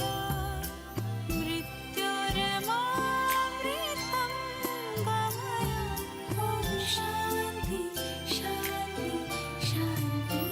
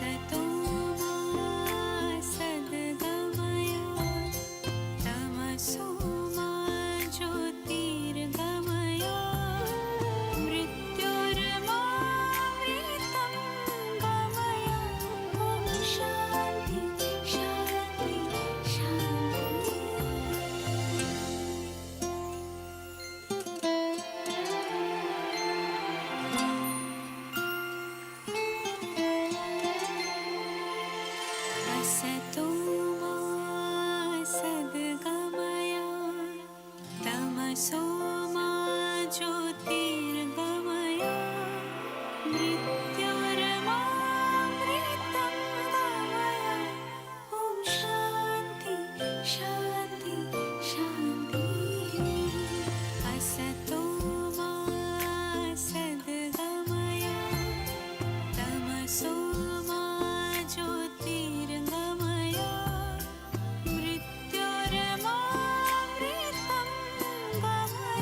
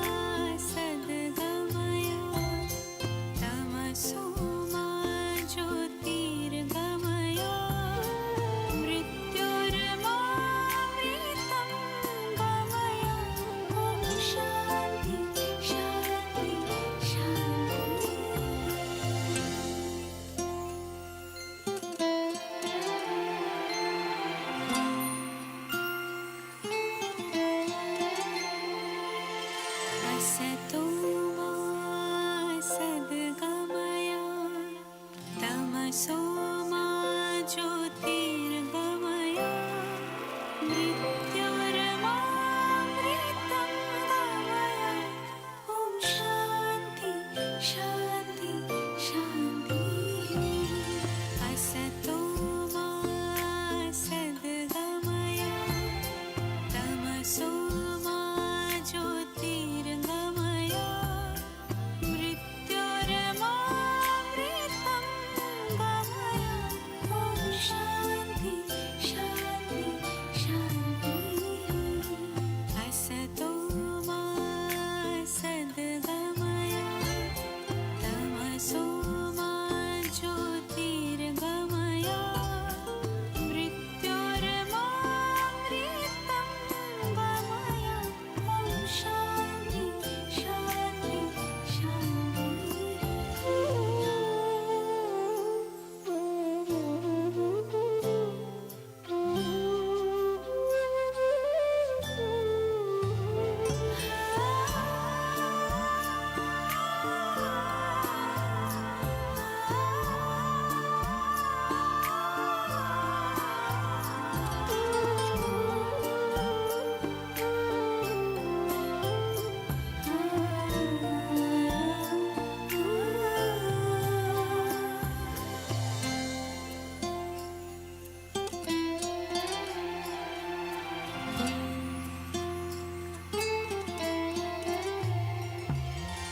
असतो मा सद्गमय तमसो मा ज्योतिर्गमय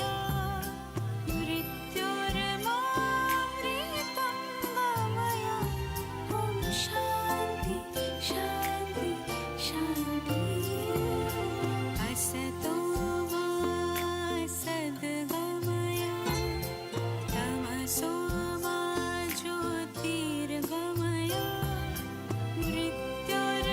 मृत्योर्मामृतं गमय ॐ शान्ति शान्ति शान्तिः असतो मा सद्गमय तमसो मा ज्योतिर्गमय मृत्योर्मामृतं गमय ॐ शान्ति शान्ति शान्तिः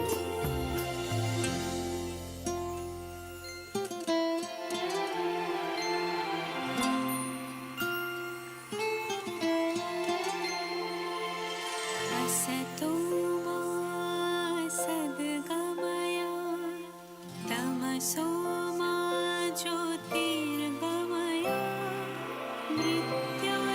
मृत्योर्मामृतं गमय ॐ शान्ति शान्ति शान्तिः असतो मा सद्गमय तमसो मा ज्योतिर्गमय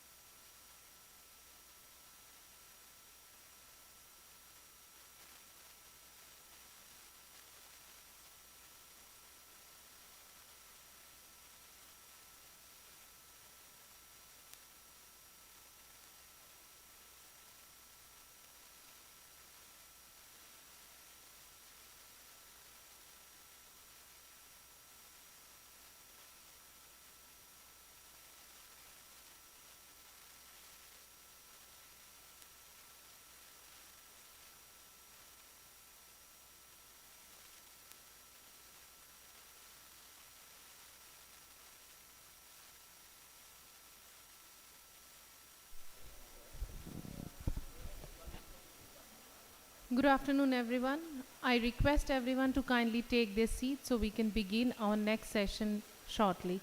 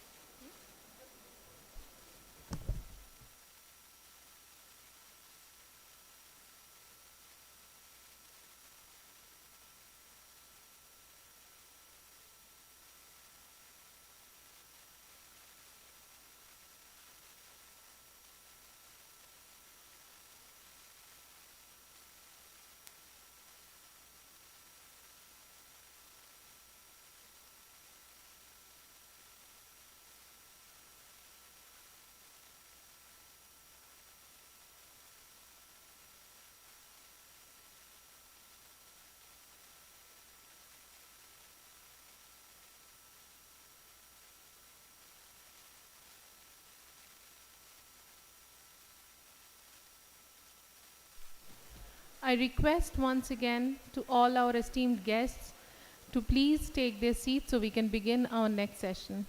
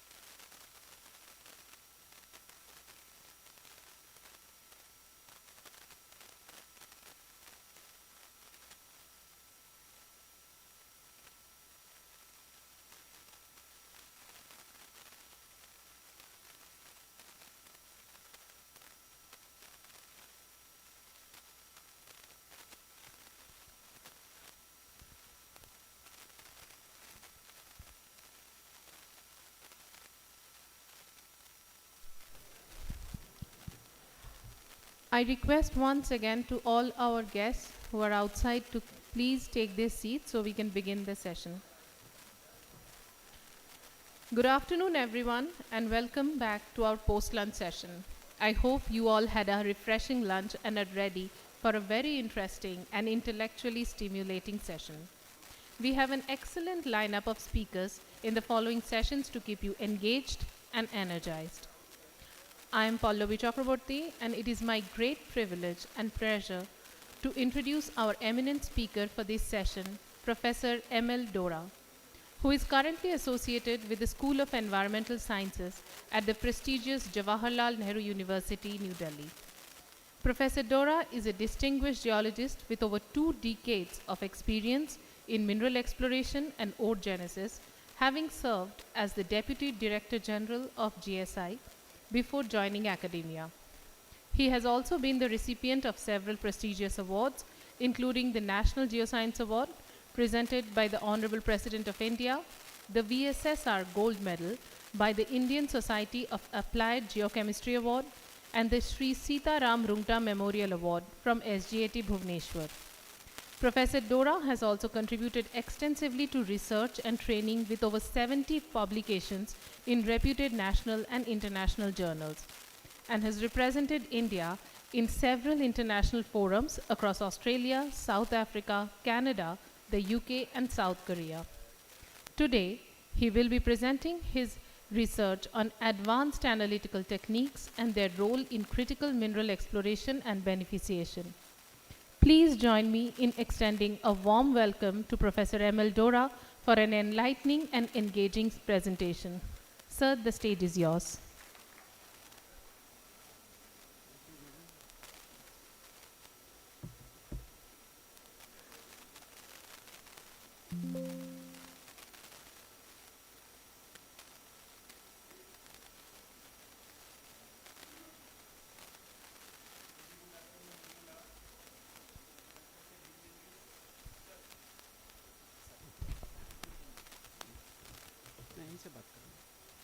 Respected dignitary of the dais, speakers, my dear participants.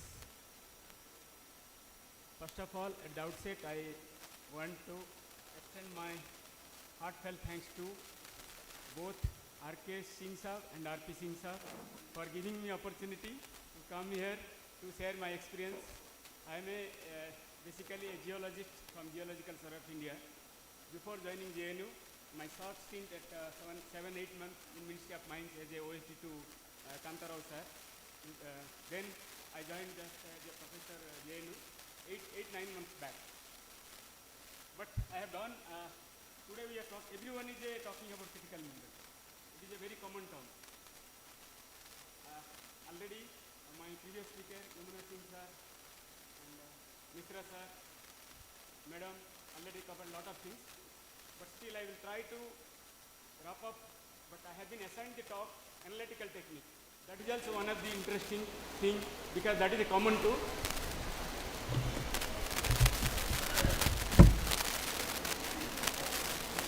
both beneficiation process as well as exploration. It is a common tag rather. When we are talking about critical mineral, everyone knows there are more than 30 minerals. Different countries have different critical mineral lists. What are the critical mineral for India? Why so? We will discuss during my talk. Critical minerals are invisible engine for this modern technology. Without that, you cannot think of anything. You can from the very sentence you can see what oil was the 21st century in mid-70s. Critical mineral will be the 21st century. The sentence itself says that how important this critical mineral is for us. Critical minerals are just, they are not resources, but they are the power and progress of modern technology. And everyone knows geology is now towards geopolitical shifts. That is how US is playing a role with China and India. Only because China is supplying critical mineral to US, but that is not case in our case. It is a new oil and the lifeblood of the modern technology. These some of the things And everyone knows that India has a commitment to attain the zero carbon emission by 2070 and as well as to advance that Viksit Bharat 2040 target as given by our Honorable Prime Minister of India. It is a great responsibility, not only a geologist, not only to academician, but every citizen of this country to realize. And already in the morning, I don't know, I forgotten the name, but CBO sir has already set the tone, how important this mineral, critical mineral, to this country. I will not talk this, just 4 or 5 slides, want to just wrap up the things, how important they are for our society. That's why I have kept few slides. Critical minerals, they play important role in green energy. Without that, we cannot think of, because nowadays energy is almost 75% energy being supplied by your fossil fuel, but critical mineral need to be replaced by fossil fuel. That means more than 500% of target need to be enhanced to decarbonize this. Everyone talking about EV vehicle or without critical mineral, EV vehicle is not possible. But only we are fortunate that we are having in our country, graphite we are having, otherwise rest we are importing. And this gallium and the lithium, they are the important mineral for our national security purpose, because without that we cannot think of to make any drone technology or all robotics. And the lithium demand, how it is growing rapidly. And the mobile phone, which became without mobile phone you cannot think of. It is like a breathing space in our life. And each and every part of the mobile phone is made up of the critical mineral. Each and every part. Where we stand at present compared to other countries. Japan is the first country in the list. Japan has listed the critical mineral list in way back 2006. Now Japan has generated the second generation critical mineral list. And these are the US list, European list, Japan, Australia. Australia is fortunate to have almost all critical mineral in their kit. But India, we are having good manganese, moderate with graphite, and chromium we are having, okay, good source. But rest, they all are at low geological potential. Then other RE also moderate, rest all are moderate. Realizing this, India has started collaboration and this strategic partnership with this Quad, and as well as realizing the importance of critical mineral mission initiative by Australia, US and China, Australia, US and Canada. On this basis, Government of India has started this critical mineral mission in this year, where I was also part of this when I was in ministry. This is, see the list. Japan is the first started 2006, realized the importance of critical minerals. Now every all advanced country, almost all have, now they have reached to second, even a third list they are revising. Every 4 years, 5 years, they have been revising as per the demand. Where we stand, we have realized the importance, no doubt. These 30 critical minerals we have enlisted. The green one, as we are still, we are relying on the agro and economic. We have the fertilizer mineral, potassium, phosphorus. Those two minerals are rest all are in industry or in modern technology they are being used. This Government of India, Ministry of Mines has consulted almost all ministry, interministerial consultation. After consulting again with these three institutes, IDSA, CU and SEP, this 30 critical mineral list has been prepared. Now, after this National Critical Mineral Mission has been launched. Based on 7 pillars, I don't want to discuss. But this Critical Mineral Mission has emphasized on upstream exploration, midstream processing, and downstream recycling. Equally, upstream exploration, we are very good in our country. Like for a metallic exploration, GSI is one of the best institutes in the world which has been doing. AMD is there, MECL is there. For metallic, for non-metal, coal and coal, other PSUs are there, they have been doing.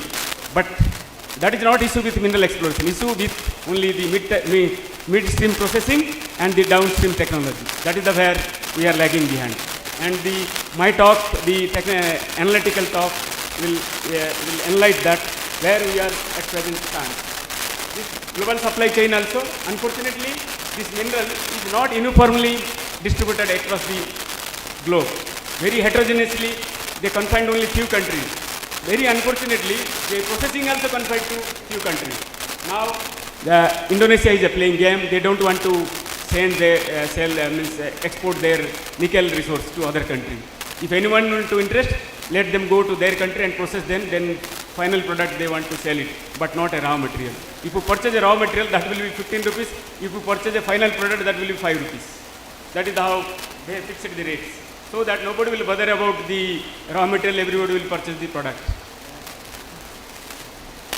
The most important, when we are talking about the critical mineral, being a geologist, you should think very critically about, because they never hardly occur as any independent deposit like iron ore or manganese. They always occur as a co-product or a byproduct with gold deposit or a copper deposit or with a platinum type of deposits. They always occur as a co-product, byproduct. Hardly apart from the Re or manganese, rest all are occurring in a ppm. Someone will occur in a 2 ppm, some metal will occur in a 1 ppb or 2 ppb, their crustal abundance. Talking about telluride, they always occur with platinum group of mineral, their crustal abundance is less than 1 ppb. But that is unless it is critical mineral. Then how we will understand that, where occur, how it occur, which mineral is its affinity, then without analytical technique, without their affinity of mineral, it is very difficult to understand. Everyone is talking about the critical mineral. Apart from the Re and manganese, we think all are in a ppm level or ppb level. So, where to target? First of all, we should understand their genesis, how they occur, in which process they are occurring, and the process also very important. Once you would know this, then it will lead you, it will help you in your exploration strategy as well as followed by your beneficiation process. In any beneficiation process, without mineral characterization, it is very difficult to, even you cannot think of any beneficiation process. What is a mineral characterization? What is their proportionate? How they are occurring in oxide form or in a sulfide form or in a carbonate form or a complex alloy form. And now, as I have been invited for the coal sector, so I have to touch what is the coal sector status. But the Re or other gallium or lithium or your vanadium, they all are associated with coal because of their organic affinity. But they are as a secondary product, secondary source. Now, when our country we don't have much primary source, then we have to think for secondary source like coal resources, like a mine dump, or like a country like India, which is having a huge population, using a lot of electronics goods. That's why e-waste, recycling. So these are the secondary alternative also we have to think for. Like a mine dump, where we can think as alternative. This is another your unused mobile and unused electronics goods. They are that we call nowadays urban mining for a recycling purpose. You can do that. This is the talk where I will start. I have been given to talk about the exploration as well as the beneficiation and analytical linkage. GSI, almost all institutes in our country has been following a very fertile exploration ecosystem. Everyone knows exploration is being carried out in 2 stages. One is a discovery stage, other is a development stage. Irrespective of whether it is a coal or it is a critical mineral. Generally, we should not talk about the critical mineral. We talk about the metallic deposit. There, critical mineral occur as a co-product or byproduct. Once we develop very perfectly about suppose some copper deposit, some lead and zinc deposits, where your molybdenum, your gallium, your indium, they occur as a secondary product, with copper, molybdenum, indium, and gold as a associated product. Very systematically, ground baseline geoscience data, then regional exploration. Once we find some anomaly, then we upgrade it to in the development stage. There we carry out as a G-floor exploration, then followed by G3 exploration, then G2 exploration. Systematically we carry out. It is only scale upgradation with detailed laboratory input with other advanced analytical inputs. This is the only confidence level is increasing from G4 to G3, nothing but. But when we are talking about critical mineral, this will either make or break. That is a sampling. Because geologist is the person who collect the sample from field. Rest all are analyzing at the laboratory. Unless we collect sample properly and very honestly, we cannot expect the final result. Erroneous can always we blame chemistry. Or sometimes we blame machine. machine अच्छा नहीं है, ये नहीं है, वो नहीं है. No, you cannot blame. It can occur at anywhere. If it is a iron ore exploration or a manganese exploration or some major mineral like limestone, if you do mistake little bit, okay, it can be manageable. But when you are dealing with a critical mineral, because it occur in a ppm, ppb level, little bit this way, that way, nowhere you will find any result. I will say the life example how difficult it is, analysis how it is being done. I will show in my subsequent slides.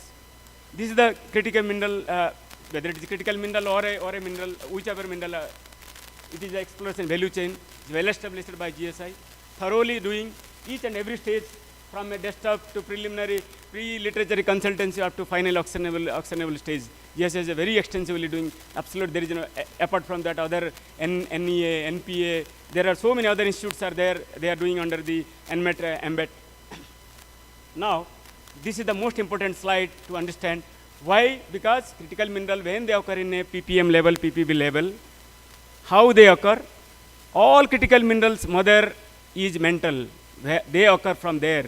Then they will come to crust by the process of the magmatic differentiation. Then you talk about sedimentary process, then you talk about the metamorphic process. But initially, they occur from a magma, mental. Unless until the 7 stages fulfill, 90% of critical mineral, they will never occur as a mineral. They will go with lattice or a trace of other minerals, but they never form any as individual mineral. If they want to make individual mineral, means they have to process through these 7 stages. Then only they will make a mineral, otherwise it can't possible. Now, everyone is doing exploration. Other advanced countries, they are doing exploration using mineral system approach. What is mineral system approach? It is a geological process from birth to death. That means from where the mineral occur, from a mental, last up to preservation, how it has migrated, which fluid it has carried, where it has deposited, then how it has preserved occur. That type of systematic work need to be done. Where we stand, whether we are at the, something has already eroded, at what depth we are talking about. If we have discovered some deposit, what is its paleo level, what was its paleo level, what is its current level, how much is eroded, everything you need to be recalculated when we are talking about the metallic deposit. This is how F fertility, A architecture, P means that preservation, D means that deposition. These 4 need to be studied very thoroughly. These all are indirect way studies. You may ask that, sir, how we will study? These are all indirect studies by petrography studies, by geochemistry studies. You have to fingerprint these things and you have to imagine many of the things, because geology science is not a direct it is observational science. Many of the things you have to observe. And this is where the other advanced countries they are doing. Concealed deposit is the biggest challenge before anyone, before GSI, for anyone. Concealed deposit. How we will understand the concealed deposit? Okay, if it is a near subsurface, it may give some alteration. If it is a very depth, it is very difficult. It will not give it will not reveal anything. Olympic dim deposit is discovered 573 meter depth down below. But it was discovered by geophysical signatures rather.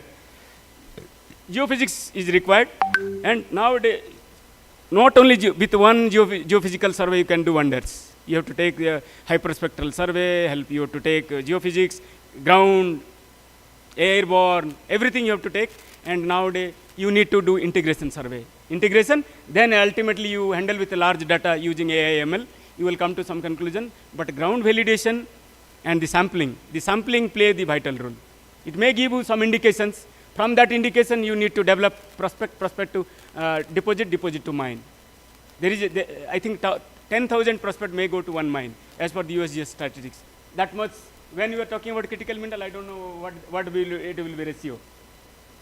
This is one of the interesting slides. It is an innovation. When we are talking about the critical mineral, we need to have innovation. It is just, I have taken from Geoscience Australia. Up to 1900, there is no subsurface deposit has been discovered. After that, lot many surface. And after 1950, lot many subsurface deposit discovered, including Olympic Dam. How it was discovered? Because during Second World War, lot of technology has developed to detect the submarines lot of geophysical techniques were discovered. Those techniques, many of techniques were not used, but they were used in the mineral industry in mid-60s. That is the reason why many concealed porphyry deposits across the Andes, all over the world, they were deposited.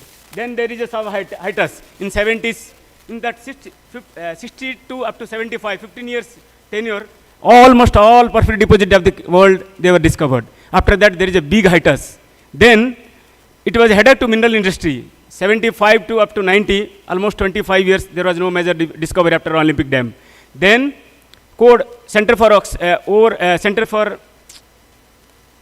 Ore Deposit Modeling, like Tasmania, University of Tasmania, Australia, world the best 7 or 8 from advanced country, they set a group, they worked for 5 years, then they worked on laser ICP-MS, that LA-ICP-MS, solid state analysis.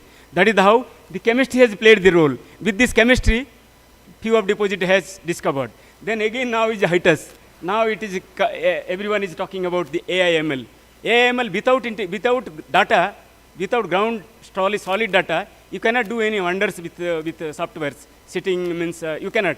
You have to interlink geology, geophysics, geochemistry. Then you bring AIML. It will help you. But ultimately, field data is ultimate for a geology. Now, the part B, which is given to talk about the analytical technique. Really, it is a very interesting. Here, geologist has a role because he will collect the sample. Chemistry is not going field. We are powdering the sample, we are giving. If any minor contamination occur, chemistry will understand only, he will understand only solution.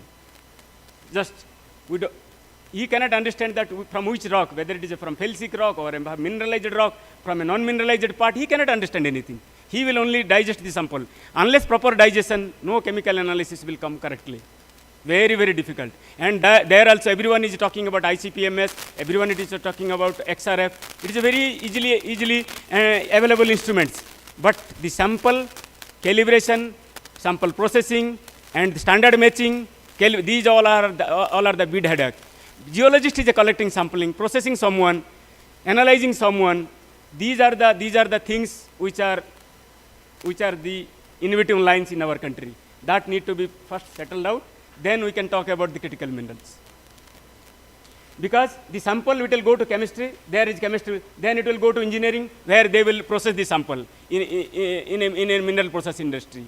But again they will analyze the sample, how much enrichment is been taking place, each and every samples.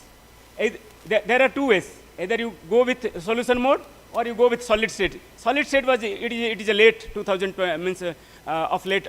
For last 10 years, we have been using laser ICP-MS, solid state analysis, which will give you whether exactly that is wrong or not, wrong or right, you have to prove like this. In a mathematical, when you use it to do our high school days, if it is proven, then LHS is equal to RHS. If something is wrong there, you can prove by this. If you will prove by this method, then you are pakka that, yes, whatever we are doing, that. But for this, it requires a lot of expertise, how to collect and how to mount the samples. Because weathered sample you cannot make any thin section, thin diamond polish. Unless you thin diamond polish, you cannot insert in a laser ICP machine. There are so many restrictions are there. Then sampling the most important things, where you are collecting the sample. From a mineralized portion proximal or a distal, from a altered or from unaltered, from a fresh rock or a weathered rock, from a surface or subsurface. There are so many things you have to keep in a very systematic way. One set of sample will give you the idea, rough idea. But then you need to collect, resampling it. That is how slowly you develop. It will take years up together. It is very easy to say discovery. Discovery is not that easy. From discovery to development, again that is again another very, very tough things. Now, this is the in situ analysis. Everyone, ICP-MS, EPM, SEM. This is mineral characterization. That is very much required for exploration or beneficiation. Where to collect that machines, either you go for solution analysis or you go for solid state analysis. Solid state analysis basically being done by optical property as well as by spectroscopy property as well as the chemical composition. Three ways it is being done. Whereas in your solution method, it is only the chemical composition wise, and sometimes you can use the ICP-MS OES, that is optical emission spectroscopy, that you can also you can use, anyone can use. And these are the instruments which are being used very frequently in a critical mineral analysis, and their cutoff, the detection limit is less than 1 ppb. all critical mineral detection limit. Now, I will share a simple case study where I have been worked in a ground. Since 2006, I have been associated with this critical mineral group, either platinum group or vanadium or a graphite or something like that. Platinum, palladium, iridium, they are a platinum group of minerals. These are the platinum group of minerals. These are identified under SCM. Beautiful. It is very difficult to identify one single grain. It will take years together to identify single grains. But they all are platinum groups in a 2 or 3 slides. They all highly reflectance grains. But when we are going for analysis is not coming. Analysis is not coming. How? Then why does the chemical assay value is not supporting when you are seeing the mineral in the presence of mineral form? But why analysis is not coming? What went wrong? That need to be identified. Otherwise you cannot. Then what I did, I analyzed the first set of sample in Geological Survey of India lab, suppositive the best lab. Then second setup to cross check, I sent to NGRI. Then third set I sent to another time Shiva lab. Then the PG crustal evidence is this platinum is 13 ppb, palladium is 21 ppb. My values are coming less than crustal evidence, less than this. How can it be possible when I am seeing the grain like this? I asked whoever the best in the world, best experts, I asked them. They have no answer with this. They only throw that. They told that you throw your data. Data has not analyzed it properly. Then they told that minimum you should get 2 to 3 ppm. Then what went wrong? One Chinese person told that I have a solution for this. What is the solution? He has been invited by Geological Society of India. I was also invited. In my talk, he told that yes, platinum is not a single metal. It is a platinum, palladium, iridium, ruthenium, osmium. All 6 are not. They have different reagent to use to extract them. You cannot use simple technique the way you are using for a gold. Gold is a simple one element you can extract, but that same way you people are doing. That is the reason why, and you have to do experiment, because for a platinum precipitation we are using tellurium as a co-precipitation. But in my case, all mineral are tellurium associated. They are alloy: platinum, palladium, bismuth telluride, nickel telluride. All are tellurides, and we are using in our sample. They are telluride. Telluride as a solution. No. That is how we have to do. The takeaway message from this is that when we are dealing a critical mineral exploration, we have to do simultaneous research. Research come exploration, both should go side by side. Because I was a geologist, same times I was doing research. That's why it took me 10 years to understand these difficulties. Now it is not the end. I have to prove what went wrong. Then we have taken the item both way. It is from central India. It is a Pranahita Godavari Valley. This side is a Bhopal, it is a Bastar curtain. This side it is a Dharwar curtain. Both sides it is a mirror image. Ultramorphic complex are there. We have collected the sample. We have analyzed also. They are mirror image of each other. 254 to 25. I think something. Both are same age, more or less same age. You see, the red one is Bastar curtain, where we are getting plenty of minerals in a mineral form, but analysis they are not coming. And that side, very good analysis coming, no mineral grain present in the form of minerals. Then what went wrong? This is the situation. No PGM under SCM. Extensive searching has been done. SCM. And so many PG grains. Whatever slide you put in the, yes, I will come. This nickel fire assay, how the PG is being analyzed, because when we are talking about PG, it is with nickel, it is with bismuth, it is with telluride. At a time you can target 8, 9 critical elements at a time. If you understand one element, you can understand the 9 elements, because process is the same. Platinum, palladium can be analyzed by lead fire assay or by nickel fire assay. Nickel fire is only the best suggestion method. This is not the method, but for a random analysis, this can okay. But for any resource estimation or for research purpose, that is the method. Okay. Then this is the reason why tellurium is being co-precipitated with platinum analysis. That is the reason why it went wrong. That has been, being a geologist and being a researcher, we should not compromise. We have to find out the solution, what went wrong. So the first mineral which crystallized at 1040 degrees, that is a magnetite, along which the platinum grains are occurred within a magnetite. And the last is also magnetite. This occurred at 1040, that occurred at 150 degree temperature. That has been analyzed. What was the enriched there? There is no wrong in analysis of the during this time. There more than 1 ppm is coming. Only analysis during hydrothermal process, bismuth is enriched in the system, tellurium enriched in the system during the hydrothermal solution. That is the reason why the analytical error is coming. There was no solution in our country. I struggled for 10 years. I'm almost interacted with all global experts. Only the Chinese person has solved the problem. Then these are the solid state analysis, LA, laser beams. In laser beam, I come to know that, yes, because of this hydrothermal solution, subsequent hydrothermal imprints, this tellurium has entered in the system. The initial green also tellurium, but that time cutoff is very low, 10% with the platinum. But the hydrothermal platinum telluride, they are 70% tellurides. That is the part, I will 5 minutes within 5 minutes, I'll wrap up. We all are doing traditional beneficiation technique in our country. Already Mr. Sir has talked about this. Till date, what China is doing, what Australia is doing, what US is doing. They have now doing with plasma, they are doing with emission, microwave techniques, using AI sorted techniques.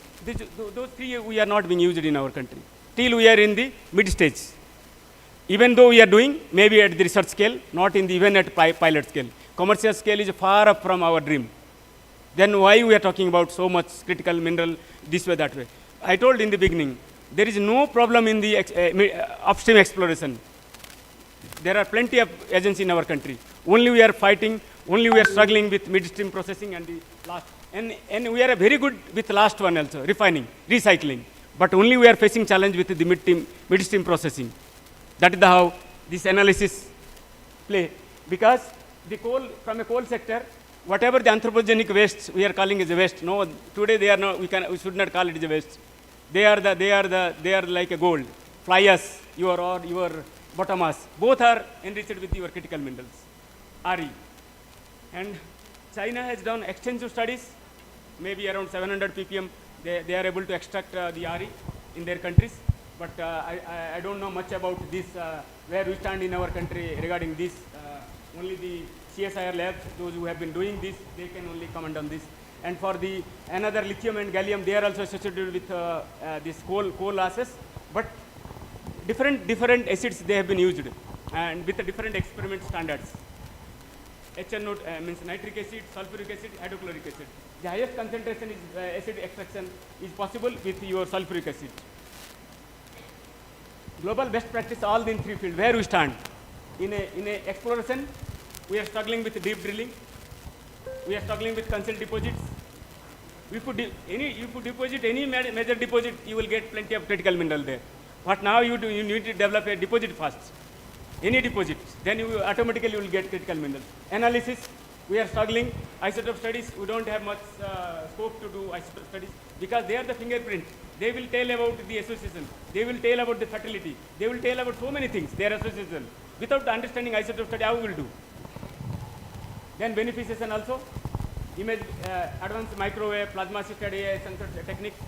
Still, I don't think. Only we are doing the upper one, traditional leaching and acid alkali leaching and all these things. Government has, the last slide. Government of India has taken lot of initiative. There is no doubt about that. Free baselines, GSI data, it is opened in NGDR portal. Mammoth data. Anyone can play this data. At GSI, in NGDR portal it is available. You just download the data and you play with the data. And financial support again government is giving through NMET. Whoever is interested for purchasing machine as well as for sampling, survey, everything. And encouraging all your R&D also, they have been encouraged. Now even Ministry of Mines as well as the DST is also encouraging for the critical mineral research. And financial, Ministry of Mines is giving 5 crore rupees for the startup companies if they will do midstream processing and all these things. Money is the money.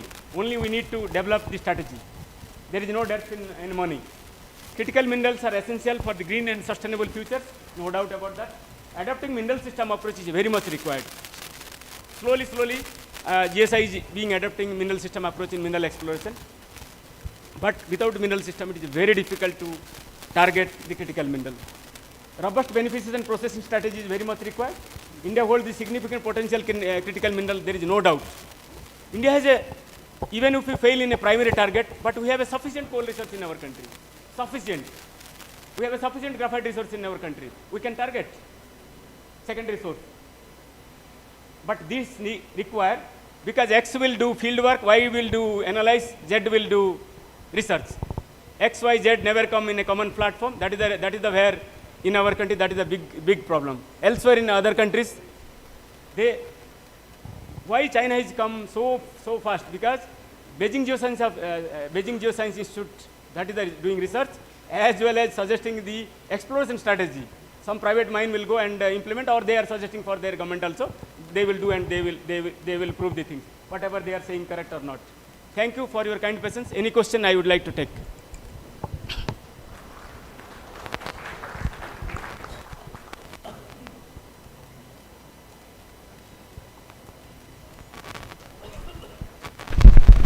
Thank you, sir, for sharing your knowledge with us. If there are any questions from the audience,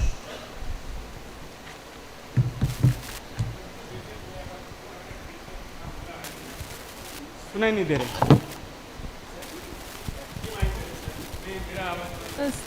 so there is the mic. एक sedimentary basin में 400 ppm मिला है RE, then how is the block? 400 ppm RE. Then how is the block? Can you guess? 400 ppm RE extraction. You are talking about extraction, sir? All the things, explosion to and phase. We should start with experiment, sir. We should start with experiment. 400 is also because crustal evidence is RE is 150 if I am not wrong. Then enrichment is 3 times more. Any enrichment more than 3 times we should think for, because that is a little bit a stage for experiment. One can do experiment, but not as a full-fledged beneficiation plant for that. But you can do exploration. If it is a 400, how the RE is distributed, in which mineral it is distributed, whether it is in silicate or any oxides is there or any other phase is there where the RE is being distributed. That need to be ascertained first, then sir, rest will be automatically to open the gate. So it can be taken up for further exploration. Absolutely. First, sir, do some experiment, preliminary experiment, and minimum petrography is required. What are the means where RE is going, whether it is occurring as individual phase or it is going with some minerals. Okay. But ultimately, sir, you are doing bulk analysis. In bulk analysis, it is 400 is coming. But RE 400 is present in form of a mineral phase where you can go, you can separate it. That need to be established first. Thank you.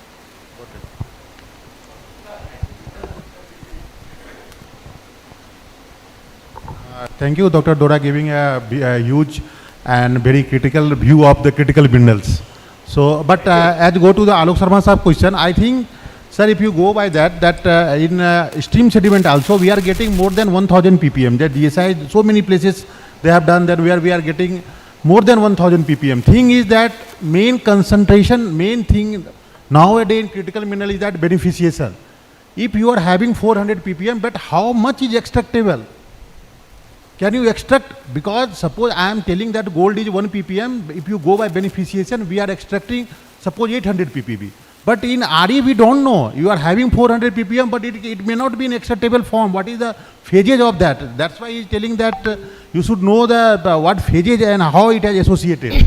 Then only we can say. So I think that apart from exploration, main thing we have to see is the that beneficiation and extraction. That has to be developed in India. Otherwise, it is very difficult. Thank you very much. First, sir, rapidly, very rough scanning with XRD analysis. Because those are weather samples, XRD will give you the preliminary idea. What are the mineral phases? If any phases are there, it will give you. Then you have to go intensive with the SEM as well as followed by EPM. If this will give you the confirmation, then sir, you adapt the exploration strategy. What best strategy can fit with terrain condition, that you need to develop. Sir, myself Saurabh Singh, I have one question, sir. As per the mandate of Ministry of Coal and Government of India, we are analyzing so many samples like borehole samples and dump samples we are going to analyze. But the same samples are giving different RE concentration result in different laboratory. We have inquired them and we found that this issue is coming due to the use of different CRMs in different laboratory. Sir, how do you suggest to tackle this problem? very excellent question. As I told, why only the different laboratory analysis is different? Why not you introspect yourself that whether the sample correct properly you are processed or not?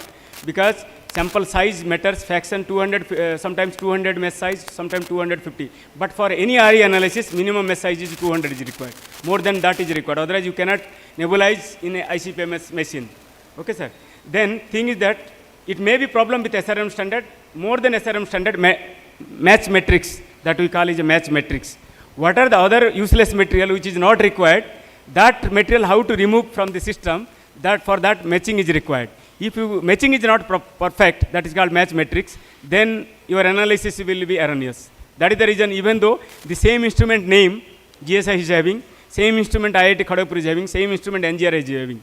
I have analyzed the data in different lab, but with one sample with different names, with a different time. I have observed this, how it is happening. Because of depend, but person is a one, my sample is a one, but only one sample with same, even if I have wrongly sampled, but the wrong sample also I am sending it to different labs. But why I am getting the different values? Because of maybe matrix matching problem, or with the SRM standard, or the calibration issue. So when you are doing ICP-MS, lot of interface is happening.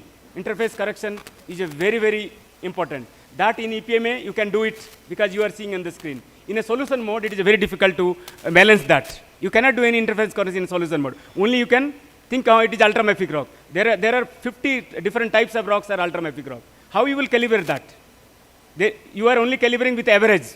Oh yes, ultramafic rock. Silica is this much, this. That is not possible. When you are talking about 1 ppb, 2 ppm level concentration. Thank you, sir. Just a moment, sir. Just a moment. Now I would like to request Sri R.K. Singh, sir, GM Exploration CMPDI, to kindly felicitate our guest speaker, Professor Emil Dora, with a memento as a token of our appreciation.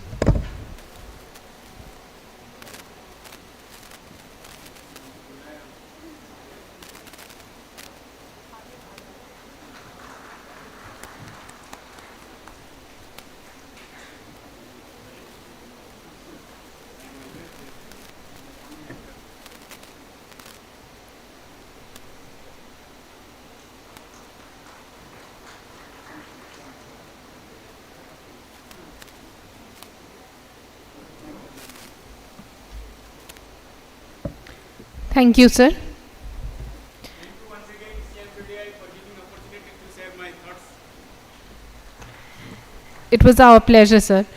I now request Rituparna Roy ma'am to invite our next speaker for the session.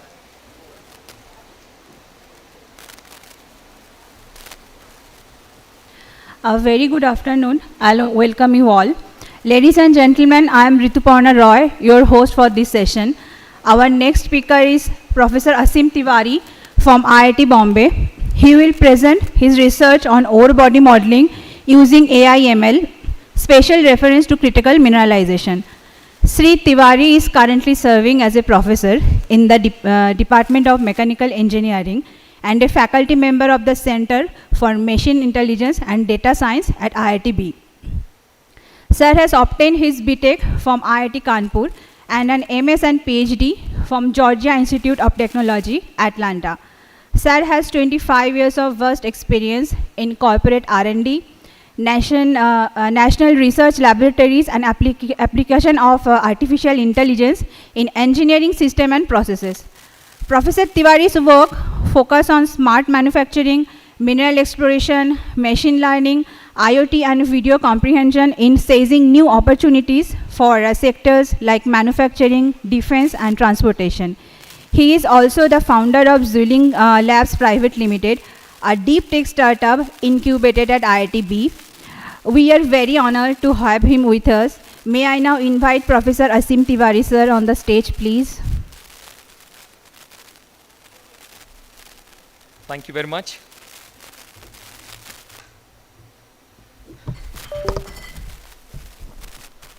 I know it's always a challenge, after lunch session, and especially just before the tea, because tea is supposed to be the caffeine kick, and that's when your attention is the least. So I'll hope I will do a justice to my topic and won't let you sleep. Okay, great. So what I plan to do is, I don't want to teach you geology. You all are experts of geology. I want to start by something else. The elephant in the room. AI and ML.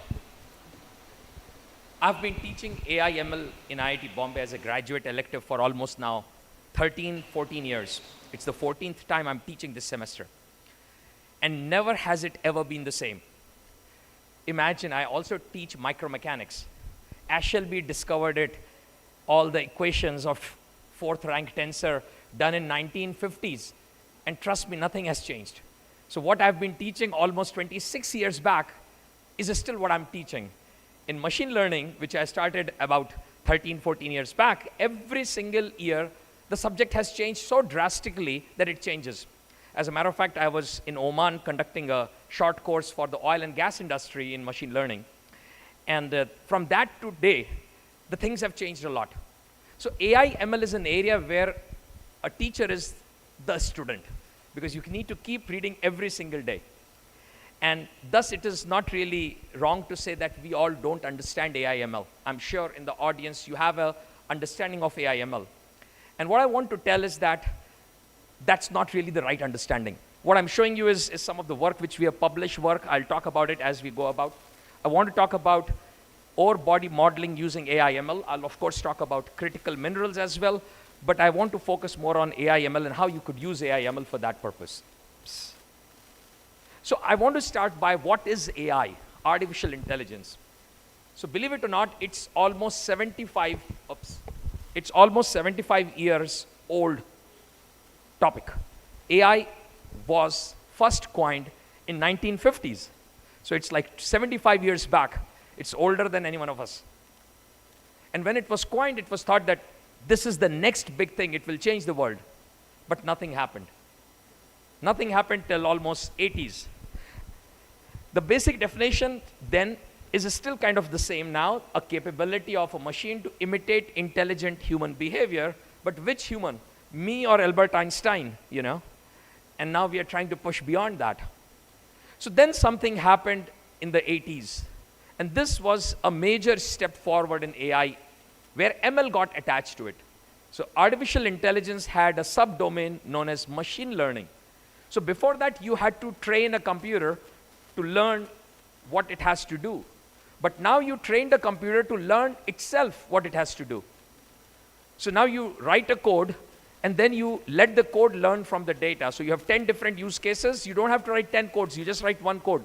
You give a different data, it will learn from it. You give another data, it will learn from it. And if you have 11th data tomorrow, it will learn from that as well. So machine learning became something which people thought is the next big thing. And it is probably what will make AI have human capabilities. But this thought process was short-lived.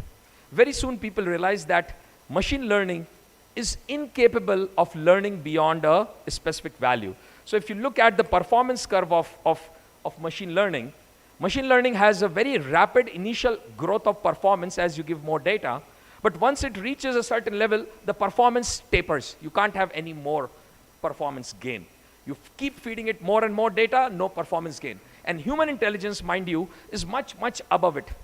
So people started believing that fundamentally human intelligence is different from machine intelligence. Artificial intelligence can never compete human intelligence. That's what they thought. But then something very strange happened. In 1989, a very celebrated research paper got published. This paper is still probably the single most important paper in the domain of machine learning and AI. That is known as Universal Approximation Theorem paper. If you go and Google UAT, probably it will have tens of thousands of citations, and it's probably the single most important paper in the area of machine learning.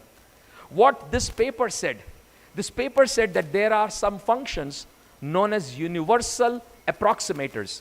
They can approximate anything in the universe. So these are machine learning algorithms which can learn anything in the universe to any degree of approximation. Now this is a profound statement. Anything in the universe, and believe you, that this is something which is so profound because we don't know the entire things in the universe. So today, what you know can be learned by these algorithms, and things which you will learn 10 years from now can also be learned by these algorithms. That was mathematically proved. So this universal approximation theorem had the promise to create something almost next to the God. It could do everything but approximation, and God could do everything but perfectly. So they were just one step below God, and people started calling God theorem. Universal approximation theorem, it can approximate any phenomena in the universe to any degree of approximation. You want it up till 10 decimal places, it will do that.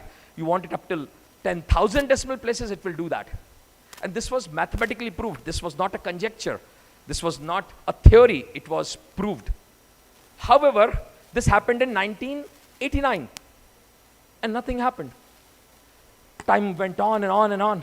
And people then realized that they could not train this algorithm. This machine learning approximator, this universal approximator was not possible to be trained.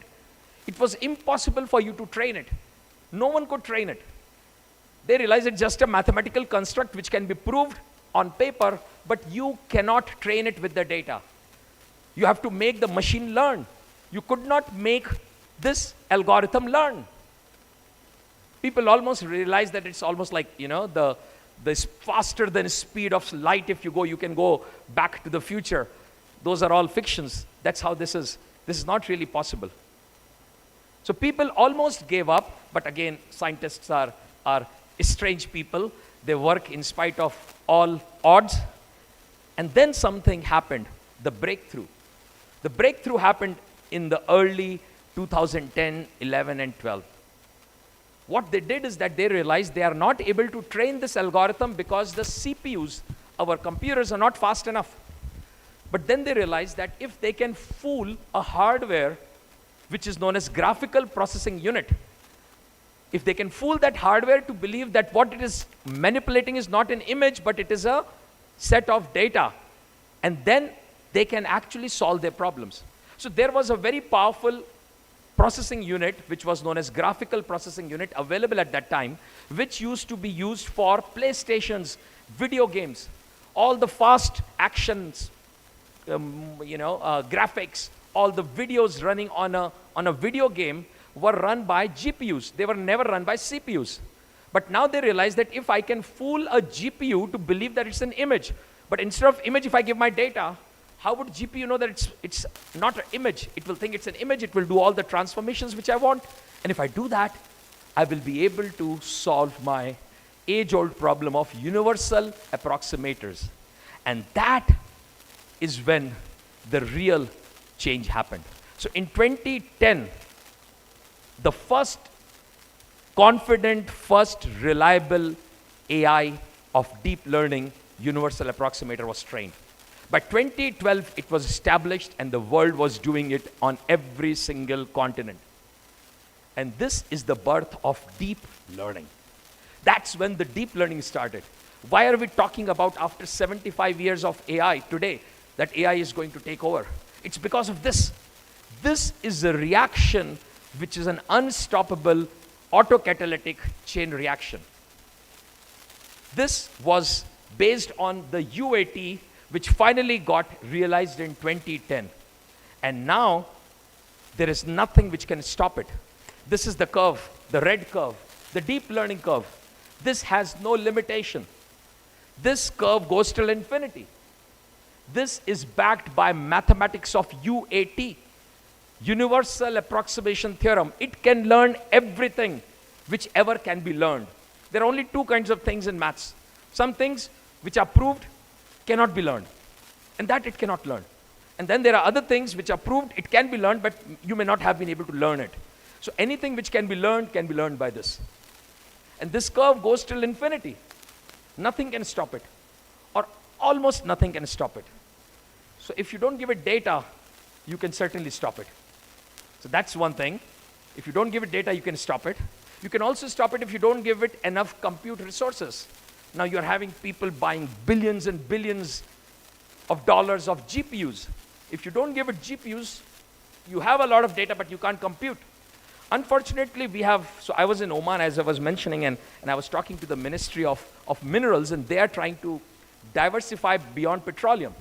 And Oman has some beautiful rocks. I've got some rock samples. I'm doing some XRF as well as EPMA on that to be sure that I don't have a wrong result. And over there, they had just about 160, 170 terabytes of data. And they wanted it to be used by my AI code. And when I looked at their data, it is in such a lousy format that it cannot be used by AI. For AI to ping 150 terabytes of data 1,000 times in a day, imagine what kind of hardware data lake resources you need. So those are the things which can stop this deep learning from growing. If you don't make those hardware resources available, then deep learning may not grow. Otherwise, there is no end to it. So what can it do? Well, I want to take you through a roller coaster. And this is all facts, which I'll be talking. So everything which I'm talking here is facts. You can form your own opinion. Hopefully, by the end of the day, you'll have an opinion which is very similar to that of mine. So just to tell you, how does it compare with human intelligence? So this is a curve which was stopped after almost 2017 because it was a lost battle. The dotted line is the human intelligence. This is what is the human intelligence or human error rate when you are trying to classify an image. So you show an image to a human, there is almost like 4 or 5% chance that 5% of the images will be misclassified. These are very complex images, okay? They are not very simple. They're not like you're showing a cat and a dog and an elephant. No, humans won't misclassify that. But these are very complex images. But if you look at the AI, back in 2010, before the deep learning, the first two curves are before deep learning, the error rates were 28 and 26%. But that error rate, the moment deep learning was born, started decreasing. And by 2015, deep learning became better than humans. So today, you can have AI do image classification better than humans. As a matter of fact, we have an AI-based tool, which we call as an AI Mineral Liberation Index tool, which we run in our scanning electron microscope. And if you give me polished sample, I'll do EPMA, EBSD, and secondary electron and backscattered electron imaging, and I'll tell you what is the liberation index of a mineral using AI. I don't have to have any human intervention in that. Just to tell you what it can do, beyond image classification, it could look at your retina and it could tell you what is your age, what is your gender, whether you are a smoker or not, whether you have diabetes or not, what is your body mass index. It can even tell you systolic blood pressure just by looking at your image. And today you can buy an attachment which you can put on your cell phone and take an image of your retina. And this library is available for free. You can download it. My system has a GPU. Almost any big laptop today has a GPU. You can run it on your GPU for free. It will tell you everything. No human doctor can do that. It can do but much more than just reading your eye. It can read your lips. Lip reading are multiple softwares, multiple deep learning algorithms with trained algorithms available. You can download them. And these are old data sets, by the way. I'm talking of 9 years back. This was happening 9 years back. 9 years is a long time in AI ML, let me tell you. You could read what she's saying because the AI is able to transcribe it by just reading the lips. So what is being written here is what AI is predicting she's speaking. Now, reading eye and reading lips is not like a God theorem, right? If you are a God, you better be doing something beyond reading eyes and lips. So what would God be able to do? Just read your eye or lips? He could read your mind. So mind, we do not know what it is, but we do know brain. How about brain reading? So brain imaging reconstruction initially started in 2018. By 2023, this paper shows that if you put the person in an fMRI, by looking at the signatures of the fMRI signatures, MRI signatures, AI can reconstruct the image which that person is seeing. So the person is seeing a teddy bear, AI reconstruct a teddy bear. The person is seeing a plane, AI can reconstruct a plane. A person is seeing a clock tower, AI can reconstruct a similar clock tower. Not exactly the same, but very close. And it's just reading the brain waves coming from an MRI. It can now read your dreams. Just imagine your spouse tells you better sleep in the MRI tonight. I want to see what dreams you have. Next time when you'll be flying business cross Atlantic, Your company may ask you to wear a lead helmet because while you are asleep, the air hostess may put an MRI and read all your trade secrets, from your company trade secrets from your head. It's not a joke. This is fact. And this is 2023, published. Something which is published in 2023 must have been done at least 2 years back. And this is already 2 years old. So world is changing really, really fast. All of these things are where AI can do better classification, better comprehension. But humans are more than just classification and comprehensions. Humans are also creative. We have another side, creativity. Do you think AI can be creative? Can AI be creative like humans? Well, what is common among all these people? You know what is common? Can you think about what is common among all these people? The key thing which is common among all these people is none of them exist. They don't exist.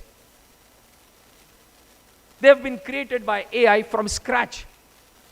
AI has generated them using an algorithm known as GAN, Generative Adversarial Networks. Just literally from empty noise. Those who know the old television sets when you used to have an antenna, and if you disconnect the antenna, you had those circle, circle, circle on the TV. That's the noise which the AI starts from. And from that, it can create these faces. You can go online today and go to the website, thispersondoesnotexist.com. You just put the age, gender, ethnicity, and bing. It will create a new face for you which does not exist. This is as simple as that. This is an old story, by the way. This is almost like 7-8 years old story. Can it do more? Well, why not? It can create abstract art. It can create beautiful abstract art. You could have an art which no one has. You can print it in oil and canvas in a big board and put it in your house. Picasso would have been in big trouble, Fortunately, he's not alive to see this problem. What else can it do? It can create beautiful music. And all of these things are available for free. You can go to soundraw.io and you can type that you want to hear blues, rock and roll, soft rock, jazz, Metallica. You type it. It will create a new music for you, a music which no one has ever heard before, and a music which no one will ever hear before because it has been created by AI just for you, for free.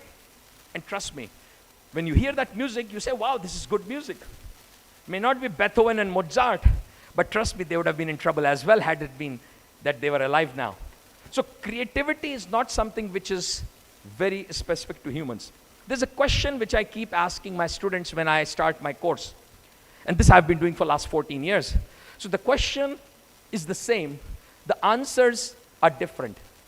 So the question is, what do you think AI cannot do?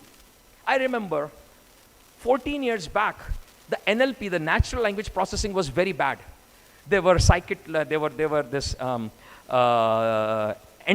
and NLTK libraries were there, and there were many such AI libraries which were doing natural language processing, but they were not good enough. If you asked them to create a joke, they were not able to crack a joke. 14 years back, AI could not create a joke which you would laugh at. AI could not create a poem which you could be feeling good about. But today, that's not the case. Today, you just go to any of those large language models, say that tell me a joke between an engineer and a doctor, and it will tell you 10 jokes. And they will be hilarious jokes. So this question as to what AI cannot do is the same question, but the possible set of answers are decreasing every single day. It's tending to zero. Very soon it will reach where the answer will be there is nothing which humans can do which AI cannot do. And then the reverse question will be asked, what all things human cannot do which the AI can do? And that will start becoming bigger as we speak. Now, how about this? This lady does not take any advertisement money home. She earns $11,000 a month, but she cannot take any money home because she does not exist. Her advertisement company got tired of models, so they said, to hell with models, I'll create my own AI model. And now she does modeling for that company. Anyone comes for a shoe modeling, hair color modeling, no issues. She'll be blonde one day, redhead another day, black third day. A real model would never want to do that. But how about Nana? Have you guys met Nana? Is anyone following her on her Instagram account? That's her Instagram account.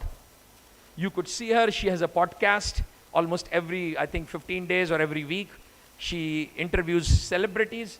The only aspect is that she does not exist. She's not there. And she's not the only one. This is the first one. This is almost 4 years old. Now there are hundreds of Nana-like people, but they are no more novelty.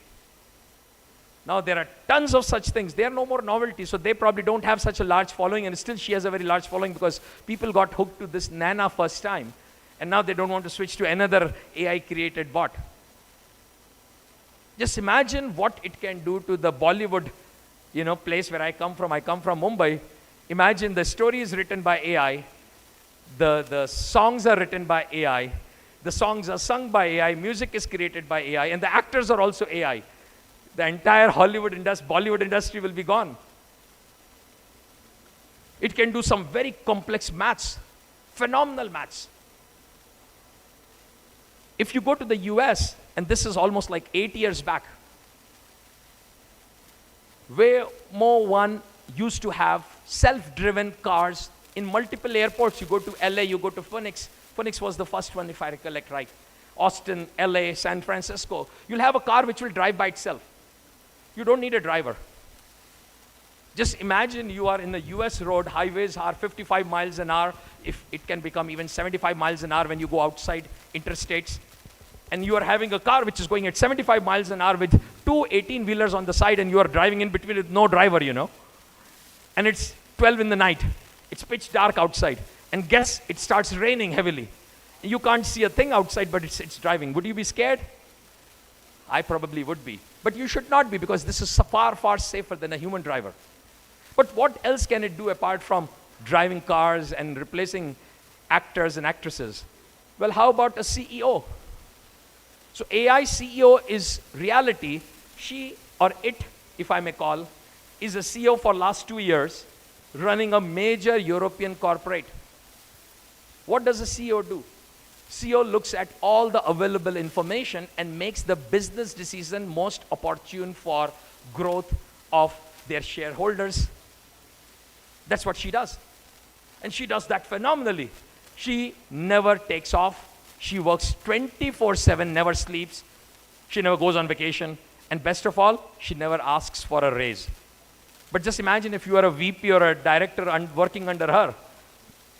You will be in big trouble, You can't bluff her, you can't fool her, you can't do any such thing. But beyond that, what can happen? And this is what I was telling. The day I landed in Oman, which was, I think, 14th of September, that Sunday I was teaching that course over there. And just 2 days before, Albanian Prime Minister gave a cabinet berth to AI. She's an AI minister. And the main argument is that she will never take bribe. I do not know if you train it. I can train an AI to take bribe, actually, But hopefully, she will not take bribe. So there is almost nothing what AI cannot do in some sense. So I wanted to take you through a roller coaster, telling you that you may have a sense. And I've met lots of people. And they usually fall in two classes. Some who believe AI can do everything. And I tried to kind of show you that AI could do pretty much anything. Just the other day, and I have not put a slide for that, you have now an AI professor. The professors will be the first to get out, because there'll be a professor for every student. I have 270 students in this class.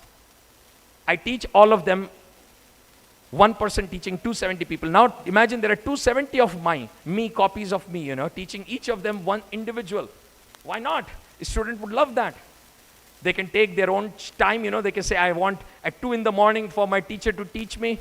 This guy likes maths, the other girl likes application, third likes programming, and the same teacher will teach things which you would like. I'll be without job very soon, by the way. But now I don't want you to feel that AI can do everything, because there is a set of people who think AI can do everything. And there are another set of people who think AI is just a hoax, it's a bubble, it can do nothing. And the reality is somewhere in between. Can AI do everything today? No, certainly not. But is AI just a hoax? No, not at all. It's a reality which is staring at us. So you can think of data, and in our case, we have really big data. We have large volumes, velocity, variety, as well as veracity. And the last thing I want to talk about, very often you realize the data in our geoscience is having lots of aspects which are missing. There's a lot of veracity. There are errors, uncertainties, incomplete data, missing data, ambiguous data, lost data. You may just have as simple as 2 different scales, so you have to do upscaling or downscaling of data to match them. You may have a small shift. Imagine you're drilling a borehole. If you're 2 meters off, you will never intersect the ore body. And you think, oh, there's nothing there. So you have to be so precise. The 2 data sets are not properly referenced, you may have a problem. So this is the single biggest problem which I have realized for the last, 2.5 years when we have started our company, and we are doing this in a very big manner for various corporates, that the data has to have purity, and the veracity requires data wrangling, which again, by the way, is done by AI. But you need to have specific processes in place to do that. So I just wanted to quickly bring what we have been using. So we have been primarily using 2 kinds of algorithms in our mineral exploration, and I'll show you the live demos of that. One is what we call as supervised learning. This is what we have been using the most often right now for our clients, where they have geophysical, geological, lithological, structural, airborne geophysical data, and then they have borehole data. And based on the reality of borehole data, we have labels. So we have an input and an output. So we know all the 10, 15 layers of data which we have, and then we know whether you expect an ore body to be there or not. And based on that, we do machine learning, which is known as supervised machine learning, where you supervise the data set based on the past labels, and then you predict what it would be in a place where you don't know. But then there is another kind of aspect which is unsupervised, where you have a lot of geophysical data, you have hyperspectral data, but you have no borehole. You have no reality check. You don't have a real hard proof of ore being there or not being there. For such things, you can still use AI, and that is even more powerful, which is known as unsupervised learning. And this unsupervised learning is only now picking up in the literature for geoexploration. So this is the kind of ignorance of type 2. There are 2 kinds of ignorances. Ignorance of you knowing something you don't know. So there are things which you know you don't know, and that's a good ignorance, because if you know that you don't know something, you can go to an expert and ask that expert. So you do not know what is quantum entanglement, that's okay. You know that you don't know quantum entanglement, so go and talk to a physicist, he'll tell you what quantum entanglement is. The second ignorance is the most dangerous one, which is you don't know what you don't know. Now you don't even know what you don't know, so how will you go ask someone that please tell me that thing which I don't know, because I don't know what that is. And this is the toughest ignorance, which can to some extent be catered by unsupervised learning. So unsupervised learning exploration can do that. So enough of this. Now let me just quickly come. What all can AI do well? Well, it can do image classification, it can do data entry, data cleanup, grammar checking, it can generate punchlines, create music, create entry-level programs. You don't have to do programming, you can just ask AI to do programming. And of course, there are large language models, and then there are specialized models also available. You could have images, videos being created, but then you could have things which should not hallucinate. You want the data to be constrained, where you can use retrieval augmented generative models, RAG models, which will make sure that your hallucination is minimum. But then when you come to complex systems like geological exploration, and let's accept it, geological exploration is one of the toughest problems. It's a very, very complex problem. You need to know 20 different sciences. Geoscience is a summary of 100 different understandings. You need to know chemistry, you need to know transportation, you need to know geophysics, you need to know geostatistics. You need to know all of these things to be able to predict where the minerals would be. And still the amount of minerals are much, much less as compared to the non-mineral regions. So it's a very tough problem. And for such tough problems, now we have agentic AI. And agentic AI is made up of mixture of experts. So we are developing experts which are just experts in geochemistry, in lithology. They want to know the rock age. They want to look at faults, folds, and alterations. Then they want to look at geophysical data. They will perform magnetic inversion, gravity inversion. And these are individual AI models which are driven by one single large model, which is what we call as X-age AI. And this process is driven using a iterative stepping process known as chain of thoughts, which is very similar to how humans work. So this is the current stage. It still is not capable enough in its mixture of expert and chain of thought as humans are. We have a much better chain of thought. AI does not have a better chain of thought. But if you give the chain of thought, it has a much better way to arrive those individual things. But every day it is becoming better. So now let me quickly jump to what we have been doing in this specific area. I have a company in IIT Bombay. IIT Bombay has a 10% stake in my company. Ministry of Mines has funded our company. Yeah, Ministry of Mines has funded our company. So that company has 3 of us as co-founders and 4 advisors. Of course, Dr. Bodas and Mr. Arvind Singh would be known to many, I suppose, here. And of course, Professor Sarkar, who's right now with me in IIT Bombay as a visiting faculty. And Dr. Bala, who's currently the director of NFTD. So they are our advisors. So this company is looking at pushing the boundaries of AI for mineral exploration. So I'll quickly talk about critical minerals, but I know you guys know much more about it and we have been listening. I don't want to waste time. But what I want to tell is, if you look at critical mineral resources, one is a primary resource where you actually get it from the ore, which is usually as a coexisting. There is a main base material and you have something else associated with it.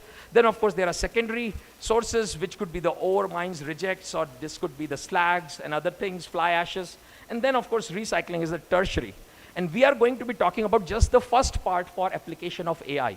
I'm just trying to use AI for the primary aspect. Secondary and tertiary have other challenges in terms of how you can do recycling, how you can extract things from slag and flue gases.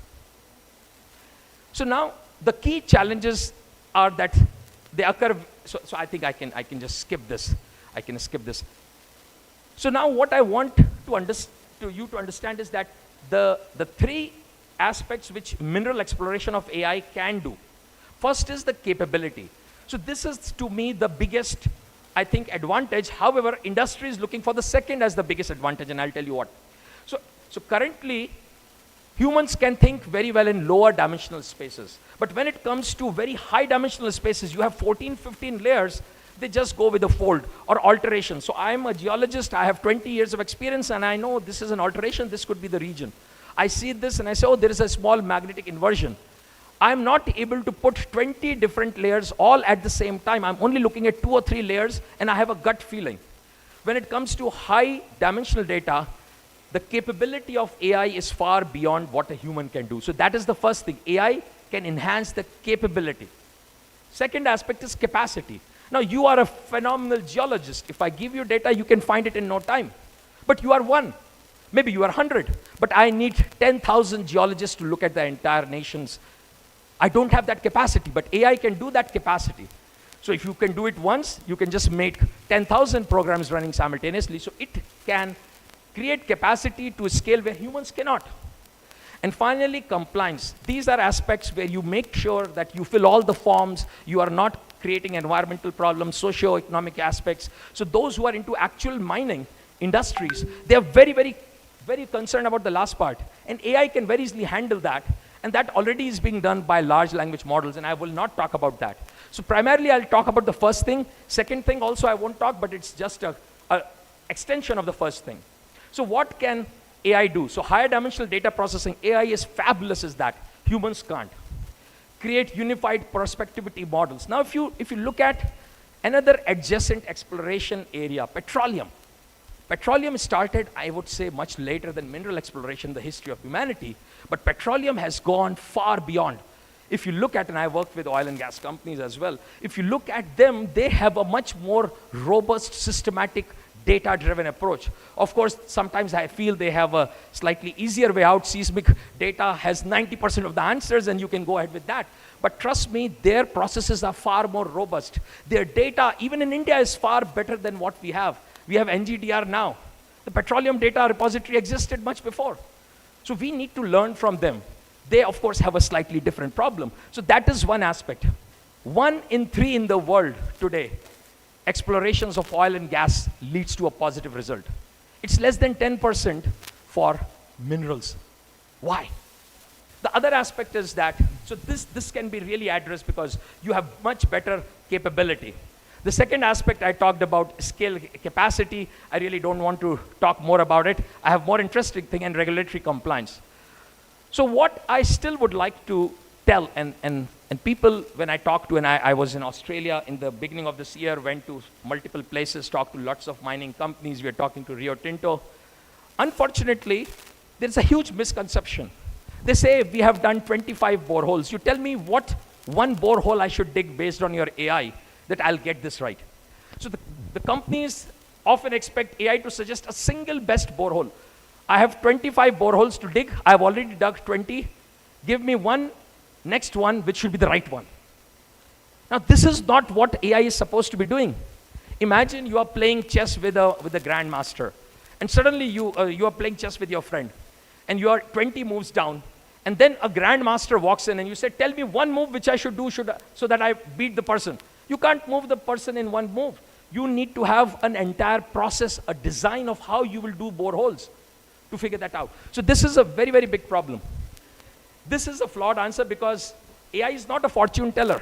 See, remember, just because you have more powerful AI, do you think you'll be able to extract minerals from that region? If the region has no minerals, you cannot.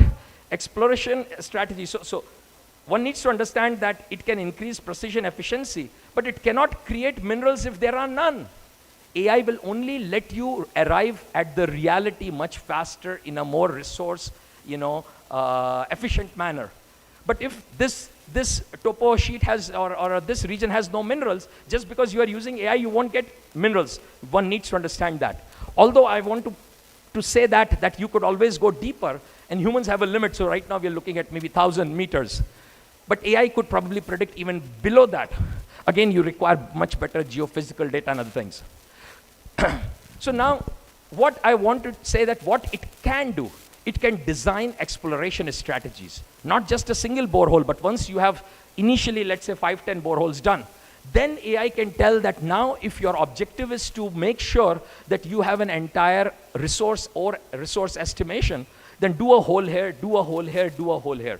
So it will have a recommendation so that you have the most significant data.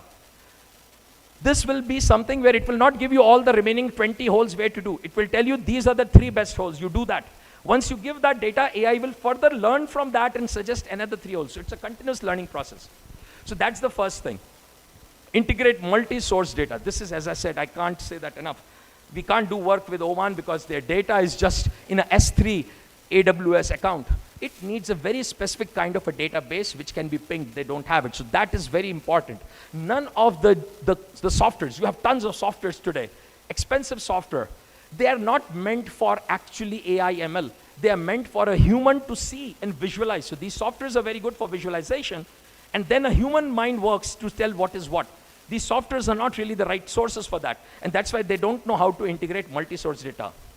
They, of course, have self-learning. And we are doing this for a company right now in copper exploration. Every single drill hole further enhances the model, and we tell better targets and provide a realistic prospectivity map.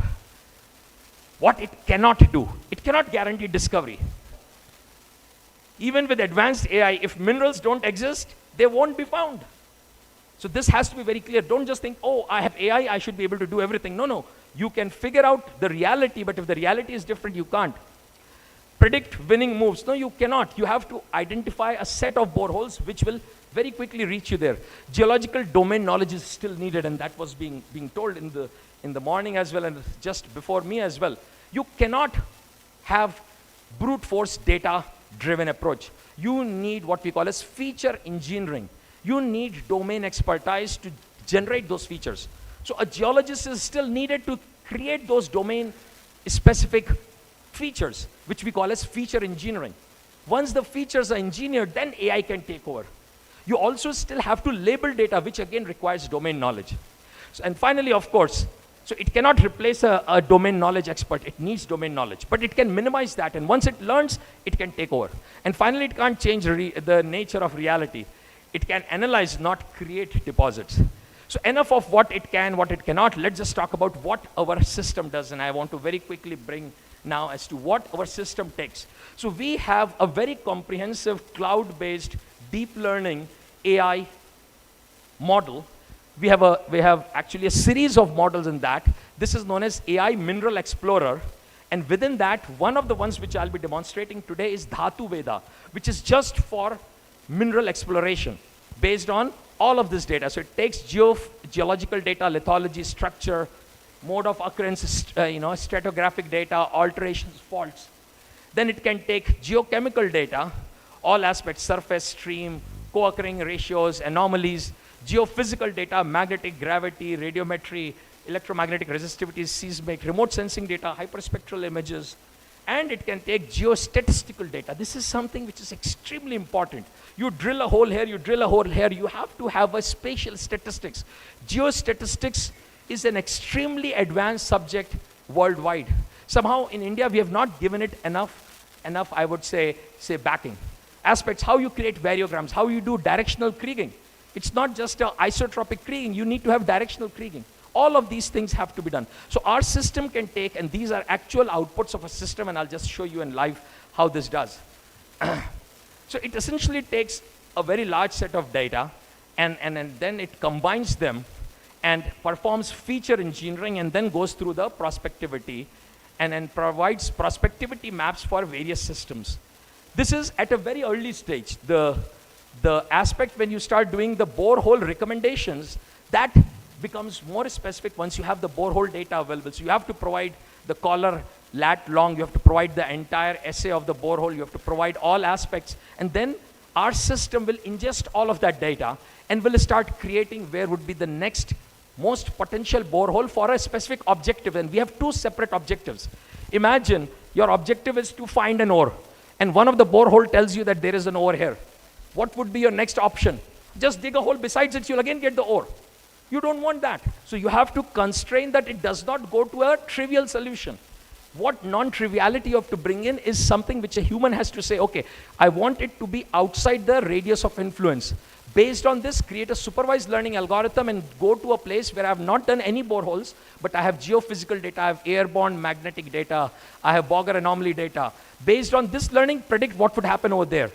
Or I have some stream minerals here, and this is the possible route. These are alterations, these are the faults, based on which predict outside this radius of influence. So one has to have an objective. So we have two separate objectives which one can use. And I just thought if it does not work, I have shown these images embedded in my system. These are all there in the software, which I will just go ahead and show. And then finally, it creates a subsurface reality. It looks at how the subsurface structure would be.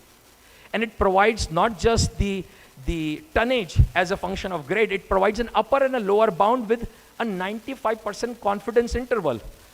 If that upper bound or the lower bound is better than what you want to go with a 95% confidence interval, it's a no-brainer, you just go ahead. So the geostatistics becomes extremely important because AI has a statistical machine learning based probability, which means it's not going to give you a black and white answer, but it will give you an answer which is bound within a statistical bound. And if you mix it with geostatistics, you can exactly know as to what is the total tonnage, upper bound and lower bound. And that's what is being shown here. The upper bound UB and the lower bound LB and the upper bound UB for various kinds of, in this specific block. This is of course open data set available with GSI, and we have this data with us. I can't show you the other data which are proprietary by individuals. Then there is another area which we are in, where I was working with SCCL and others, where it is operations. So exploration is one area where AI certainly can be used, but operations is another area where AI is possible to be used in a very big manner. Just to give you a very simple number, about 12%, 10 to 12% of the operational cost of operating a mine are the tires. The tires go through such a big wear. You have then fuel, diesel being used, you have many other things, inefficiencies. So we have a fleet management, optimal fleet, fuel efficiency, tire management, predictive analytics. There are things which you can do in a mining operation which can completely change the cost of mining. So something which you felt was a lower grade and you could not mine, now if your cost goes down, suddenly all those mines are accessible to you now. And this is a big game changer because it's a direct impact on your bottom line. And this seems to have a lot more traction. Now, this is very strange, you know. Worldwide, in the US, for instance, in the US right now, exploration, greenfield exploration is about $14 billion per annum, which is not a lot, by the way, which is not a lot. The companies are more willing to go for a brownfield facility because there is less risk. You know, there is something here, I'll put more resource, I'll get out. Greenfield is still risky. Unless you are really pushed, you don't go for a greenfield. And this is worldwide. This is not just in US, it's worldwide. And this is where you have to have AI which can reduce your cost, and thus the risk can be reduced. If you look at world currently, 80% of critical minerals is with China. Is it it's just a surprising thing, or it's just a chance that China has 80% minerals? It's not a surprise at all. If you look at the top 5 nations which have highest publications in AI for mineral exploration, which do you think is one? The top one? China. China has more publications than anyone else in AI. And trust me, they don't publish everything. If I have 100, if they do 100 research, they publish 2. So the real thing is, it's like the tip of the iceberg. The real iceberg is below the water. So China is actually doing phenomenal AI-based research. In the last 20 plus years, they have invested heavily on AI. They are right now, in a sense, leading the world in AI. DeepSeek really made NVIDIA go crazy, because DeepSeek could do the same deep learning models in 1/10 the cost. So China is investing in AI. Next, US. Third, Australia. Fourth, Canada. Expected, right? Australia, Canada, US. Fifth, guess fifth. You'll be surprised. Iran. The 5th country in the world which is investing in AI-based mineral exploration is Iran. Don't underestimate them. We worked so I have so-called collaborations with Afghanistan, Iran. They share data with us through, of course, MEA, Ministry of External Affairs. We can't interact with them. But we have their data, and when we interact with them, we realize that they are really investing in this. So we need to realize that AI has to be something which will reduce not only your operations costs, but your initial risk, because exploration is all risk, green exploration is risk. This is actual data flowing in from the mines, GPS, you have J1939 scan buses, you have every single second data of your mining operations. You know what is the temperature, pressure of the wheels and the pressure inside it. You know what kind of lateral G-forces if the guy turns very fast. All of these things finally add up to your operation cost. You do exploration once and mining for next 30 years. This adds up. This adds up in a big manner, and this is real dashboard, and if time permits, I'll show you. This is a work which we are doing with BKT, which makes tires, but we are having this for other mining operators. They have not allowed us to tell their name. BKT, of course. I will finally show their name in one slide because we have a general MOU, but I can't tell whom we are doing what with. So this is my last slide before I go to my live aspect, and then I would be really wanting to talk about. So we have MOUs with Vedanta, with Hindalco.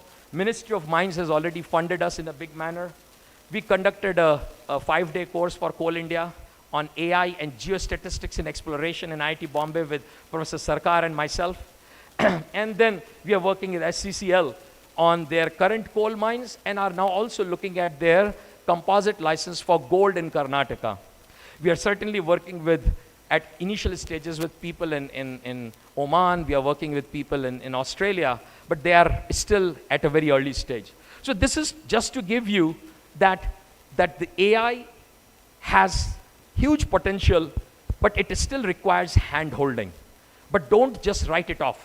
And today, we have to embrace it because we are pushed to the corner in the area of critical minerals. We cannot survive unless we get onto this. We share the same boundaries with our neighbor, which happens to be 80% world leader. I don't see why should it be that we don't have that. So with that, I'll just very quickly show you our Dhatu Veda in this. And I'll now go to the duplicate mode so that what I see is what you see. I have skipped a lot of slides in between because the time was. So this is how our Dhatu Veda looks.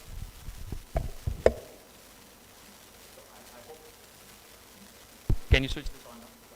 So I hope this is now visible. And so this is our LiDAR data.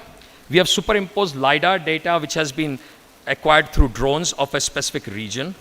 And this is running on the cloud. And then we can impose on this, and if I just go back slightly, I can impose on this magnetic data. And I can start looking at how the magnetic data is being looked at. So the net is a little slow.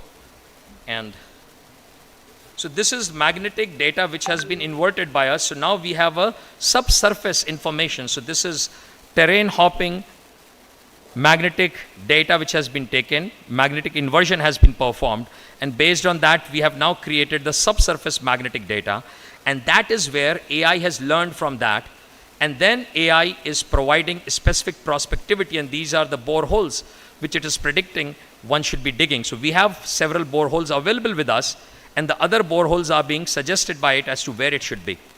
And as you do and get assaying results, you feed it in this system. So this is how this looks. This is how the platform of Dhatu Veda looks. You have multiple projects. You could look at a specific project. You could probably look at a 2D slice of it, and you can see what are the boreholes which have been done. And this is directly coming from the satellite imagery data. And of course, it has downscaling and upscaling done to make sure that the data is at the same scale. The exact geolocations of the borehole collars have been properly matched. And then you can go and start looking at the 3D data which I just showed you. You can upload your files, create your own new projects, do all sorts of things which you want, and this is how you can upload all your data. So you don't really need to be an expert. You just need to have those data files. Majority of data formats we can ingest, and once they are ingested, they take about half an hour to an hour to be converted into the data lake format which is needed for AI. And depending upon the size of your data, the inversion can take anywhere from few hours to almost maybe half a day. Depending upon if you have huge data, it takes a long time. This is all being done in the cloud. This can also be done locally if you have a GPU cluster, but sometimes it may become more expensive, and cloud is much cheaper. And so this is how Dhatu Veda is able to provide very precise, understanding of how and as you see, you have very high resolution LiDAR images which are all superimposed with this. Now this is if I go back, so this is the Mineral Explorer, and if I just go back here, this is how we are performing the subsurface domain partitioning, and this is another parallel work which is integrated in Dhatu Veda. And then of course you can do the mineral estimation, upper bounds and lower bounds which I showed you, an entire tonnage graph. And finally, this is live dashboard of how the data is flowing from a mine with the GPS, looking at various health of the fleet, which is more into operations.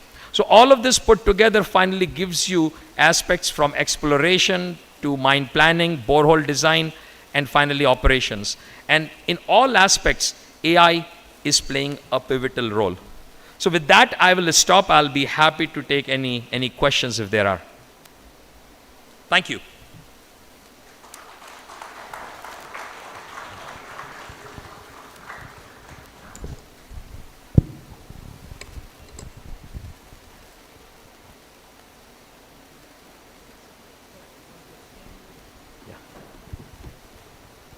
Excellent presentation. It was a mind-blowing slides. Only one of my query. Did you suggest any borehole in that quartz vein, which is a narrow quartz vein shown some of the boreholes?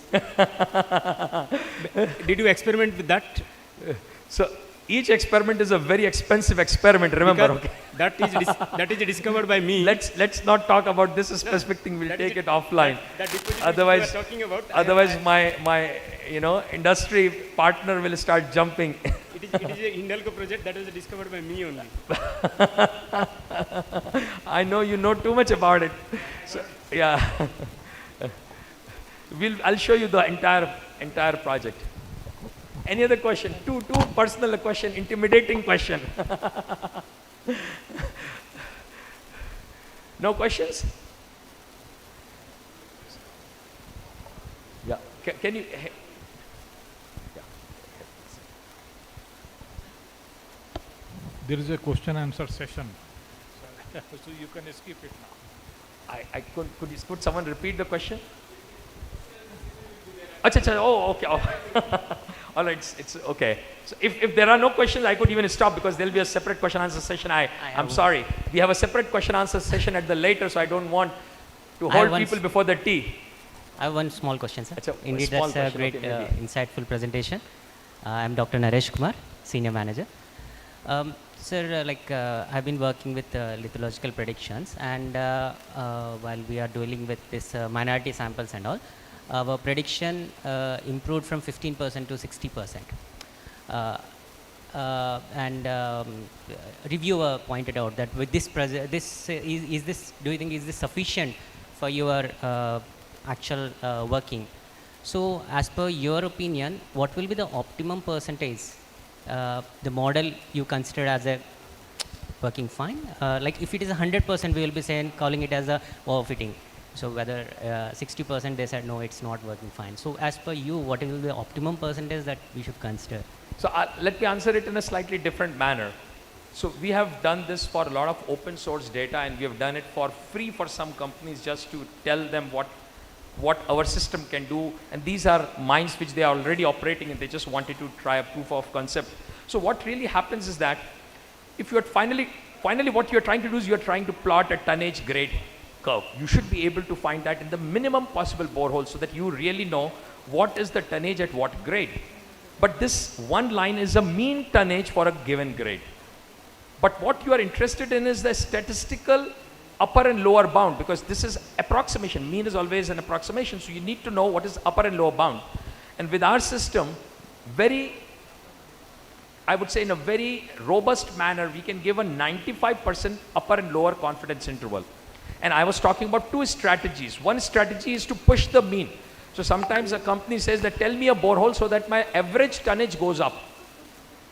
Other companies, and usually I tell the company that don't push your average ton up. Decrease the upper and lower bound. Make it tighter so that you know what you are predicting is what it is with a 95% confidence. So I would say if you have a 95% confidence interval of a upper tonnage versus grade curve and a lower bound of the upper tonnage versus grade curve, then you are excellent. And that can be done by AI in a very robust manner with data which otherwise gets mixed. And certainly it saves you money finally. At the end of the day, it has to save you money, right? So to get this curve, you will require much less boreholes than what you would otherwise would be requiring. So that's the basic proposition. Thank you, sir. So maybe more questions later. So there will be an open question answer session after that. Yeah, this is separate question answer. Yes, sir. Thank you very much, sir, for your enlightening speech.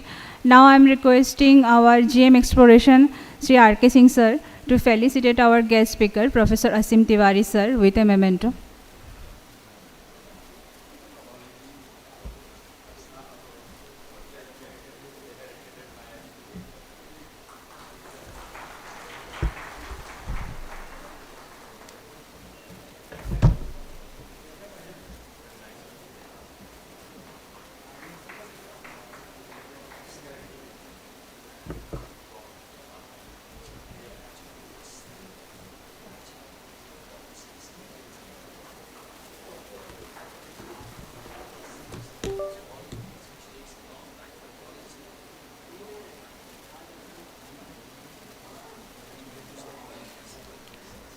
Now it's time for high tea. We have a small arrangement for refreshment just outside this auditorium. I am requesting you all to please proceed for the area, and we'll reconvene here within 20 minutes.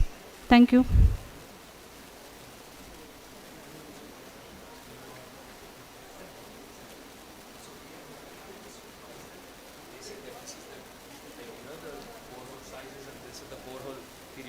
Then that can be accepted, then that would certainly be a big thing, yes. No, that's not mine, I think so. I have taken everything out.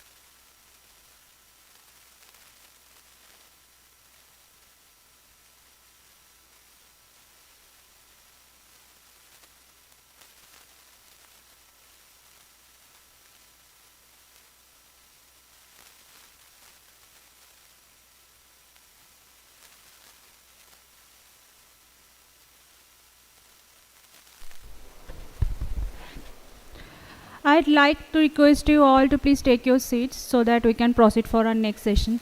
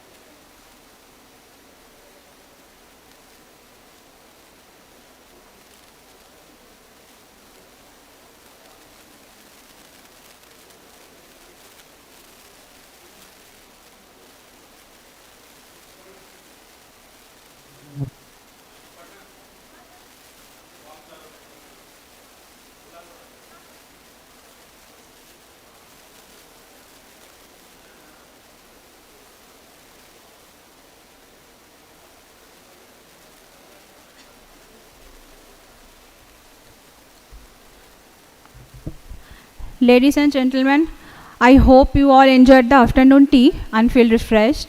Now, without further delay, let's dive into our next technical presentation. I'm going to invite our next speaker, Dr. Abdul Rauf Sheikh from Institute of Mineral and Material Technology. Dr. Sheikh will share his work on the extraction of critical minerals from low-grade feedstocks. Dr. Sheikh's research covers several metal recovery technologies through pyro, hydro, and electrometallurgic operation. His area of expertise is really vast in solid waste and effluent process for recovery of values, design and scale-up of hydrometallurgical unit operations, basic engineering package and techno-economic feasibility report, and many more. Sir is the recipient of prestigious Chevening Crisp Fellowship from Oxford University, UK. Currently, Dr. Sheikh is working as a principal scientist at CSIR IMMT.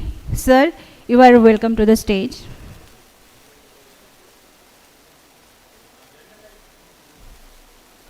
Thank you.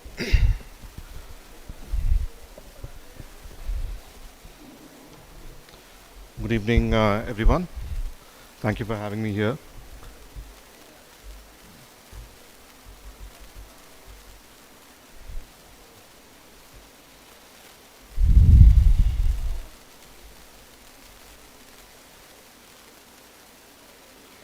Okay. I'm from the Council of Scientific and Industrial Research. We are basically an autonomous body under Department of Science and Technology. And we have over 37 laboratories distributed all across the country in different fields, biological, chemical, and engineering sciences. And if you look at the sort of eastern region in Jharkhand, Odisha, that's where most of the metallurgical laboratories are present. NML Jamshedpur, National Metallurgical Laboratories here in Jamshedpur, and we have Simfer Dambad who look after mining, and Institute of Minerals and Materials Technology in Bhubaneswar. That's where I come from. We look into developing technologies from resources to metals or metallic products like battery grade sulfates, etc. And our research can be categorized into three different aspects. The first is strategic technologies, which are not developed with an economic importance, rather than it's focused most on the specific needs of the strategic industries, like be it defense, aerospace, or nuclear industry. And the second aspect is, of course, commercial industries. We do a lot of work for existing metallurgical industries and also new investors to try and put up recycling plants and the lot. And of course, we do a lot of capacity building and human resource development. We have over 500 to 600 students who are doing various levels of research, including PhD candidates. And we also provide training courses. Recently, we finished a training course for Indian Oil Corporation officials on battery minerals value chain. And annually, we do graduate engineer training for Hindalco Industries for both copper and aluminum sector. So when it comes to mineral processing, it first starts with characterization. Initially, we had the system called Pan Analytic CSIR, which is a collection of different CSIR labs put together and different techniques that's available. But now it's moving to another system called iSTEM, where it's not just CSIR, but other universities and institutes are also coming in. And anybody can have access to it. Anybody can go to iSTEM and apply or get your characterization needs done there. And besides this, one of our USP in IMMT is that we do pilot scale testing. We develop from lab scale and go towards pilot scale. We process hundreds of tons when it comes to mineral processing side. And we also have a 100 kg metal per day pilot plant for base metals like copper, nickel, cobalt, etc. And when it comes to materials processing, one of the things that we are pushing forward right now is hydrogen plasma smelting reactors for iron ore processing. These are all general pilot plants that we described, but now because of developing these critical metals technologies, and that too with the niche applications, we are going for dedicated pilot plants targeting specific technologies. So the first couple of pilot plants coming up are for the rare earth value chain, both in rare earth separation and converting oxides to metals. And then we have a polymetallic nodules pilot plant coming up. We have low-grade platinum group elements or beneficiation pilot plants, and several other pilot plants which are specifically technology-suited pilot plants. We start our work with first checking what's present in the ore and if it's feasible or not, if it's extractable or not, and then we slowly develop step by step, starting with lab scale, which might be a few hundred grams to a few kg scale, moving on to bench scale, pilot scale, and finally commercial plant can vary anywhere between few tons per annum to million tons per annum depending on the element. So these are some of the technologies that we have commercialized. The first cobalt plant in India was one of our technologies put up by Rubabin Limited, which was a scrap recycling plant essentially. But now Rubabin Limited has shifted their cobalt operations from India to Congo, because as you know, recycling is a smaller volume sector, and getting resources was a problem for them. And Congo also stopped exporting their ores and concentrates of cobalt, so Rubabin shifted the entire operations to Congo. And right now, these companies are doing other elements like molybdenum and zinc. And besides this, we also cater to small plants like the 75 tons per annum copper and zinc plant from spent catalyst. So these spent catalysts come from oil industry or chemical industries, and they have a lifetime. Just like our batteries in our phone, each catalyst in the reactors have a lifetime of 4 to 5 years. So every 4 or 5 years, the spent catalyst comes out, and they basically tender it out. So the problem here is, for a large plant, you won't have a steady supply of spent catalyst. So these are small plants which run for 2 or 3 years, and they get their profits within those 2 or 3 years and sell their plants and move on to something else. In the same manner, this year we have transferred 4 technologies all in the recycling space. So this is on the top right, we have black mass recycling for cobalt and lithium extraction for a company called Excel Industries, which is a new entrant in the metallurgical processing space. And on the left, we have an engineering company that's been working in Africa, and they want to enter into copper production and set up a plant in DRC, Congo. And we developed the technology for them. And for Midani Hyderabad, which is a defense PSU, they generate their own internal scrap containing cobalt and nickel. And they also imported some cobalt intermediates from Congo. So we gave them 2 technologies to recover cobalt and nickel from these materials. So this is a list of critical minerals, 24 minerals, but what I would like to point out here is that besides this, there is also other important minerals like copper and aluminum which are not classified as critical. Because critical mineral classification has a specific idea which involves both the importance in terms of usage as well as supply risk. While copper is not a big supply risk for us, it is also an essential element for us because our infrastructure growth is connected to copper. All our buildings and all of the even electric vehicles needs copper for wirings and connections. And if you look at the international scenario here, I would point out to the bottom graph regarding cobalt. Almost 60–70% of the mining happens in Congo, but 70% of refining happens in China. So this is both a challenge as well as an opportunity, because this says that even if we don't have internal resources, there is still an opportunity for the country to develop large-scale refining and a healthy ecosystem in terms of these critical metals. This graph, the top graph, shows the growth in critical minerals or the demand in critical minerals from present scenario to 2030. While worldwide the demand increases between 5x to 10x, India's demand increases between 30x to 80x. So that is a large exponential ramp up that India needs, which is much higher compared to the world average. So in terms of the market, Indian market is far healthier and far more lucrative compared to the world market. So these are some of the benchmark grades for commercial metals like nickel and cobalt. Nickel's lowest grade is about 1.2%, and cobalt is 0.3%, but cobalt is usually associated with copper if it's in Africa, or it comes along with nickel if it's in Australia, Indonesia, and Philippines. Similarly for copper, and manganese is also an interesting situation here, is that India's got a lot of manganese deposits. In fact, we are 7th largest producers. But our average grade is lower than what's required for ferromanganese production. So every time we mine low-grade manganese ore, we are also having to import high-grade manganese ore to blend and make it suitable for steel applications. So what are our options for India? As far as nickel and cobalt are concerned, we have two options. One is the chromite overburden available in the Sukinda Valley in Odisha, which contains about 0.5 to 0.9, average 0.7% nickel, and cobalt is a bit lower, 0.03 to 0.04%. And the other option is, of course, polymetallic nodules, which is a part of our deep ocean mission now. This is not commercially exploitable yet.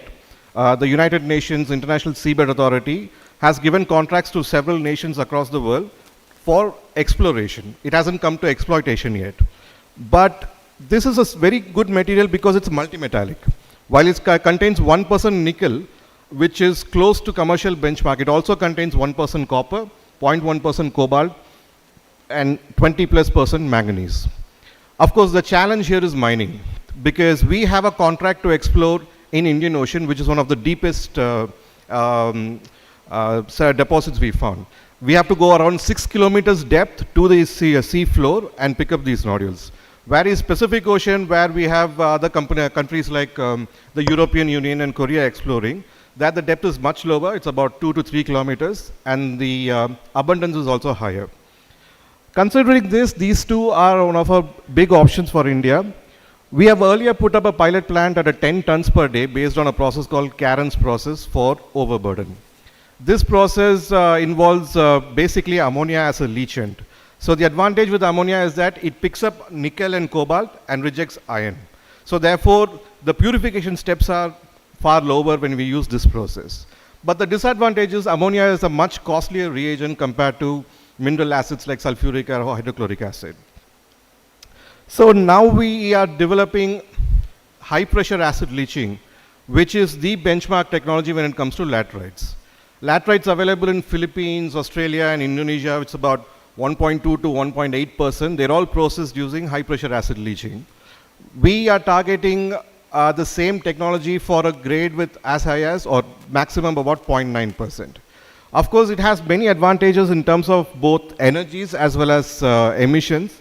Compared to Caron's process, the energy and emissions profile in high pressure acid leaching is much lower.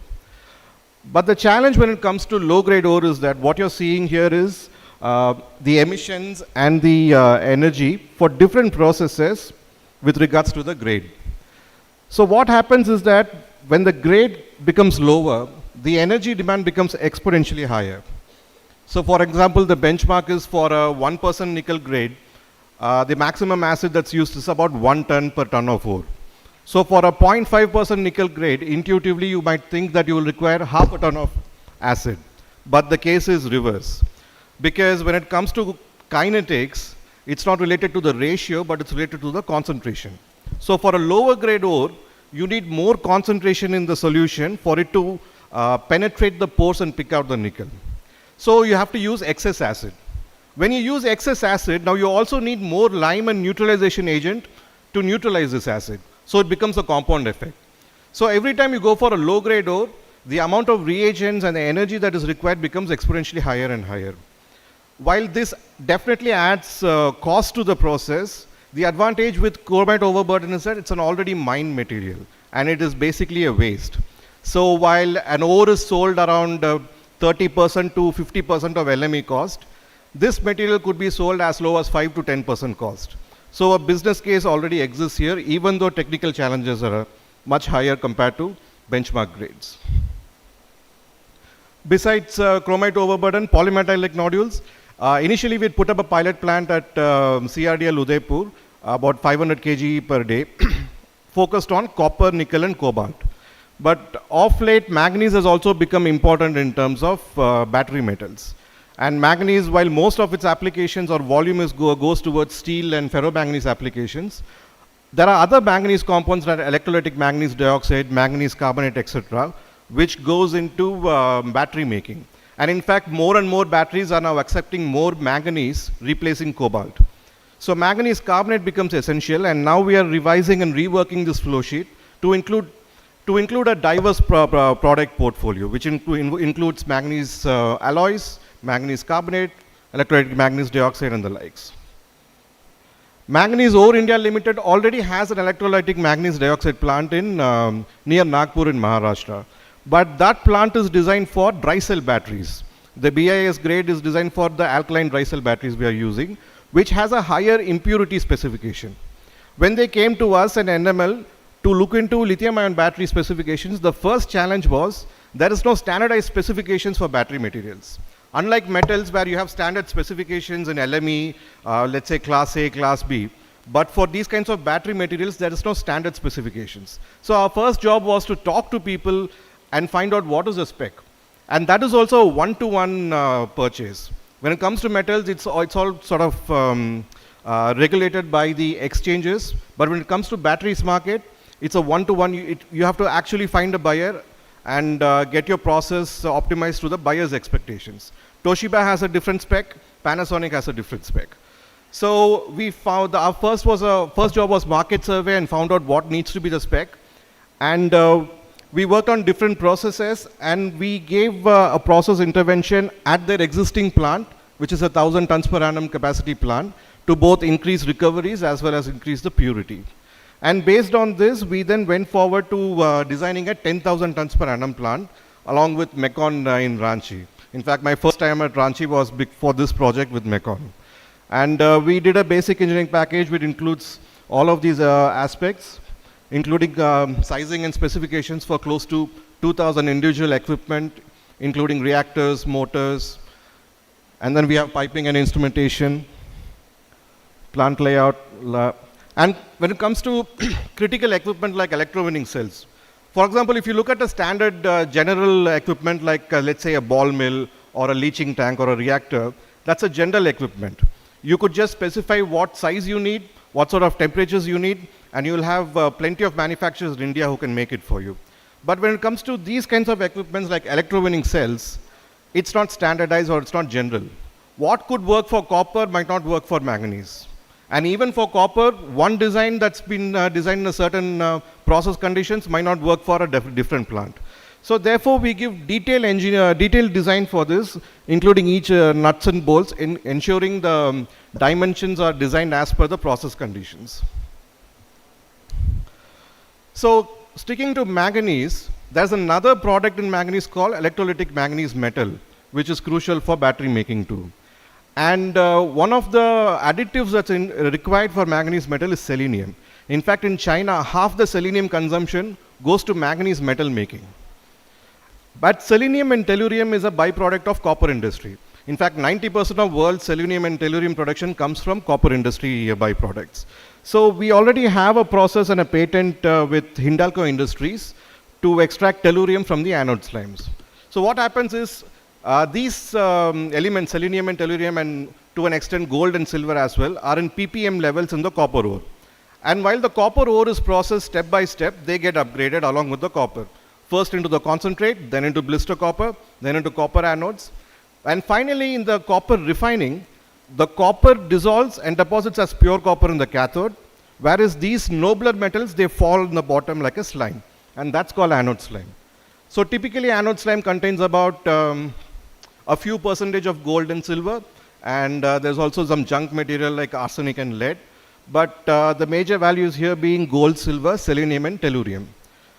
The other problem with designing process for these is that they're all dependent on which process they come from. Vedanta has a different process, Hindalco has a different process. Their anode slime will not behave the same way Hindalco's anode slime behaves. So even though we have a patented process, we are now developing another process for Vedanta's anode slime. And this is in conjunction with the Ministry of Mines as well. And talking about defense metals, tungsten is one of the key metals in defense applications. It's used in armaments, it's used in armor around the tanks. And China controls 85% of the tungsten market.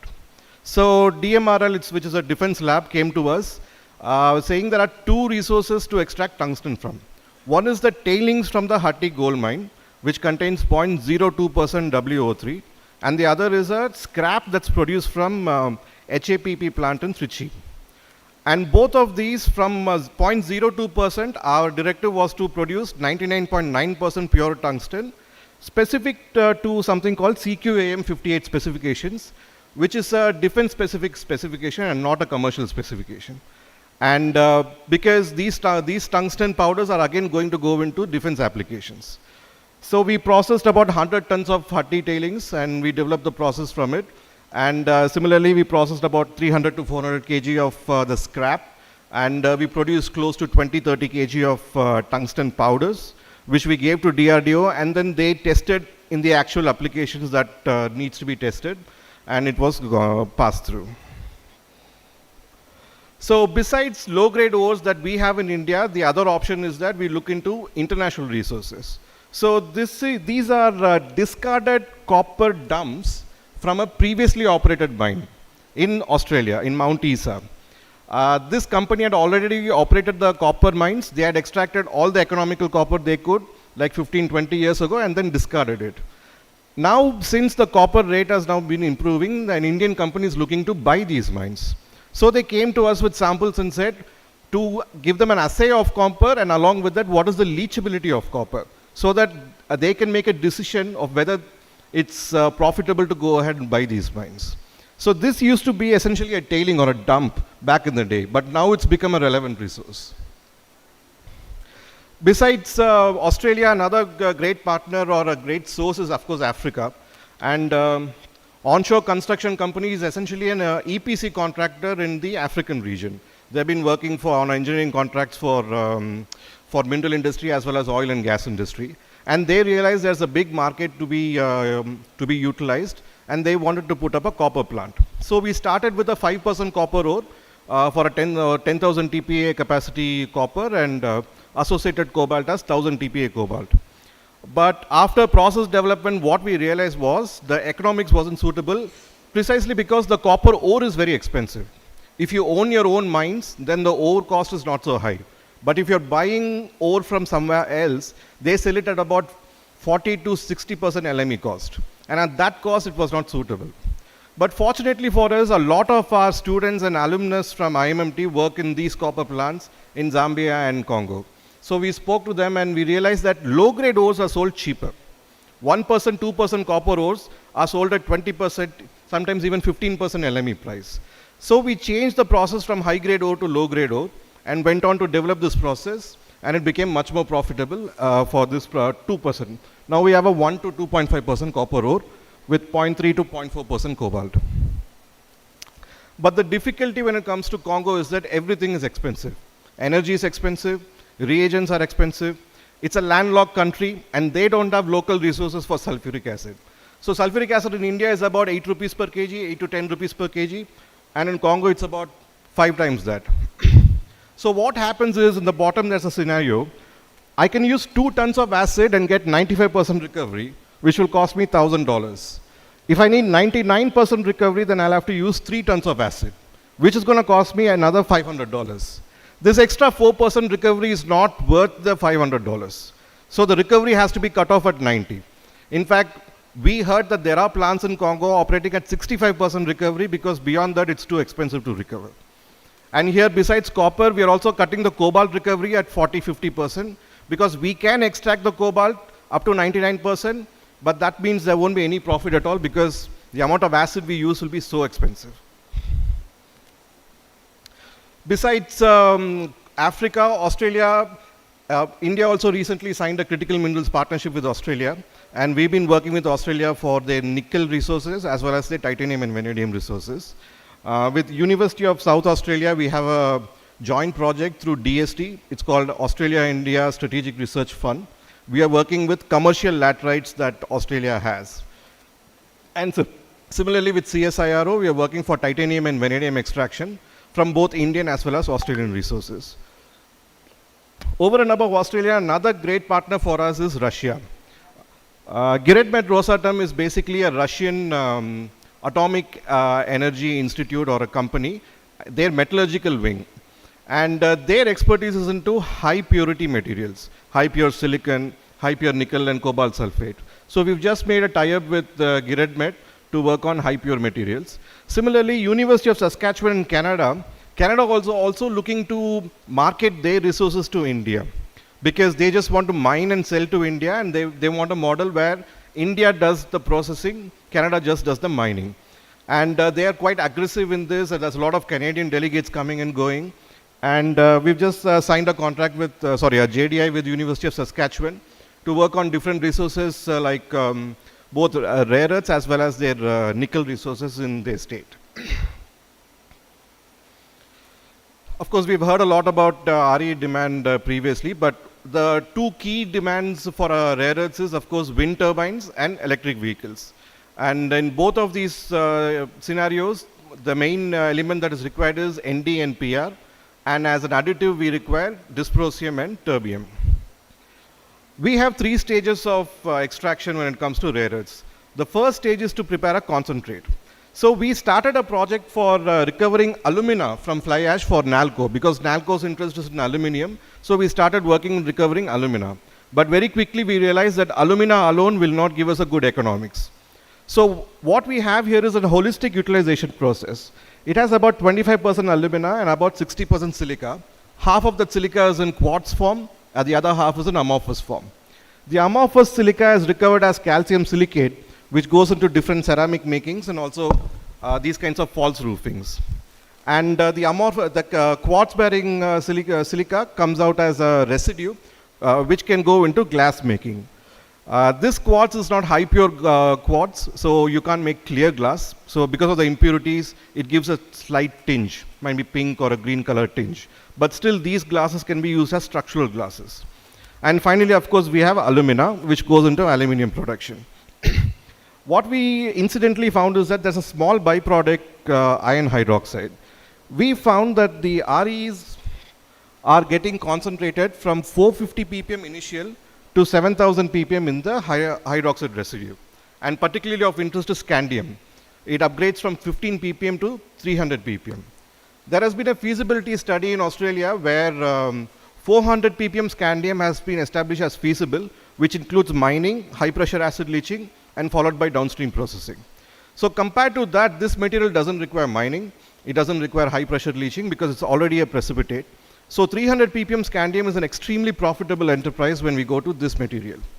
But the problem is, we need to process, if we process 1 ton of fly ash, we get 40 kg of residue and 200 grams of rare earths. So we are putting up a pilot plant with both NALCO and as well as Ministry of Mines. And we are looking to process about 2 to 3 tons of fly ash. We'll get enough byproduct from which we'll start developing the RE extraction stage. But what we see here is, while we have 450 ppm initial in bituminous fly ash, lignitic fly ash initial itself is quite high. It can go as high as 2000 ppm. So if we can have a similar factor of upgradation, this 2000 ppm could become 1% plus, which is almost similar to commercial benchmarks. So this becomes a very attractive process in that sense. A similar holistic approach is also being taken for bauxite residue, otherwise called red mud, which is in connection with the main aluminium companies in India, Vedanta, Hindalco, and NALCO, and 3 institutes. We have NML Bhubaneswar, JNRDDC in Nagpur, and IMMT Bhubaneswar.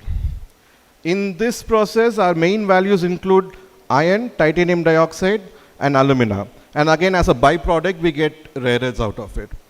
We've just finished the process development for this, and we are going for further upscaling here as well.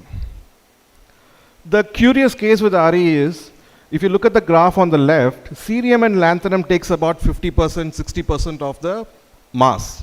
But in terms of value, it only has 7% value. Whereas if you look at Nd and Pr, it only takes about 20% mass, but it has more than 60% of the value. So not all rare earths are actually expensive. Some rare earths are of interest and some aren't. And as said before by Dr. Mishra in the morning, that India has a lot of lanthanum and cerium, or light rare earth resources. We don't have many heavy rare earth resources like dysprosium and terbium. One option is to go towards recycling. So we've been working on recycling different kinds of magnets, NiMH batteries, and different phosphors, where there is a good percentage of heavy rare earths and light rare earths. And recycling is very important for a country which doesn't have deposits in heavy rare earths, because this is the only source of heavy rare earths that's going to come inside the country. So if it comes in the country, we shouldn't let it go out. We should recycle and get back those heavy rare earths back into our supply chain.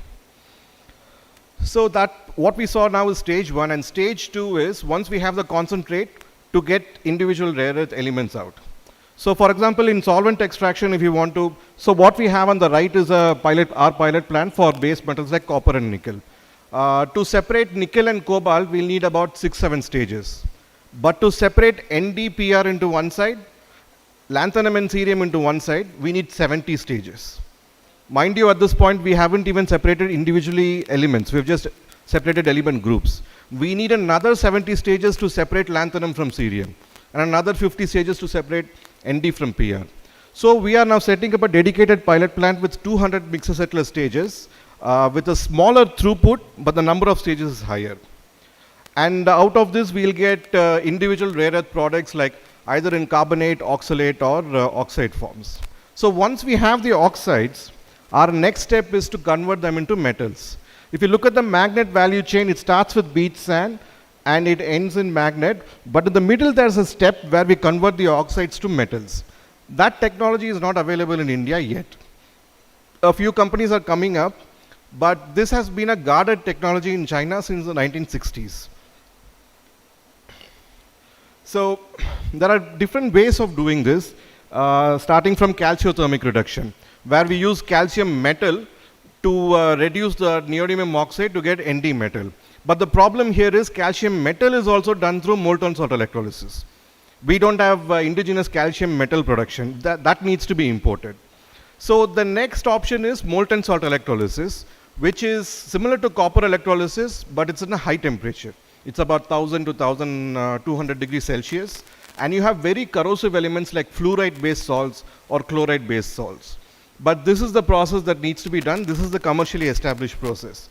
And European Union has been trying to work on this for the past 10 years. China is the only country which has a successful process. Even the other companies like Japan and Malaysia and Australia, they have plants, but all of their plants are either owned or co-owned by Chinese companies. So here at IMMT, now we are putting up a semi-commercial cell, which is the smallest capacity that's being operated commercially in China. It's about 3000 amperes. And we are trying to develop this technology to produce neodymium or any kind of rare earth metal from rare earth oxides. And finally, everything that we spoke about is sort of already included in the National Critical Minerals Mission. We are looking into domestic resources, be it low grade or recycling. We are looking into overseas resources. And finally, we are also looking into human resource development. And continuing this, we have been recently recognized as a center of excellence by the Ministry of Mines under the National Critical Minerals Mission. We have 30 different spokes with 17 R&D and academy spokes and 13 industries. Industries covering various kinds of expertise. For example, SECL is also one of our spoke who's bringing in the raw material expertise. We have Kabul to bring in overseas resources. And we have Vedanta Aluminium and Nickel who are looking into the product side. And we also have two companies, Excel Industries and Polyprotic. They're not metals manufacturing company, but they manufacture chemicals required for metal making, including solvents, resins, and flocculants. Combine this with other expertise from IITs and NITs, and including policy think tanks like CEW, and of course CSI sister laboratories like Simfer, Dhamwad, NEAST. Our target is to develop technologies at TRL 7 or 8, and specifically focused on 3 areas: battery metals, rare earths, and commercial metals or commercial industries byproducts. For example, selenium and tellurium is a byproduct of copper. Similarly, gallium and germanium is an opportunity from the aluminum industry. So that is also something we'll be looking into. So these are low-hanging fruits we are looking to tap. Thank you very much, and we're happy to answer questions later.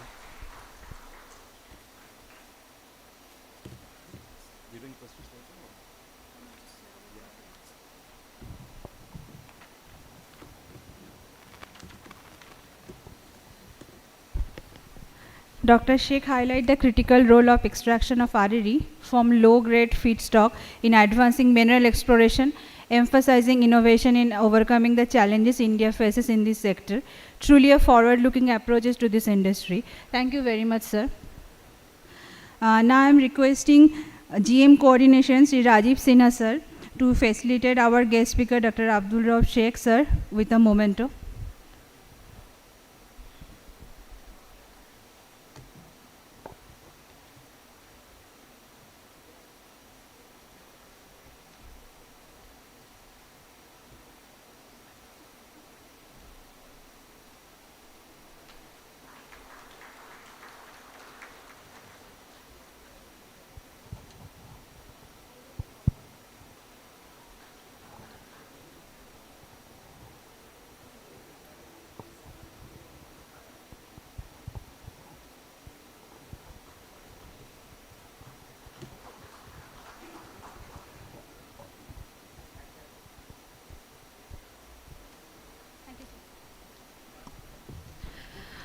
We are now reached the end of our technical session. A big round of applause for all our speakers for their informative and thought-provoking sessions. Thank you all for being a part of these insightful discussions. I hope you have enjoyed the session as much as I am. Now it's time for open questionnaire session. Audience, if you have any doubt, our respected speakers can guide us with their knowledge and experience. Kindly keep the questions concise and relevant to the topic. I am now requesting Sri Alok Sharma sir, retired GM Exploration, kindly come on the stage to hold this open discussion, and after that share with us the highlights of today's technical session.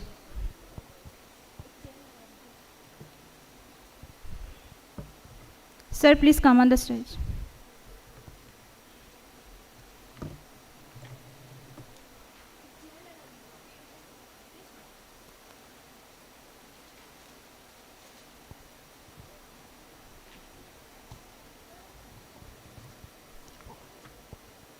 So we have concluded our technical sessions.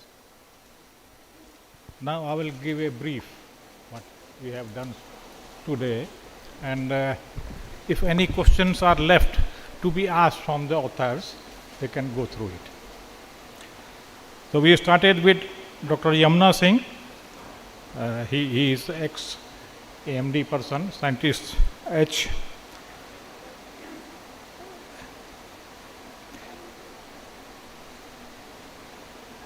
His topic was India's RE/critical mineral potential, resources, challenges, and future prospect. The presentation highlights our opportunities in India. It stresses the economic and technological growth spanning defense, EVs, energy resources, and high-tech electronics. And he emphasized the necessity of supply of minerals like lithium, cobalt, graphite, titanium, and its distribution in India.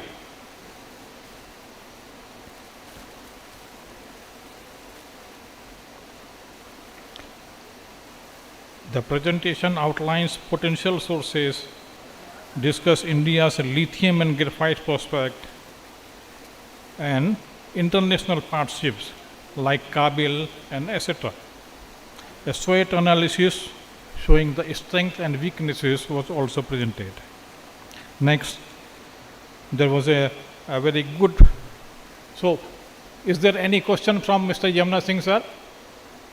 Anyone sir? Hopefully it is good enough. So next one was Mr. Dr. Mishra, former GNN head in IREL. He made a presentation on RE extraction challenges and outlook with Indian scenario.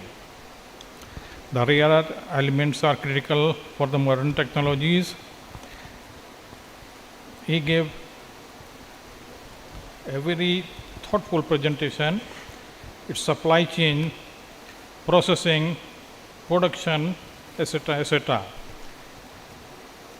the technical challenges faced during the process, and limited production capacities. The government initiative through the National Critical Mineral Mission aim to promoting domestic and mining processes. He emphasized on efficient recycling and innovation extraction methods to be developed for reducing the environmental impact and securing secondary resources of RE.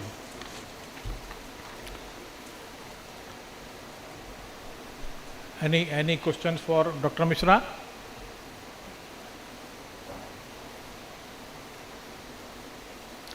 Next was Dr. Nisha Rani.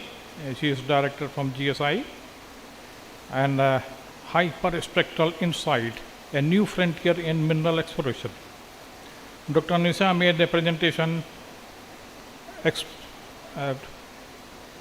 for transformative role of hyperspectral remote sensing in mineral exploration, offering a powerful non-invasive method to detect map of economic viable mineral deposits with high precision. This technique supports all stages of exploration from regional to detail, and it was also outlined future trends like AI generation, drone-based surveys, quantum center,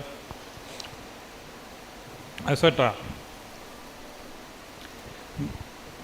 But there is a data complexity. Hyperspectral imaging is poised to revolutionize sustainable mineral discovery and planning. Ma'am, I have a question. There was multispectral airborne survey by GSI. So it is very much different from that. Sir, what I can understand, you are asking multispectral remote sensing by GSI. Sir, we are not doing multispectral remote sensing. We are doing the geophysical survey. Geophysical survey for radiometric and magnetic. Not for multispectral remote sensing. Okay. That is different, sir. Okay. Both are different. Okay. So geophysical, we are getting the subsurface information. And in case of multispectral, we are getting this information related to surface only. There is a constraint. Okay, this is the difference. Yes, Thank sir. you, ma'am. Thank you, sir. Anyone else? So next was Professor M.L. Dora from GNU New Delhi. He was Sir, deeply one more question is there. Oh, yes, please. We have got some presentation from some foreign institute regarding this hyperspectral imaging and that analysis. So actually, what was his opinion? That this is an element-specific approach. So if we want to just do some analysis for hyperspectral, the complete this about 120 elements in periodic table cannot be done. But if we want to focus on gold or copper or at RE, it has to be that specific study like that. Is it so? And for comprehensive study, should and hyperspectral can be just integrated with an AI and ML, and result may be out, so that a comprehensive mineral exploration strategy for an area can be developed. That is my specific question. Thank you for your questions. First question is like, we are utilizing hyperspectral or for like gold and RE like that. Okay. See, we can identify each and everything. That depends in which wavelength range it is coming actually. Like for geoscience science application, I was telling, this visible range is very important. And along with that, short wave infrared is important. And other than there is a thermal region where silicate minerals are showing their characteristics. So whatever material is present in the on the Earth's surface, it should have the characteristics in that particular. In a case of hyperspectral, if that mineral or that metal is not showing its characteristics in VNI or a short wave infrared, so you cannot be able to identify that mineral. But if it's showing its characters in a thermal region, so definitely you can identify it. So that depends, because it's nothing we are identifying the particular metal or element. and it's how it is bonding with the OH or other things. And second question, AI/ML and integration. See, remote sensing is basically a tool. It's an additional tool. And along with that tool, you are utilizing AI/ML technique, or you are utilizing geophysical data, you are utilizing your drilling data. How much data you are utilizing, your accuracy level is much more better than the earlier one. That is the way of working. Thank you very much. Thank you, ma'am. Thank you very much. So next was Professor M.L. Dora from JNU. He was previously with Secretary Mines also, so deeply associated with critical mineral missions. His topic was advanced analytical techniques and their role in mineral exploration and beneficiation. So he outlined the pivotal role of critical minerals in 21st century technologies and energy transformation. Minerals are essential for energy systems, electrical vehicles, semiconductors, mobile devices, etc., etc. With India aiming to net zero emission by 2070 and 50% renewable electricity by 2030,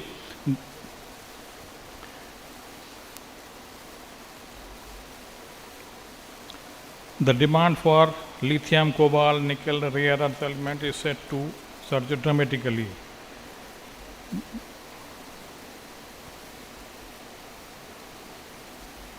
There is a national critical mineral mission backed by 16,300 crore rupees to boost economic exploration, international sourcing, recycling, etc.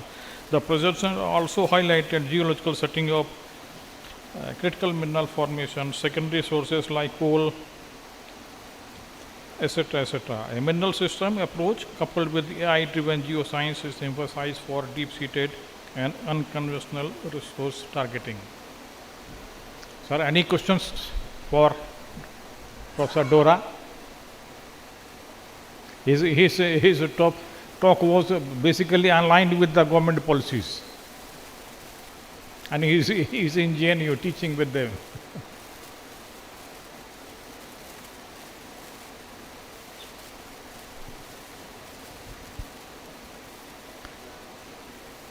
So thank you, sir. I raised a question, how is the a sedimentary deposit with a 4 ppm RE content? So you told that whether it is within the lattice or a separate one. That is how we'll determine whether it is a good property or not, and we should go further for exploration. In sedimentary deposit, I mean, pardon, could you please once again repeat your question?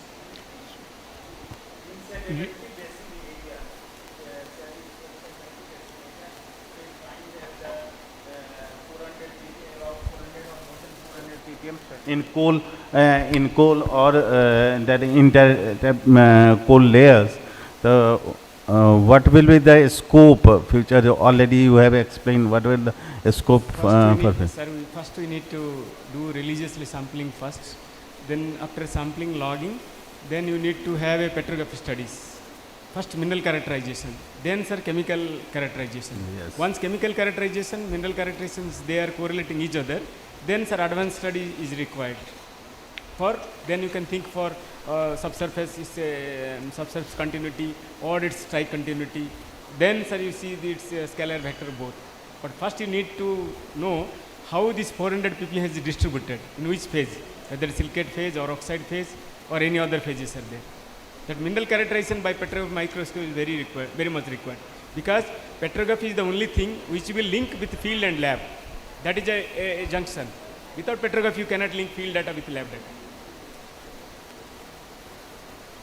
Sir, what about if this 400 ppm is available in coal ash? How you will address it?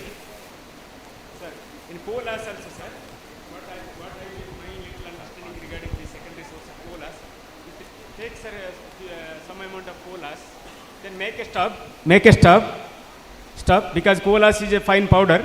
You make a stub, just polish it, then you scan under a scanning electron microscope first. And few amount of coal ash, you just send to XRD lab. You analyze which mineral phase they are containing. because the coal ash is nothing but they are inorganic part, and rather they are required for us in the form of critical mineral. Definitely, sir, 400 means we do experiment. Then that can be scale up in subsequent phases, what reagent can be used to enrich as well as to extract. Then further study can be done. But 400 is, you can start, but 400 is not encouraging value. When 150 is cut off crustal evidences of a coal, then sir, coal ash should be 700 or 700 or 1000 something like that. But 400 is also not bad to do with experiment. Sir, Yamna Singh sir, you were asking something. I was just trying to supplement. Actually, this stream sediment, whether it is spot value, then what is the extent of that? That is also important. Suppose some spot is there. In one place sample, we have collected 100 sample, out of 100, one is giving. So, whether that is localized or some extent is also there, that is also equally important. Because in one sample, if we have got, and after sampling, nothing is left. So, whatever characterization is done, it is not going to be of any consequence. So, that is equally important is spread in the area, how much extent is there. So, in nearby, so that gives the clue. But frequency of occurrence of the value, that is also equally important. So, both should be kept in mind. So, this is just I want to supplement. Sir, another thing, sir, what I logically I understand, generally these critical minerals are concentrated in a raw coal, means either footwall, the overburden portion or the footwall portion. That's also to be tested. How much enrichment? Because coal is the coal ash is from a coal enriched part. There in generally critical mineral concentration is less, because critical mineral generally they don't go with the organic portion. They always prefer with the overburden portion when other composition, rock composition is there. So that also be to correlated. If it is 400, how much is giving overburden, how much is giving the footwall? That can roughly correlated. Then sir, slowly picture will come out. Where to target and how to target. In one go, it is a very difficult, sir. What Yamuna Singh sir told, it may be spot value also, we don't know. And that coal ash, exactly we cannot know from where it is coming out. It is just rough sample. But logically, it's very much possible, sir. We can start with. Okay. It will give some good result later. Thank you, Professor Dora. The next one was Professor Asim Tiwari. He is from IIT Bombay, and he made a presentation on ore body modeling using AI and ML with a special reference to critical minerals and mineralization. His talk was with the evolution of AI in 1980s, machine learning evolving as a subfield within artificial intelligence. He gave so many examples with the capacity, capability, compliance of the efficiency of the machine learning and the introduction of deep learning and their enhancement in handling big data and wide range of database, also with the limitation.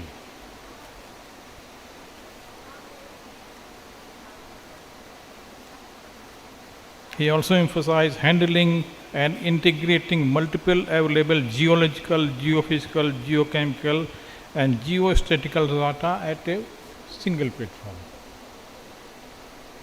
Sir, any questions with Professor Tiwari? Yes, please.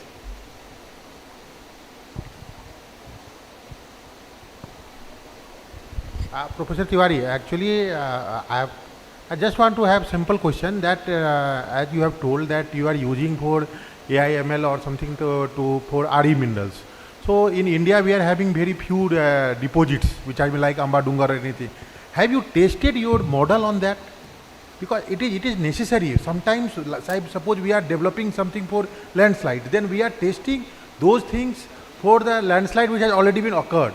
So it will show you that how much your model is robust or not. So have you tested right now or? That's a very good question actually. So at the end of the day, the proof of the pudding is in eating, right? It may look very nice, it may have all the aspects, but if it doesn't taste right, it's not.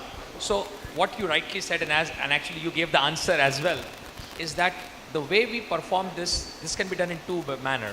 One is to do a prediction and have someone do a drilling over there.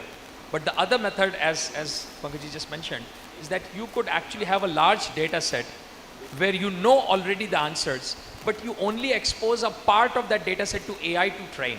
So you have a training data set where AI is not given the entire 100% data. You give 80% of the data to the AI, and AI learns from it, and then you ask AI to predict the remaining 20% which you already know the answer of. And then you see how precise it is. You're absolutely right. And that is the thing which is done, which is known as cross-validation. I think it will help you to further develop your model. Absolutely, absolutely. And that is what is done basically. So that's a very, आप AI ML ही पढ़ा रहे हैं. So this is a very integral part of machine learning, that you have a cross-validation where you train it on one part and then you have the validation on the other part. Yeah, there's another question there.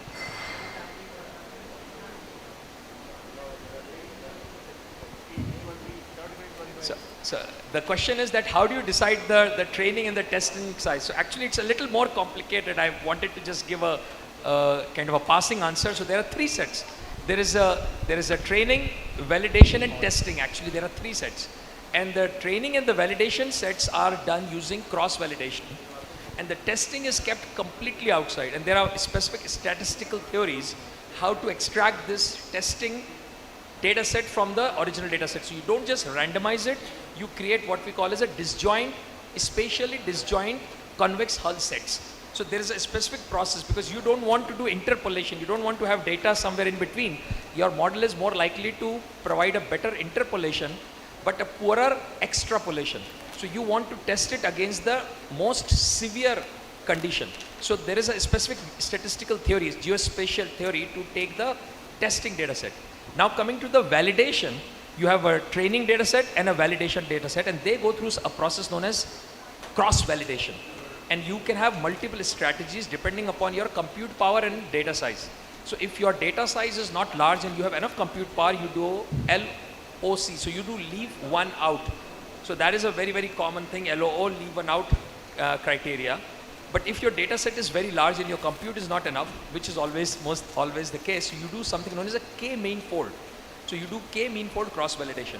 And the value of k is determined by another statistical process, but we could probably discuss that more later.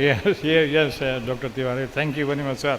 Sir मेरा question बहुत simple है कि हम बहुत सारा data generate कर रहे हैं. जैसे हम जियो केमिकल अभी एक ब्लॉक में एक बोरहोल में आरी के लिए भी हम लोग डेटा जनरेट कर रहे हैं.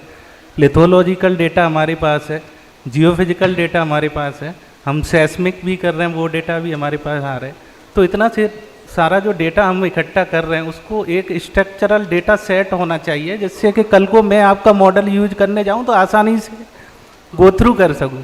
तो सर ऐसा एक मतलब एक जनरलाइज्ड ऐसा एक वे होना चाहिए कि जो डेटा सारी एजेंसियां डेटा जनरेट कर रही हैं, लेकिन वो किस फॉर्मेट में रख रही हैं उसको, और फिर एक प्लेटफॉर्म पर लाके सब डेटा को यूज करना, वो एक बहुत बड़ा हेडक होता है. मतलब सब लोग इसको फेस करते हैं, ये बहुत बड़ा चैलेंज है.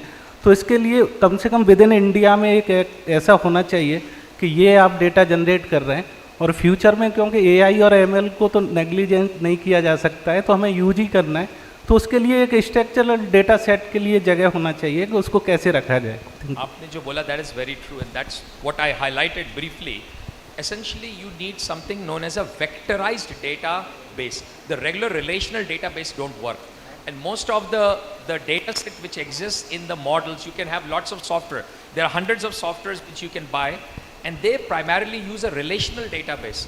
What you need is a vectorized database, sometimes a vectorized series database which has spatial correlations. So for instance, we are creating a 1 petabyte data lake, and we think we have a lot of data. No, we don't have a lot of data, because we can easily ingest 1, 2, 3, 4 petabytes of data. We don't have that much of data. But just imagine if you have 1 petabyte of data, if you have to read it again, how long will it take for you to read 1 petabyte? And if you want to read it 1,000 times for you to be able to train your model, it's almost impossible. So what you said is absolutely right. We need a specific strategy, and this strategy exists. We are not reinventing the wheel. World knows how to do this. So we just have to follow that. Those same standards of data ingestion has to happen. We have a vectorized data set, not a relational data set. ERP is fine for relational, but we need a vectorized data set which is in a form which can be ingested and easily multiple tons of petabytes is very easily possible today. Okay, okay, sir. Thank you, Dr. I have Tiwari, one sir. question, sir. Thank you. Professor Tiwari, I have one question actually. See, our country is Sorry, having, Oh, no, yeah. See, our country we is are having, for with this session only.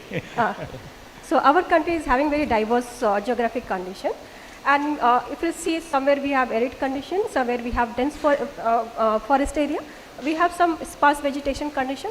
So how do you think that AI/ML is going to be implemented? Because you are going to take the training site for a known area, and you wanted to implement all India. So how it is going to be effective for mineral exploration? That's an excellent question. So what we have, and I didn't get time to talk about it. If you saw my slide, I showed you some 20 kinds of data sets, geophysical, geochemical, structural, spatial, and other things. And what happens is that you don't have all the data set available at all the locations, which creates a very unique problem that you trained your model at one location where you had 5 data set layers. And when you go to the other place, you don't have all those data layers. You have a slightly different, so 2 are common, but there are 2 others which are not there. And this is something which essentially is an outcome of the fact that we have a huge diversity. And that's where there are specific techniques in AI which are called transfer learning techniques. So we can apply these transfer learning techniques, and we do apply these transfer learning techniques. And they have an inbuilt mechanism which we call as a graceful failure mechanism. So imagine I have a place where I have 15 sets of data sets. I have induced polarization, I have resistivity, I have magnetic, I have electromagnetic, Boger, I have all this stuff. And in the other place, I have only 2 things. Now this data set is very rich. I train my model on it. Now if it's a regular process, it will not work there because I don't have the right data. But these AI models are so built in that they can work with less data as well. And as you start decreasing the data sets, they will fail certainly. They are not as good as had they had all the data, but they will have a graceful failure. So it will not be that you have 3 layers and there you had 30 and now it will not work. It will still work, but it will start performing less and less. And now if you are able to do one more survey, add that, it will improve. So there are very robust methods in AI which can go through transfer learning and graceful failure. So again, I have another question actually. Oh boy. The moment you like your data sets are less, right? So what is the accuracy level? Because your input is lesser. So what about the accuracy? Because in a known area you are going to get excellent result. But if your data sets are not available that much, then what about the accuracy? That is very, very true. So the best part about AI is that not only it predicts something, it also tells what is the confidence it has, and it sends you the confidence interval. So if my accuracy falls, I will be having a much lower confidence, and it will tell you statistically what is my now confidence with a lower value. As a matter of fact, as was being mentioned in the beginning, we actually do a cross validation. We have 2 data sets, both are very rich. We train it on one, we go to the other place and we only introduce half the data, 1/3 the data, 3/4 the data. So we purposefully get less data and see how the accuracy of the model is performing. And the model itself can tell what is the confidence interval. So it's a very involved statistical process where it knows that it is not doing right, but it is able to tell how much not right it is doing. So one more question. So have you tried it anywhere for like same kind of condition with the rich data sets and you have smaller data sets? Whether you have tried in any place? So we have done specific cross validations by actually exposing less data set. We have a lot of results. I have some things published, but majority of the things we have not published because now that we will like to see that published data at least. No, I can share you the non-published data also, as long as you don't make it open to everyone. Okay. Yeah, we are happy to share that, not an issue. We would like to see it, sir. Certainly, Thank you very much. Thank you. Thank you. Thank you, Professor Tiwari. And it appears you have to carry so many sessions. The next, our last talks were given by Dr. Abdul Rauf Sheikh from CSI IMT Bhubaneswar, very important one. clarifying many of the issues which were not in mind of many of the people.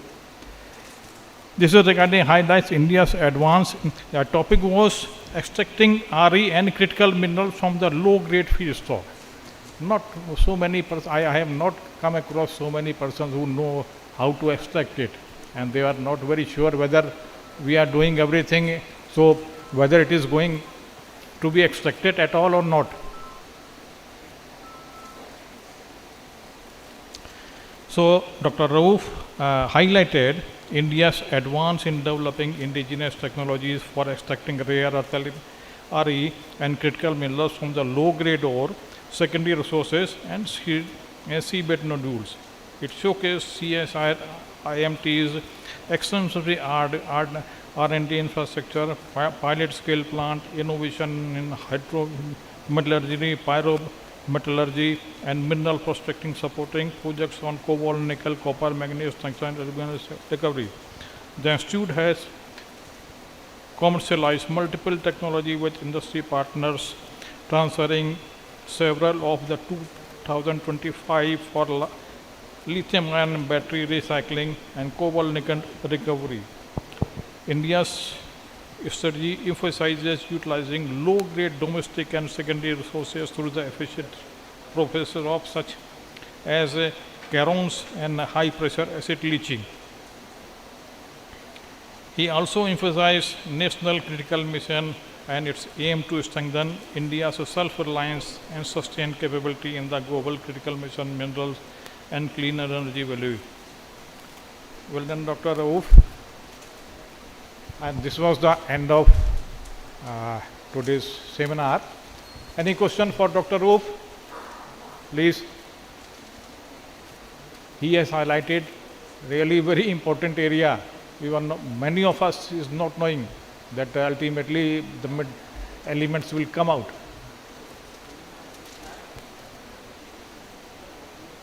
Yeah, just please.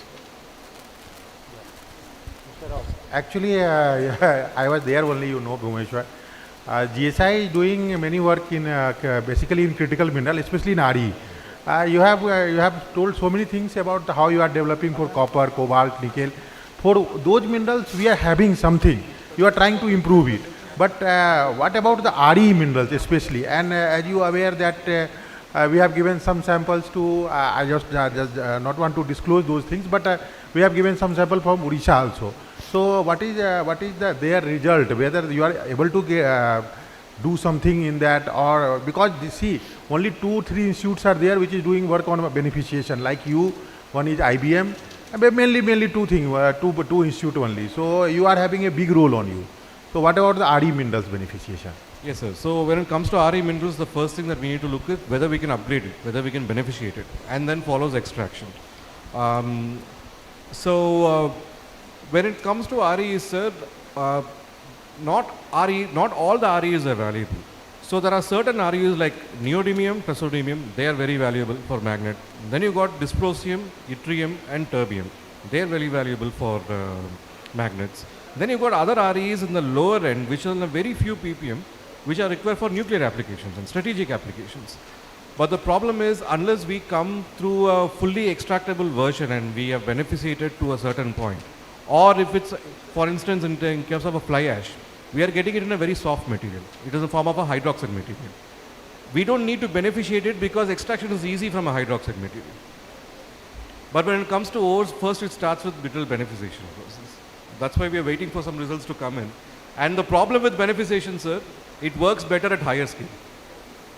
Unlike chemical industries where it's somewhat better in lower scale and it's difficult in higher scale, metallurgical processes are more efficient at higher scales. So it's more convenient to work with hundreds of kgs or on tons of kgs rather than few hundred grams. So at the moment we are comfortable in terms of analysis and figuring out what is the phase it is in. But as far as actual extractability is concerned, we need to do a lot more experiments to come to a conclusion.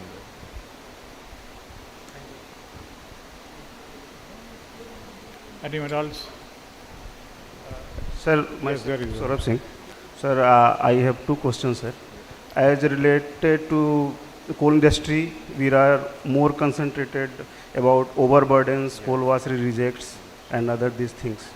And we are getting 400, 500, maximum 700 ppms of concentration of REs. So as per your experience, is this concentration are amenable to economical extraction first?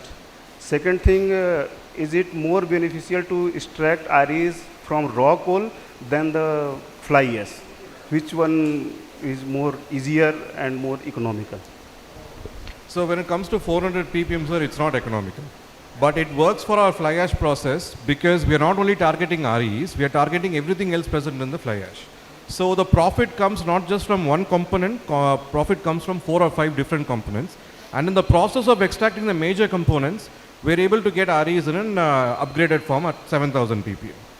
And but if you take a very low grade resource and target only the REs, then it won't be economical, probably not.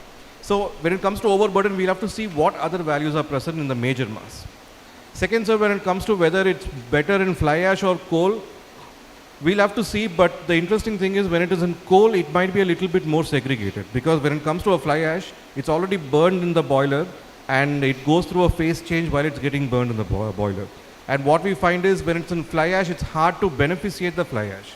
All the components in the fly ash are somewhat in a merged matrix. So that's why in our process, we are having to break the matrix chemically to get out these components. So theoretically, perhaps coal might be a better resource if you're looking at upgradation directly. But either way, for a low-grade resource, we can't just target just the low-grade alone. We have to look at holistic utilization. We'll have to look at what other values are present, how it can be extracted, and we'll have to look at a profit or a business case, including all of these values put together.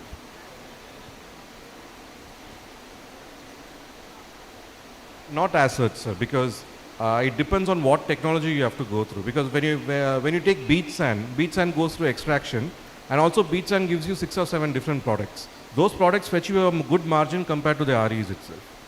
But if you have a different resource which doesn't have these values that beach sand has, then it's a different economics.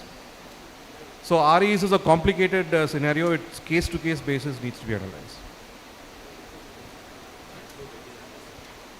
Thank you, Dr. Roof.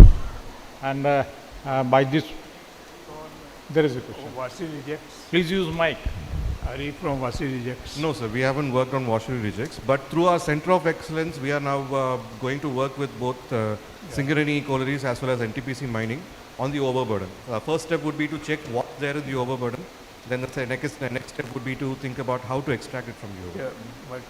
Yeah, but China is doing RE getting from washery rejects. Right. It is something we could look into also. Yeah. Because if the coal substance is already sort of removed and it's in low carbon level, then we don't have to worry about some of the hazardous aspects that will come into picture when we're using high temperature processes. So in that way, washeries might be somewhat better than coal itself. But that is something we'll have to look into, so we haven't worked on it. Thank you, Dr. Sheikh. It was a very nice, encouraging presentation. And with this, I think no more queries are left for today. It may be very late, very tired, and I will request RK Singh कि भाई next time जब करो तो इसको 2 दिन का करना है, 1 दिन के लिए कम है. These topics are very vast, और शायद communication में जो थोड़ा ज़्यादा समय होने से बहुत अच्छा था. Even otherwise, such a large gathering, such a well-structured a seminar, workshop, giving all the aspect of that. Give a big applause to Mr. RK Singh.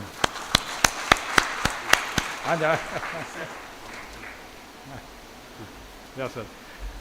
Big applause to RK Singh. Nice. Yes, that is very nice. Thank you, sir.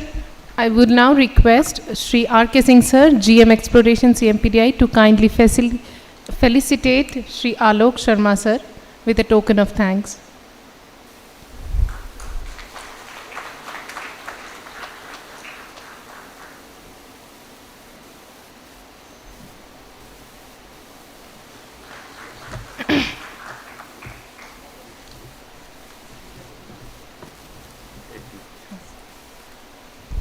I like to call our GM Coordination Director selected Sri Rajiv Sinha ji to the stage. And I also invite our ex-GM, Sri A.B. Sahai, President, Jharkhand Geoscientist Association, to the stage. Sir.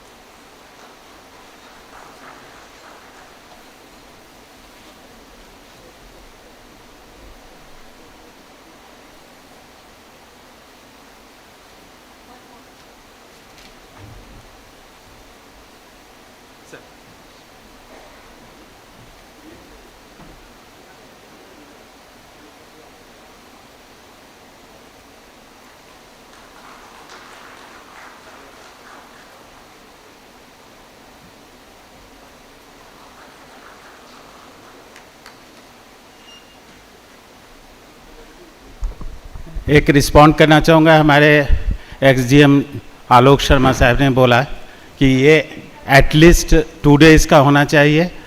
Really sir agree करता हूँ. ये पहला एक step था कि अपने young जियो scientist हमारे जो CMPDI के हैं उनको डिफरेंट एक्सपर्ट्स जो अपना समय दिए हैं, मैं उनके लिए सबसे पहले स्टैंडिंग ओवेशन चाहता हूँ कि ये रिनाउंड एक्सपर्ट हमारे नेशनल ही नहीं इंटरनेशनल लेवल के हैं.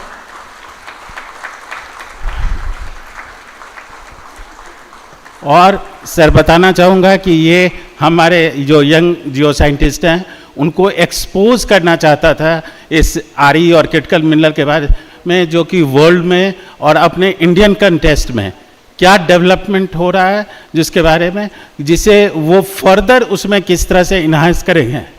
हमने अपने कुछ यंग जियो साइंटिस्ट को हर एक हमारे जो डिफरेंट RIs में हैं उनको, जैसे तिवारी साहब ने 5 days का कोर्स किया था और उसमें हमने नॉमिनेट किया था, वो लोग बहुत अच्छे से ट्रेन होके आए हैं.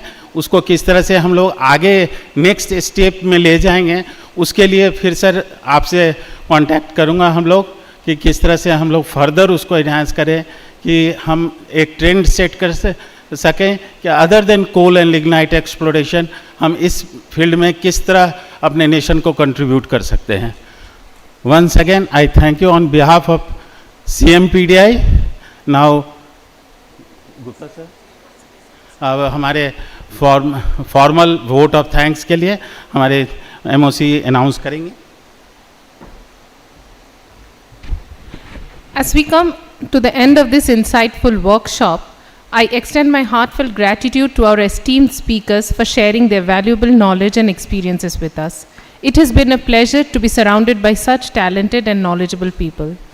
I would now like to invite Sri S.K. Gupta sir, GM Geology, CMPDI on the dais to kindly deliver the vote of thanks.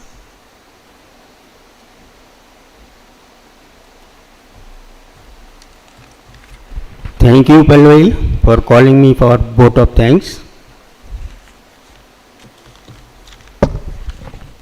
It is my honor and privilege to deliver the vote of thanks at the conclusion of this national workshop on unlocking India's critical minerals pathways for exploration beneficiation workshop. Today has been a remarkable journey of learning, sharing and envisioning the future of our nation through the lens of critical minerals. The workshop has shown us that minerals are not just resources hidden beneath the earth. They are strategic assets, the foundation of self-reliance and key to the sustainable growth. Good evening. सुबह से शाम हो गई mineralize होते होते, and each one of us a little bit tired. Everyone has been presented with a statue of this Bhagwan Birsa Munda. Thank you first of all to Bhagwan Birsa Munda, and thank you Chota Nagpur Plateau 540 million of old rocks to organize this workshop. We down to earth people, geologists, always dream, read, think and research about minerals, rocks from dolerite to diamond. And we have talked a lot about critical minerals. इंसानों की क्या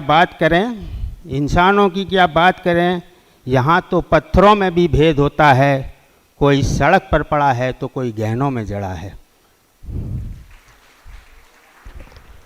First of all, I extend heartfelt gratitude to our chief guest of Shri PM Prasad, Chairman Coal India Limited, for inspiring address online. Your thoughts have motivated us to see minerals not only as economic resources but also as enablers of national progress. We are also thankful to you for allowing to diversify into minerals other than coal. I sincerely thank our guest of honor, Sri Achyut Ghatak, Sir, DTCIL, for their enlightening presentation from exploration to technology and from policy onwards to sustainability. I also thank our beloved patron, Sri Manoj Kumar CMD Sir, under whose able guidance this workshop could be arranged in a minimum possible time. I extend our heartfelt thanks to our respected directors, Sri Shankar Nagachari Sahab, DTCRD, Sri Ajay Kumar, Sri PK Misra Sir, and Sri Pankaj Kumar CBO Sir, and Sri HN Misra Sir. HN Misra Sir and PK Sir, being a personal and finance, in spite of being non-technical member, have beautifully addressed this august gathering. We have come to know that rare earths are not really rare, but our eminent speakers are indeed very rare, and rarest of rare of 6 are with us today. They have given today a wide arena from exploration to how to beneficiate the critical minerals, and every aspect of critical minerals they have make us aware.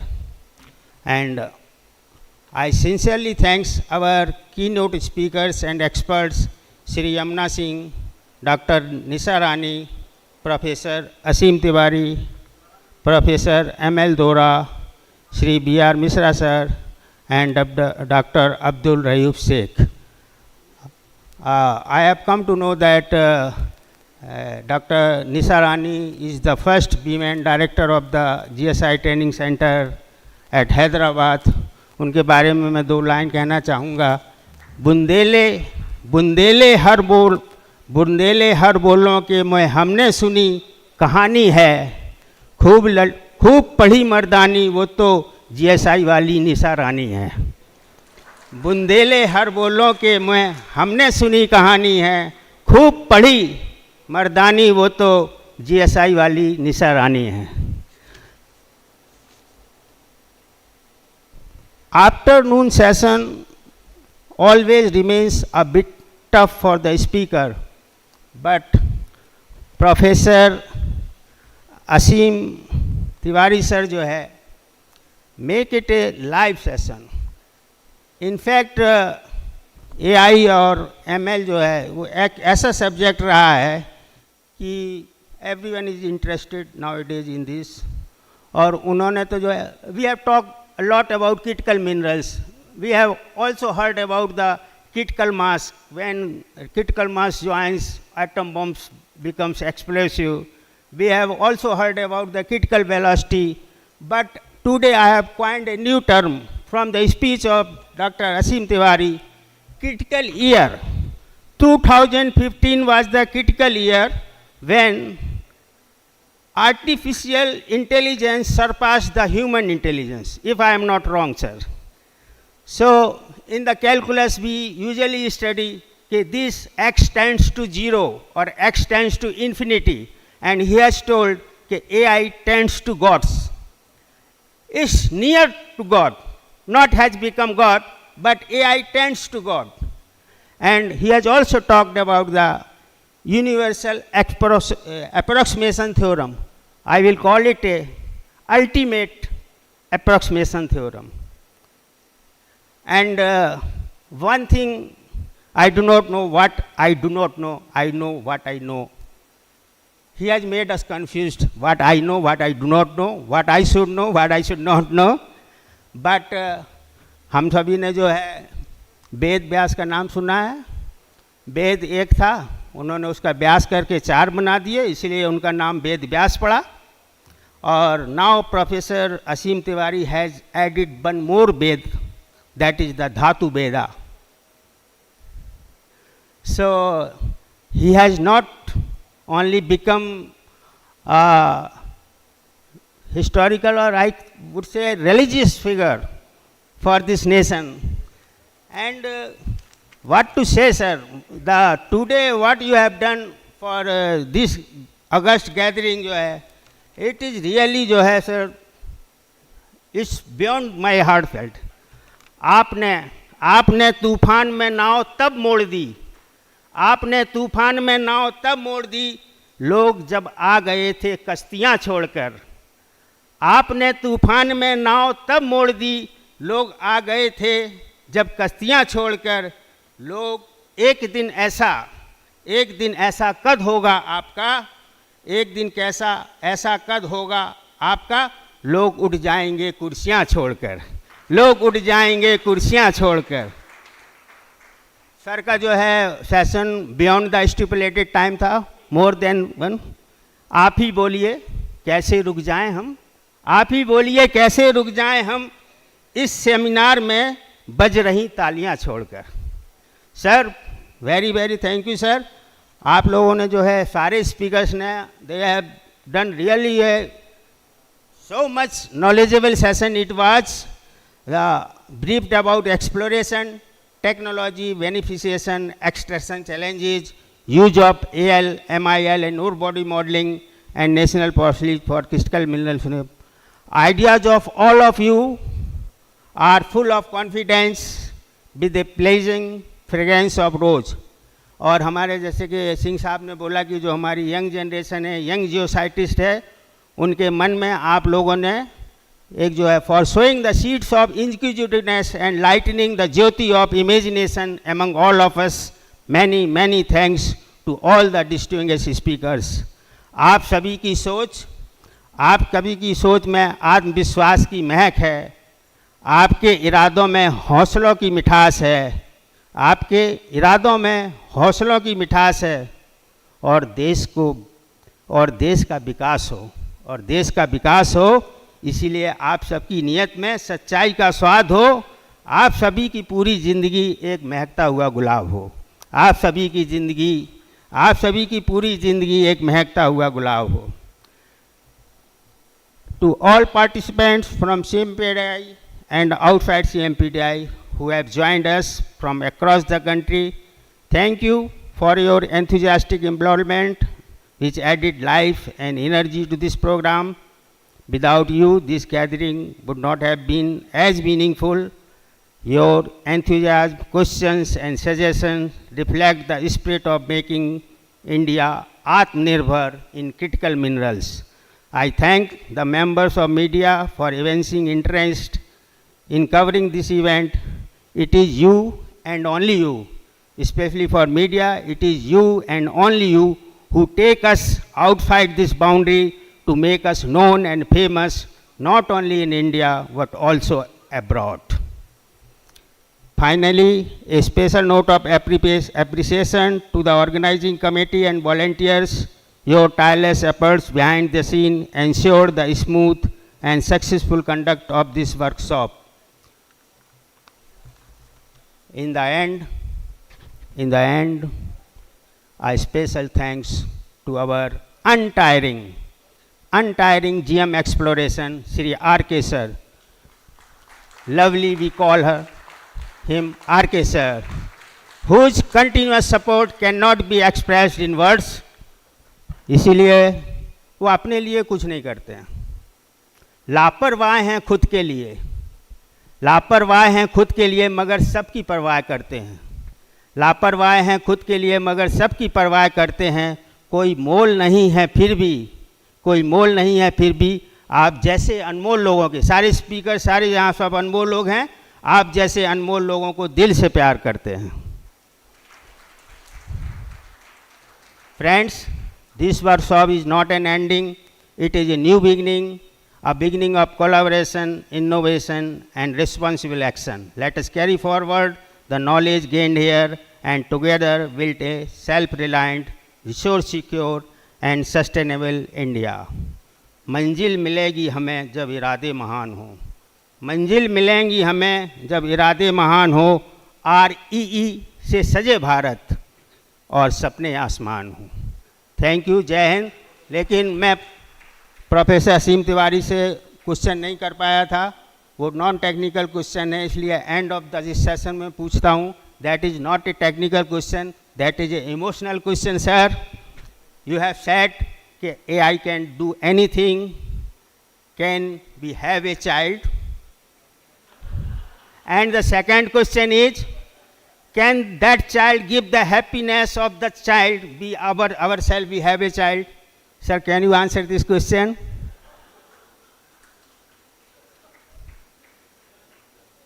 Thank you, sir. Thank you, sir. Okay.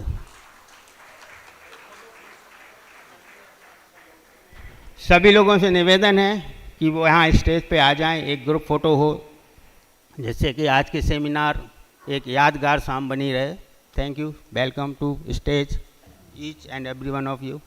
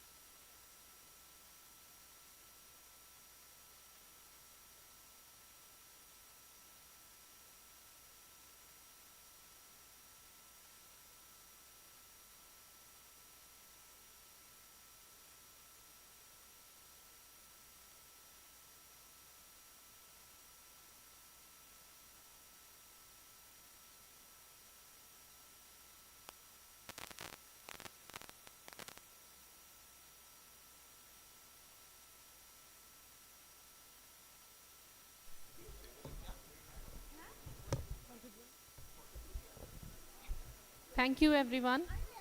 We hope you leave today with a greater understanding and new perspectives. thank you all once again for your enthusiastic participation and contribution in making this workshop a success. You have been a wonderful audience. We wish everyone continued success in their professional pursuits and safe journey home.